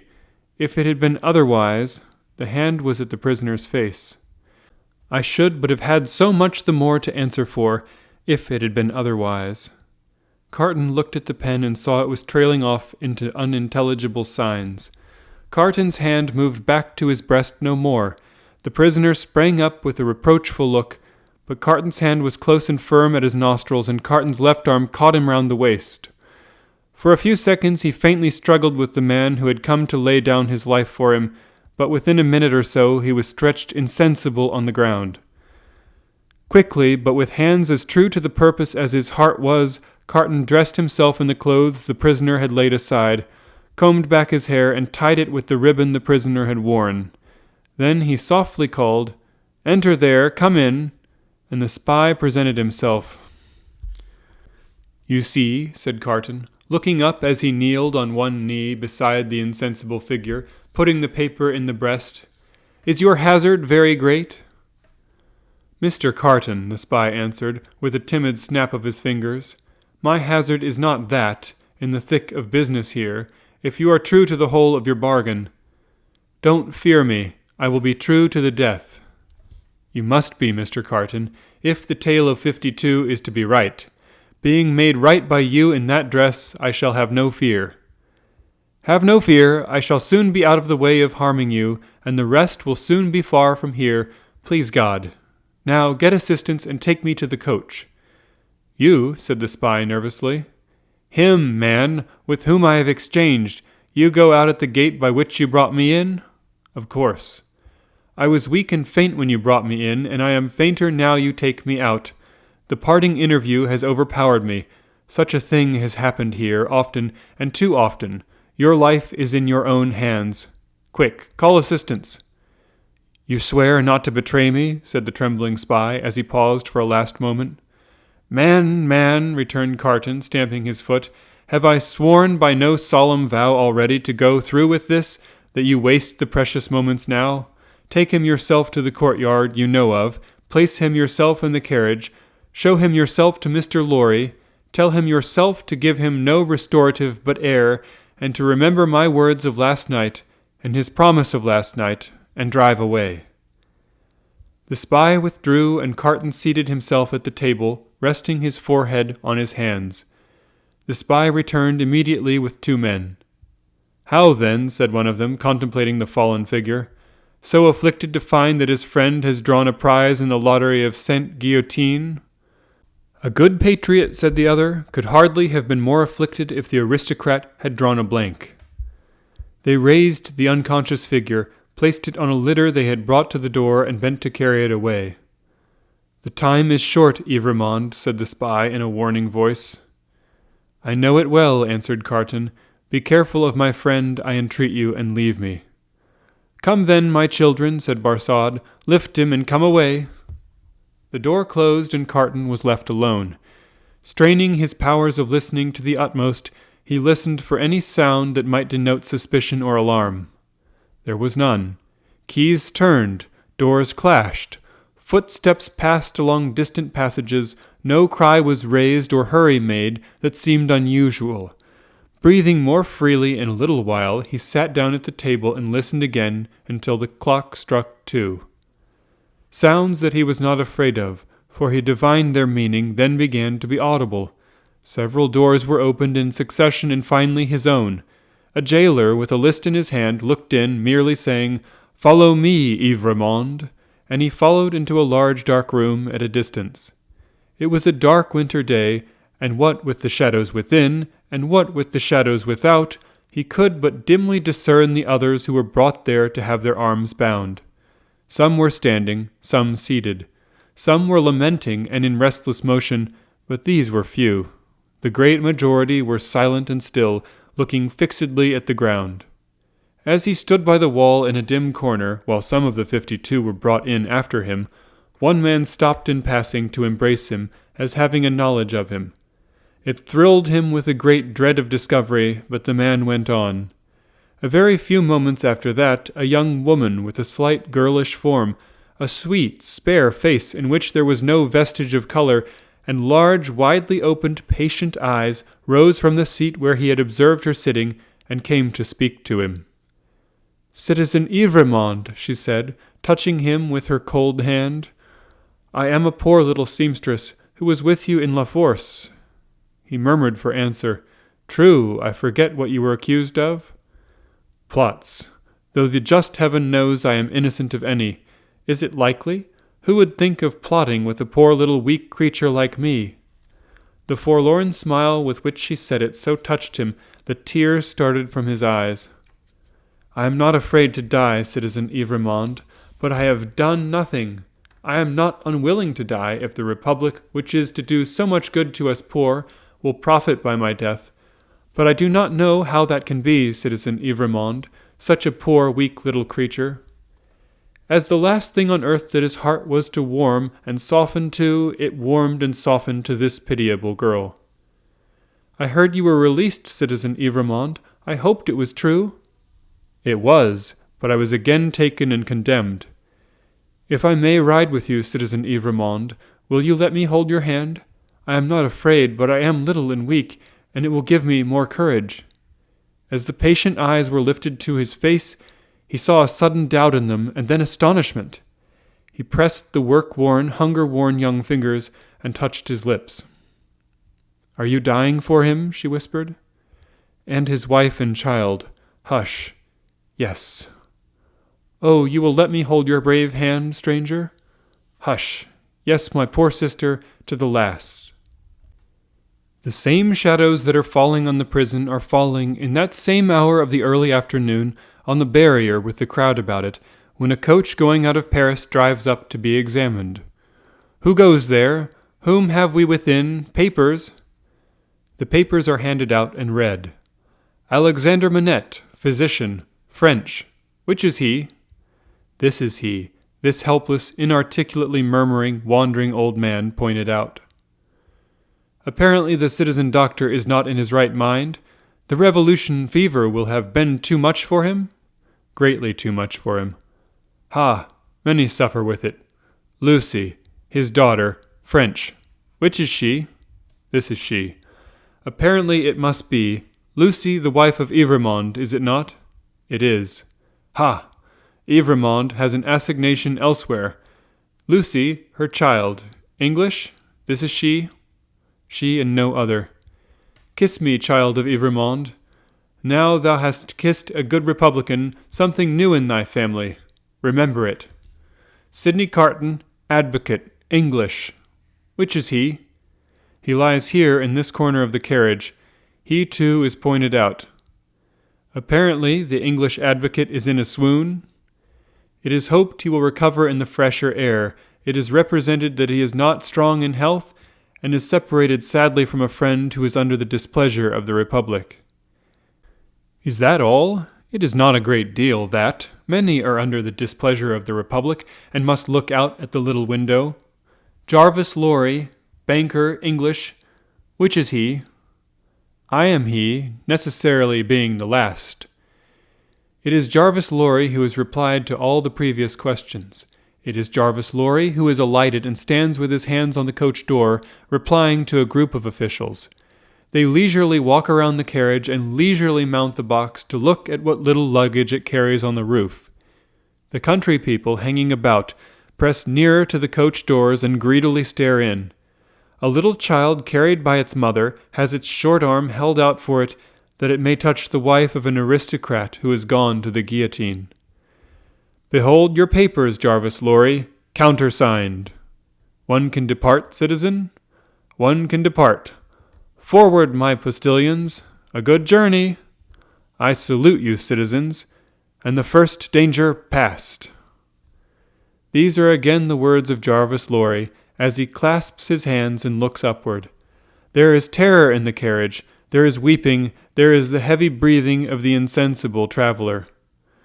Are we not going too slowly? Can they not be induced to go faster? Asks Lucy, clinging to the old man. It would seem like flight, my darling. I must not urge them too much. It would rouse suspicion. Look back, and see if we are pursued. The road is clear, my dearest. So far we are not pursued. Houses in twos and threes pass by us, solitary farms, ruinous buildings, dye works, tanneries, and the like, open country, avenues of leafless trees. The hard, uneven pavement is under us. The soft, deep mud is on either side. Sometimes we strike into the skirting mud to avoid the stones that clatter us and shake us. Sometimes we stick in ruts and sloughs there. The agony of our impatience is then so great that in our wild alarm and hurry we are for getting out and running, hiding, doing anything but stopping. Out of the open country, in again among ruinous buildings, solitary farms, dye works, tanneries, and the like, cottages in twos and threes, avenues of leafless trees. Have these men deceived us and taken us back by another road? Is not this the same place twice over? Thank heaven, no, a village. Look back, and see if we are pursued. Hush, the posting house. Leisurely our 4 horses are taken out, leisurely the coach stands in the little street, bereft of horses, and with no likelihood upon it of ever moving again. Leisurely the new horses come into visible existence, one by one. Leisurely the new postilions follow, sucking and plaiting the lashes of their whips. Leisurely the old postilions count their money, make wrong additions, and arrive at dissatisfied results. All the time, our overfraught hearts are beating at a rate that would far outstrip the fastest gallop of the fastest horses ever foaled. At length the new postilions are in the saddles, and the old are left behind. We are through the village, up the hill and down the hill, and on the low watery grounds. Suddenly the postilions exchange speech with animated gesticulation, and the horses are pulled up, almost on their haunches. We are pursued? Ho, within the carriage there, speak then. What is it? Asked Mr. Lorry, looking out at window. How many did they say? I do not understand you. At the last post. How many to the guillotine today? 52. I said so, a brave number. My fellow citizen here would have it 42. 10 more heads are worth having. The guillotine goes handsomely, I love it. Hie forward, whoop. The night comes on dark. He moves more. He is beginning to revive and to speak intelligibly. He thinks they are still together. He asks him by his name what he has in his hand. Oh, pity us, kind heaven, and help us. Look out, and see if we are pursued. The wind is rushing after us, and the clouds are flying after us, and the moon is plunging after us, and the whole wild night is in pursuit of us. But so far we are pursued by nothing else.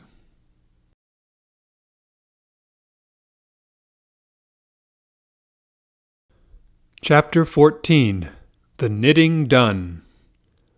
In that same juncture of time when the 52 awaited their fate, Madame Defarge held darkly ominous counsel with the Vengeance and Jacques III of the revolutionary jury. Not in the wine-shop did Madame Defarge confer with these ministers, but in the shed of the wood sawyer, erst a mender of roads. The sawyer himself did not participate in the conference, but abided at a little distance, like an outer satellite who was not to speak until required, or to offer an opinion until invited. But our Defarge, said Jacques III, is undoubtedly a good Republican, There is no better, the voluble Vengeance protested in her shrill notes, in France. Peace, little Vengeance, said Madame Defarge, laying her hand with a slight frown on her lieutenant's lips. Hear me speak. My husband, fellow citizen, is a good Republican and a bold man. He has deserved well of the Republic and possesses its confidence. But my husband has his weaknesses, and he is so weak as to relent towards this doctor. It is a great pity, croaked Jacques III, dubiously shaking his head, with his cruel fingers at his hungry mouth. It is not quite like a good citizen. It is a thing to regret. See you, said Madame, I care nothing for this doctor, I. He may wear his head or lose it for any interest I have in him. It is all one to me. But the Evremond people are to be exterminated, and the wife and child must follow the husband and father. She has a fine head for it, croaked Jacques III. I have seen blue eyes and golden hair there, and they looked charming when Samson held them up. Ogre that he was, he spoke like an epicure. Madame Defarge cast down her eyes and reflected a little. The child also, observed Jacques III, with a meditative enjoyment of his words, has golden hair and blue eyes, and we seldom have a child there. It is a pretty sight. In a word, said Madame Defarge, coming out of her short abstraction, I cannot trust my husband in this matter. Not only do I feel since last night that I dare not confide to him the details of my projects, but also I feel that if I delay there is danger of his giving warning, and then they might escape. That must never be, croaked Jacques III. No one must escape. We have not half enough as it is. We ought to have 60 a day. In a word, Madame Defarge went on, my husband has not my reason for pursuing this family annihilation, and I have not his reason for regarding this doctor with any sensibility. I must act for myself, therefore. Come hither, little citizen. The wood sawyer, who held her in the respect, and himself in the submission of mortal fear, advanced with his hand to his red cap. Touching those signals, little citizen, said Madame Defarge sternly, that she made to the prisoners, you are ready to bear witness to them this very day? Aye, why not? Cried the sawyer. Every day in all weathers, from 2 to 4, always signaling, sometimes with the little one, sometimes without. I know what I know. I have seen with my eyes. He made all manner of gestures while he spoke, as if in incidental imitation of some few of the great diversity of signals that he had never seen. Clearly plots, said Jacques III, transparently. There is no doubt of the jury? Inquired Madame Defarge, letting her eyes turn to him with a gloomy smile. Rely upon the patriotic jury, dear citizeness. I answer for my fellow jurymen. Now let me see, said Madame Defarge, pondering again. Yet once more, can I spare this doctor to my husband? I have no feeling either way. Can I spare him? He would count as one head, observed Jacques Three in a low voice. We really have not heads enough. It would be a pity, I think. He was signalling with her when I saw her, argued Madame Defarge. I cannot speak of one without the other, and I must not be silent and trust the case wholly to him, this little citizen here, for I am not a bad witness. The Vengeance and Jacques Three vied with each other in their fervent protestations that she was the most admirable and marvellous of witnesses. The little citizen, not to be outdone, declared her to be a celestial witness. He must take his chance, said Madame Defarge. No, I cannot spare him. You are engaged at 3 o'clock. You are going to see the batch of today executed, you? The question was addressed to the wood sawyer, who hurriedly replied in the affirmative, seizing the occasion to add that he was the most ardent of Republicans, and that he would be in effect the most desolate of Republicans if anything prevented him from enjoying the pleasure of smoking his afternoon pipe in the contemplation of the droll national barber. He was so very demonstrative herein that he might have been suspected, perhaps was, by the dark eyes that looked contemptuously at him out of Madame Defarge's head, of having his small individual fears for his own personal safety every hour in the day. I, said Madame, am equally engaged at the same place.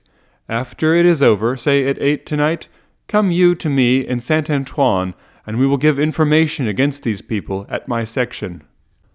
The wood sawyer said he would be proud and flattered to attend the citizeness. The citizeness, looking at him, he became embarrassed, evaded her glance as a small dog would have done, retreated among his wood, and hid his confusion over the handle of his saw. Madame Defarge beckoned the jurymen and the Vengeance a little nearer to the door, and there expounded her further views to them thus. She will now be at home, awaiting the moment of his death. She will be mourning and grieving. She will be in a state of mind to impeach the justice of the Republic. She will be full of sympathy with its enemies. I will go to her. What an admirable woman! What an adorable woman! Exclaimed Jacques Three rapturously. Ah, my cherished! Cried the Vengeance, and embraced her. Take you my knitting, said Madame Defarge, placing it in her lieutenant's hands, and have it ready for me in my usual seat. Keep me my usual chair. Go you there straight, for there will probably be a greater concourse than usual today. I willingly obey the orders of my chief, said the Vengeance with alacrity, and kissing her cheek. You will not be late? I shall be there before the commencement, and before the tumbrils arrive. Be sure you are there, my soul, said the Vengeance, calling after her, for she had already turned into the street, before the tumbrils arrive. Madame Defarge slightly waved her hand to imply that she heard, and might be relied upon to arrive in good time, and so went through the mud and round the corner of the prison wall. The Vengeance and the juryman, looking after her as she walked away, were highly appreciative of her fine figure and her superb moral endowments. There were many women at that time upon whom the time laid a dreadfully disfiguring hand, but there was not one among them more to be dreaded than this ruthless woman, now taking her way along the streets. Of a strong and fearless character, of shrewd sense and readiness, of great determination, of that kind of beauty which not only seems to impart to its possessor firmness and animosity, but to strike into others an instinctive recognition of those qualities. The troubled time would have heaved her up under any circumstances, but imbued from her childhood with a brooding sense of wrong and an inveterate hatred of a class, opportunity had developed her into a tigress. She was absolutely without pity. If she had ever had the virtue in her, it had quite gone out of her. It was nothing to her that an innocent man was to die for the sins of his forefathers. She saw not him, but them. It was nothing to her that his wife was to be made a widow and his daughter an orphan. That was insufficient punishment, because they were her natural enemies and her prey, and as such had no right to live. To appeal to her was made hopeless by her having no sense of pity, even for herself. If she had been laid low in the streets, in any of the many encounters in which she had been engaged, she would not have pitied herself, nor, if she had been ordered to the axe tomorrow, would she have gone to it with any softer feeling than a fierce desire to change places with the man who sent her there. Such a heart Madame Defarge carried under her rough robe. Carelessly worn, it was becoming robe enough, in a certain weird way, and her dark hair looked rich under her coarse red cap. Lying hidden in her bosom was a loaded pistol. Lying hidden at her waist was a sharpened dagger. Thus accoutred, and walking with the confident tread of such a character, and with the supple freedom of a woman who had habitually walked in her girlhood, barefoot and bare-legged on the brown sea sand, Madame Defarge took her way along the streets. Now when the journey of the travelling coach, at that very moment waiting for the completion of its load, had been planned out last night, the difficulty of taking Miss Pross in it had much engaged Mr. Lorry's attention. It was not merely desirable to avoid overloading the coach, but it was of the highest importance that the time occupied in examining it and its passengers should be reduced to the utmost, since their escape might depend on the saving of only a few seconds here and there.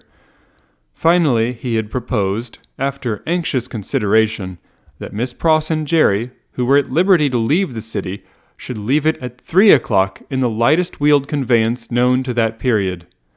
Unencumbered with luggage, they would soon overtake the coach, and passing it and preceding it on the road, would order its horses in advance, and greatly facilitate its progress during the precious hours of the night, when delay was the most to be dreaded. Seeing in this arrangement the hope of rendering real service in that pressing emergency, Miss Pross hailed it with joy. She and Jerry had beheld the coach start, had known who it was that Solomon brought, had passed some 10 minutes in tortures of suspense, and were now concluding their arrangements to follow the coach, even as Madame Defarge, taking her way through the streets, now drew nearer and nearer to the else deserted lodging in which they held their consultation. "Now what do you think, Mr. Cruncher?" said Miss Pross, whose agitation was so great that she could hardly speak, or stand, or move, or live. "What do you think of our not starting from this courtyard? Another carriage having already gone from here today, it might awaken suspicion." "My opinion, miss," returned Mr. Cruncher, "is as you're right. Likewise what I'll stand by you, right or wrong." "I am so distracted with fear and hope for our precious creatures," said Miss Pross, wildly crying, "that I am incapable of forming any plan. Are you capable of forming any plan, my dear poor Mr. Cruncher?" "Respectin' a future spear o' life, miss," returned Mr. Cruncher, "I hope so. Respectin' any present use of this here blessed old head of mine, I think not. Would you do me the favour, miss, to take notice of the 2 promises and vows what it is my wishes for to record in this here crisis?" "Oh, for gracious sake," cried Miss Pross, still wildly crying, "record them at once and get them out of the way like an excellent man." "First," said Mr. Cruncher, who was all in a tremble, and who spoke with an ashy and solemn visage, "them poor things well out of this? Never no more will I do it, never no more." "I am quite sure, Mr. Cruncher," returned Miss Pross, "that you never will do it again, whatever it is, and I beg you not to think it necessary to mention more particularly what it is."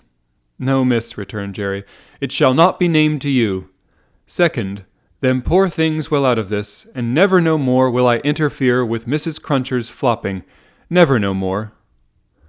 "Whatever housekeeping arrangement that may be," said Miss Pross, striving to dry her eyes and compose herself, "I have no doubt it is best that Mrs. Cruncher should have it entirely under her own superintendence. Oh, my poor darlings!" "I go so far as to say, miss, moreover," proceeded Mr. Cruncher, with a most alarming tendency to hold forth as from a pulpit, "and let my words be took down and took to Mrs. Cruncher through yourself, that what my opinions respecting flopping has undergone a change, and that what I only hope with all my heart as Mrs. Cruncher may be of flopping at the present time." "There, there, there, I hope she is, my dear man," cried the distracted Miss Pross, "and I hope she finds it answering her expectations." "Forbid it," proceeded Mr. Cruncher, with additional solemnity, additional slowness, an additional tendency to hold forth and hold out. As anything what I ever said or done should be visited on my earnest wishes for them poor creatures now. Forbid it as we shouldn't all flop, if it was any ways convenient, to get 'em out o' here at this dismal risk. Forbid it, miss, what I say, forbid it." This was Mr. Cruncher's conclusion after a protracted but vain endeavor to find a better one. And still Madame Defarge, pursuing her way along the streets, came nearer and nearer. "If we ever get back to our native land," said Miss Pross, "you may rely upon my telling Mrs. Cruncher as much as I may be able to remember and understand of what you have so impressively said. And at all events you may be sure that I shall bear witness to your being thoroughly in earnest at this dreadful time. Now pray let us think. My esteemed Mr. Cruncher, let us think." Still Madame Defarge, pursuing her way along the streets, came nearer and nearer. "If you were to go before," said Miss Pross, "and stop the vehicle and horses from coming here, and were to wait somewhere for me, wouldn't that be best?" Mr. Cruncher thought it might be best. "Where could you wait for me?" asked Miss Pross.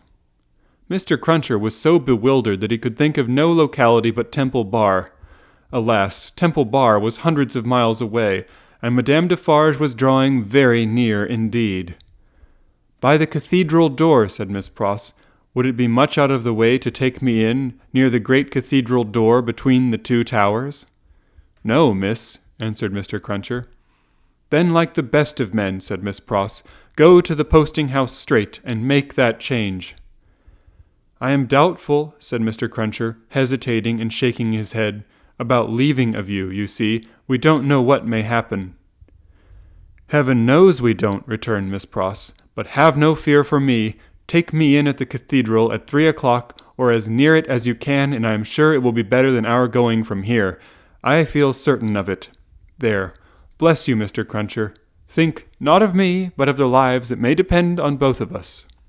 This exordium, and Miss Pross's two hands in quite agonized entreaty clasping his, decided Mr. Cruncher. With an encouraging nod or two, he immediately went out to alter the arrangements, and left her by herself to follow as she had proposed. The having originated a precaution which was already in course of execution was a great relief to Miss Pross. The necessity of composing her appearance so that it should attract no special notice in the streets was another relief. She looked at her watch, and it was 20 minutes past 2. She had no time to lose, but must get ready at once. Afraid, in her extreme perturbation, of the loneliness of the deserted rooms, and of half-imagined faces peeping from behind every open door in them, Miss Pross got a basin of cold water and began laving her eyes, which were swollen and red. Haunted by her feverish apprehensions, she could not bear to have her sight obscured for a minute at a time by the dripping water, but constantly paused and looked round to see that there was no one watching her. In one of those pauses, she recoiled and cried out, for she saw a figure standing in the room. The basin fell to the ground broken, and the water flowed to the feet of Madame Defarge. By strange, stern ways, and through much stained blood, those feet had come to meet that water. Madame Defarge looked coldly at her and said, "The wife of Evrémonde, where is she?"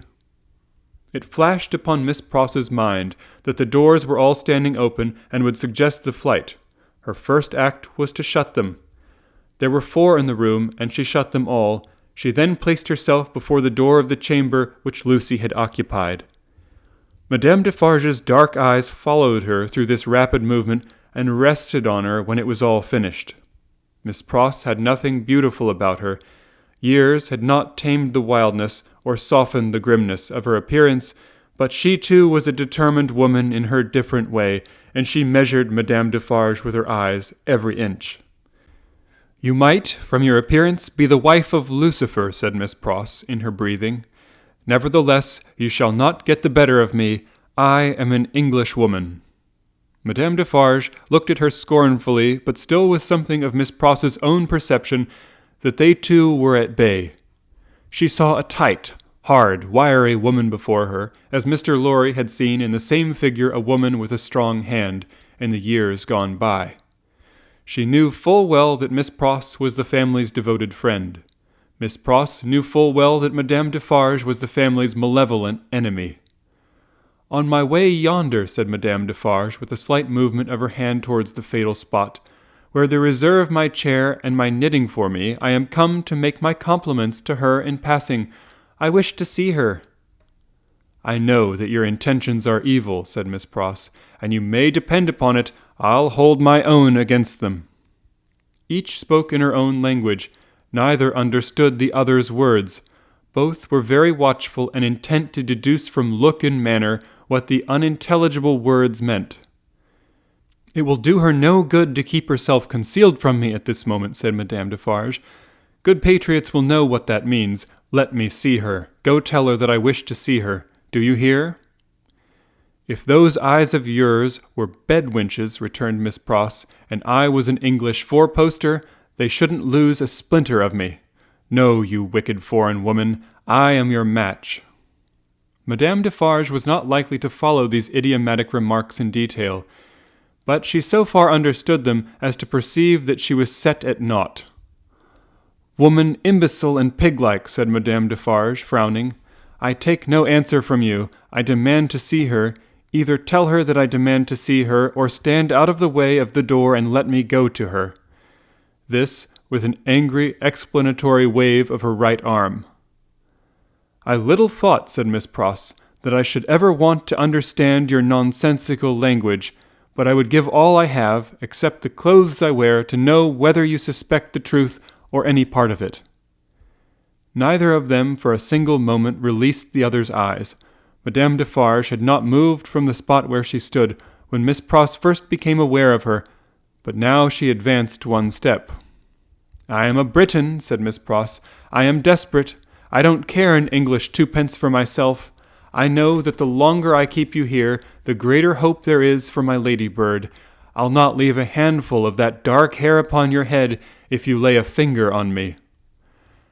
Thus Miss Pross, with a shake of her head and a flash of her eyes between every rapid sentence, and every rapid sentence a whole breath, thus Miss Pross, who had never struck a blow in her life. But her courage was of that emotional nature that it brought the irrepressible tears into her eyes. This was a courage that Madame Defarge so little comprehended as to mistake it for weakness. "Ha ha!" she laughed. "You poor wretch! What are you worth? I address myself to that doctor." Then she raised her voice and called out, "Citizen Doctor, wife of Evrémonde, child of Evrémonde, any person but this miserable fool, answer the Citizeness Defarge." Perhaps the following silence, perhaps some latent disclosure in the expression of Miss Pross's face, perhaps a sudden misgiving apart from either suggestion, whispered to Madame Defarge that they were gone. 3 of the doors she opened swiftly and looked in. "Those rooms are all in disorder. There has been hurried packing. There are odds and ends upon the ground. There is no one in that room behind you. Let me look." "Never," said Miss Pross, who understood the request as perfectly as Madame Defarge understood the answer. "If they are not in that room, they are gone, and can be pursued and brought back," said Madame Defarge to herself. "As long as you don't know whether they are in that room or not, you are uncertain what to do," said Miss Pross to herself, "and you shall not know that if I can prevent your knowing it, and know that or not know that, you shall not leave here while I can hold you. I have been in the streets from the first. Nothing has stopped me. I will tear you to pieces, but I will have you from that door," said Madame Defarge. "We are alone at the top of a high house in a solitary courtyard. We are not likely to be heard, and I pray for bodily strength to keep you here while every minute you are here is worth 100,000 guineas to my darling," said Miss Pross. Madame Defarge made at the door. Miss Pross, on the instinct of the moment, seized her round the waist in both her arms and held her tight. It was in vain for Madame Defarge to struggle and strike. Miss Pross, with the vigorous tenacity of love, always so much stronger than hate, clasped her tight, and even lifted her from the floor in the struggle that they had. The 2 hands of Madame Defarge buffeted and tore her face, but Miss Pross, with her head down, held her round the waist and clung to her with more than the hold of a drowning woman. Soon Madame Defarge's hands ceased to strike and felt at her encircled waist. "It is under my arm," said Miss Pross, in smothered tones. "You shall not draw it. I am stronger than you. I bless heaven for it. I'll hold you till one or other of us faints or dies." Madame Defarge's hands were at her bosom. Miss Pross looked up and saw what it was, struck at it, struck out a flash and a crash, and stood alone, blinded with smoke. All this was in a second. As the smoke cleared, leaving an awful stillness, it passed out on the air like the soul of the furious woman whose body lay lifeless on the ground. In the first fright and horror of her situation, Miss Pross passed the body as far from it as she could, and ran down the stairs to call for fruitless help. Happily, she bethought herself of the consequences of what she did in time to check herself and go back. It was dreadful to go in at the door again, but she did go in, and even went near it to get the bonnet and other things that she must wear. These she put on, out on the staircase, first shutting and locking the door and taking away the key. She then sat down on the stairs a few moments to breathe and to cry, and then got up and hurried away. By good fortune, she had a veil on her bonnet, or she could hardly have gone along the streets without being stopped. By good fortune, too, she was naturally so peculiar in appearance as not to show disfigurement like any other woman. She needed both advantages, for the marks of gripping fingers were deep in her face, and her hair was torn, and her dress, hastily composed with unsteady hands, was clutched and dragged 100 ways. In crossing the bridge, she dropped the door key in the river. Arriving at the cathedral some few minutes before her escort, and waiting there, she thought, what if the key were already taken in a net? What if it were identified? What if the door were opened and the remains discovered? What if she were stopped at the gate, sent to prison and charged with murder? In the midst of these fluttering thoughts, the escort appeared, took her in, and took her away. "Is there any noise in the streets?" she asked him. "The usual noises," Mr. Cruncher replied, and looked surprised by the question and by her aspect. "I don't hear you," said Miss Pross. "What do you say?" It was in vain for Mr. Cruncher to repeat what he said. Miss Pross could not hear him. "So I'll nod my head," thought Mr. Cruncher, amazed. "At all events she'll see that." And she did. "Is there any noise in the streets now?" asked Miss Pross again presently. Again Mr. Cruncher nodded his head. "I don't hear it." "Gone deaf in an hour?" said Mr. Cruncher, ruminating with his mind much disturbed. "What's come to her?" "I feel," said Miss Pross, "as if there had been a flash and a crash, and that crash was the last thing I should ever hear in this life." "Blest if she ain't in a queer condition," said Mr. Cruncher, more and more disturbed. "What can she have been a-taken to keep her courage up? Hark! There's the roll of them dreadful carts. You can hear that, miss?" "I can hear," said Miss Pross, seeing that he spoke to her, "nothing. Oh, my good man, there was first a great crash and then a great stillness, and that stillness seems to be fixed and unchangeable, never to be broken any more as long as my life lasts. If she don't hear the roll of those dreadful carts, now very nigh their journey's end," said Mr. Cruncher, glancing over his shoulder, "it's my opinion that indeed she never will hear anything else in this world." And indeed she never did.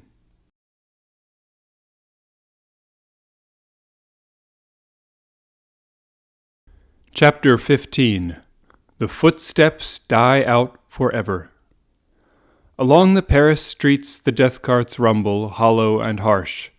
6 tumbrils carry the day's wine to la guillotine. All the devouring and insatiate monsters imagined, since imagination could record itself, are fused in the one realization, guillotine.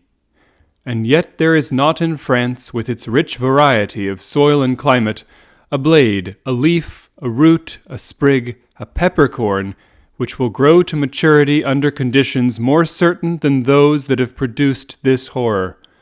Crush humanity out of shape once more under similar hammers, and it will twist itself into the same tortured forms. Sow the same seed of rapacious license and oppression over again, and it will surely yield the same fruit according to its kind. 6 tumbrils roll along the streets. Change these back again to what they were, thou powerful enchanter, Time, and they shall be seen to be the carriages of absolute monarchs, the equipages of feudal nobles, the toilettes of flaring Jezebels, the churches that are not my father's house, but dens of thieves, the huts of millions of starving peasants. No, the great magician who majestically works out the appointed order of the Creator never reverses his transformations. If thou be changed into this shape by the will of God, say the seers to the enchanted in the wise Arabian stories, then remain so. But if thou wear this form through mere passing conjuration, then resume thy former aspect. Changeless and hopeless, the tumbrils roll along. As the sombre wheels of the 6 carts go round, they seem to plough up a long crooked furrow among the populace in the streets. Ridges of faces are thrown to this side and to that, and the ploughs go steadily onward. So used are the regular inhabitants of the houses to the spectacle, that in many windows there are no people, and in some the occupation of the hands is not so much as suspended, while the eyes survey the faces in the tumbrils. Here and there the inmate has visitors to see the sight. Then he points his finger, with something of the complacency of a curator or authorized exponent, to this cart and to this, and seems to tell who sat here yesterday and who there the day before. Of the riders in the tumbrils, some observe these things, and all these things on their last roadside, with an impassive stare, others with a lingering interest in the ways of life and men. Some, seated with drooping heads, are sunk in silent despair. Again, there are some so heedful of their looks that they cast upon the multitude such glances as they have seen in theaters and in pictures. Several close their eyes and think, or try to get their straying thoughts together.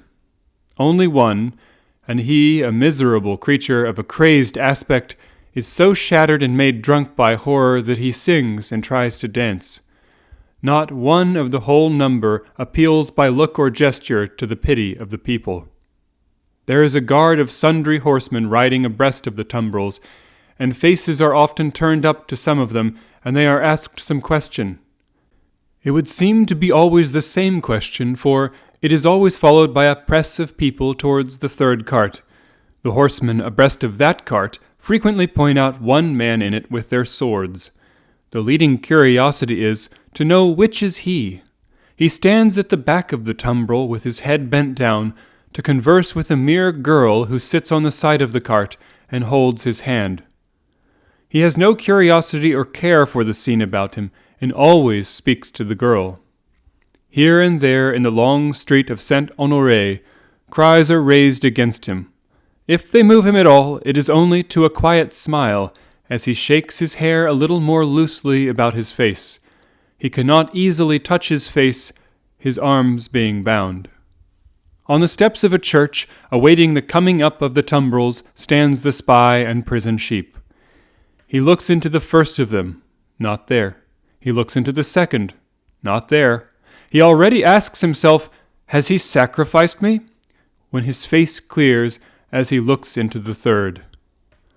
Which is Ivremonde? Says a man behind him. That, at the back there. With his hand in the girl's? Yes. The man cries, Down, Ivremonde! To the guillotine all aristocrats! Down, Ivremonde! Hush, hush, the spy entreats him timidly. And why not, citizen? He is going to pay the forfeit. It will be paid in 5 minutes more. Let him be at peace. But the man continuing to exclaim, Down, Ivremonde! The face of Ivremonde is for a moment turned towards him. Ivremonde then sees the spy and looks attentively at him and goes his way. The clocks are on the stroke of 3, and the furrow ploughed among the populace is turning round to come on into the place of execution and end. The ridges thrown to this side and to that now crumble in and close behind the last plough as it passes on, for all are following to the guillotine. In front of it, Seated in chairs, as in a garden of public diversion, are a number of women busily knitting. On one of the foremost chairs stands the Vengeance, looking about for her friend. "Teresa," she cries in her shrill tones. "Who has seen her? Teresa Defarge." "She never missed before," says a knitting woman of the sisterhood. "No, nor will she miss now," cries the Vengeance petulantly. "Teresa!" "Louder," the woman recommends. "Aye, louder, Vengeance, much louder, and still she will scarcely hear thee. Louder yet, Vengeance, with a little oath or so added, and yet it will hardly bring her. Send other women up and down to seek her lingering somewhere, and yet, although the messengers have done dread deeds, it is questionable whether of their own wills they will go far enough to find her." "Bad fortune," cries the Vengeance, stamping her foot in the chair. "And here are the tumbrils, and Evrémonde will be dispatched in a wink, and she not here? See her knitting in my hand, and her empty chair ready for her. I cry with vexation and disappointment." As the Vengeance descends from her elevation to do it, the tumbrils begin to discharge their loads. The ministers of Saint Guillotine are robed and ready. Crash! A head is held up, and the knitting women, who scarcely lifted their eyes to look at it a moment ago when it could think and speak, count 1. The second tumbril empties and moves on. The third comes up. Crash! And the knitting women, never faltering or pausing in their work, count 2. The supposed Evrémonde descends, and the seamstress is lifted out next after him. He has not relinquished her patient hand in getting out, but still holds it as he promised.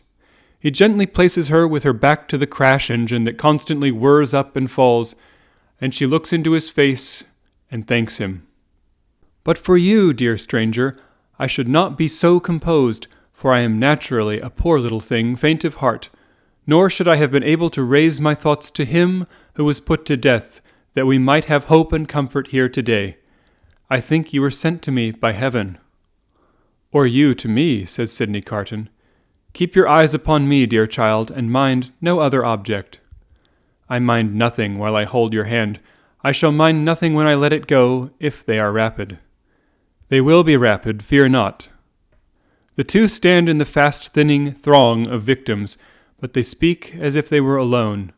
Eye to eye, voice to voice, hand to hand, heart to heart, these two children of the universal mother, else so wide apart and differing, have come together on the dark highway to repair home together and to rest in her bosom. Brave and generous friend, will you let me ask you one last question? I am very ignorant, and it troubles me, just a little. Tell me what it is. I have a cousin, an only relative and an orphan like myself, whom I love very dearly. She is 5 years younger than I, and she lives in a farmer's house in the south country. Poverty parted us, and she knows nothing of my fate, for I cannot write, and if I could now, how should I tell her? It is better as it is. Yes, better as it is. What I have been thinking as we came along, and what I am still thinking now, as I look into your kind, strong face which gives me so much support, is this. If the Republic really does good to the poor, and they come to be less hungry, and in all ways to suffer less, she may live a long time. She may even live to be old. What then, my gentle sister? Do you think, the uncomplaining eyes in which there is so much endurance, fill with tears, and the lips part a little more and tremble, that it will seem long to me while I wait for her in the better land where I trust both you and I will be mercifully sheltered? It cannot be, my child. There is no time there, and no trouble there. You comfort me so much. I am so ignorant. Am I to kiss you now? Is the moment come? Yes. She kisses his lips, he kisses hers. They solemnly bless each other. The spare hand does not tremble as he releases it. Nothing worse than a sweet, bright constancy is in the patient face. She goes next before him, is gone. The knitting women count 22. I am the resurrection and the life, saith the Lord. He that believeth in me, though he were dead, yet shall he live, and whosoever liveth and believeth in me shall never die. the murmuring of many voices, the upturning of many faces, the pressing on of many footsteps in the outskirts of the crowd, so that it swells forward in a mass like one great heave of water, all flashes away. 23. They said of him about the city that night that it was the peacefullest man's face ever beheld there. Many added that he looked sublime and prophetic. One of the most remarkable sufferers by the same axe, a woman, had asked at the foot of the same scaffold not long before to be allowed to write down the thoughts that were inspiring her. If he had given an utterance to his, and they were prophetic, they would have been these: I see Barsad and Cly, Defarge, the vengeance, the juryman, the judge, long ranks of the new oppressors who have risen on the destruction of the old, perishing by this retributive instrument before it shall cease out of its present use. I see a beautiful city and a brilliant people rising from this abyss, and in their struggles to be truly free, in their triumphs and defeats through long years to come, I see the evil of this time and of the previous time of which this is the natural birth, gradually making expiation for itself and wearing out. I see the lives for which I lay down my life, peaceful, useful, prosperous, and happy in that England which I shall see no more.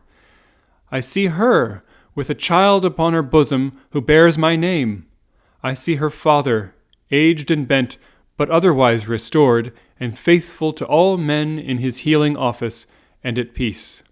I see the good old man, so long their friend, in 10 years' time enriching them with all he has, and passing tranquilly to his reward. I see that I hold a sanctuary in their hearts, and in the hearts of their descendants, generations hence. I see her, an old woman, weeping for me on the anniversary of this day. I see her and her husband, their course done, lying side by side in their last earthly bed, and I know that each was not more honored and held sacred in the other's soul than I was in the souls of both. I see that child who lay upon her bosom and who bore my name, a man winning his way up in that path of life which once was mine. I see him winning it so well that my name is made illustrious there by the light of his. I see the blots I threw upon it faded away. I see him, foremost of just judges and honored men, bringing a boy of my name, with a forehead that I know and golden hair, to this place, then fair to look upon, with not a trace of this day's disfigurement. And I hear him tell the child my story, with a tender and faltering voice. It is a far, far better thing that I do than I have ever done. It is a far, far better rest that I go to than I have ever known. The End.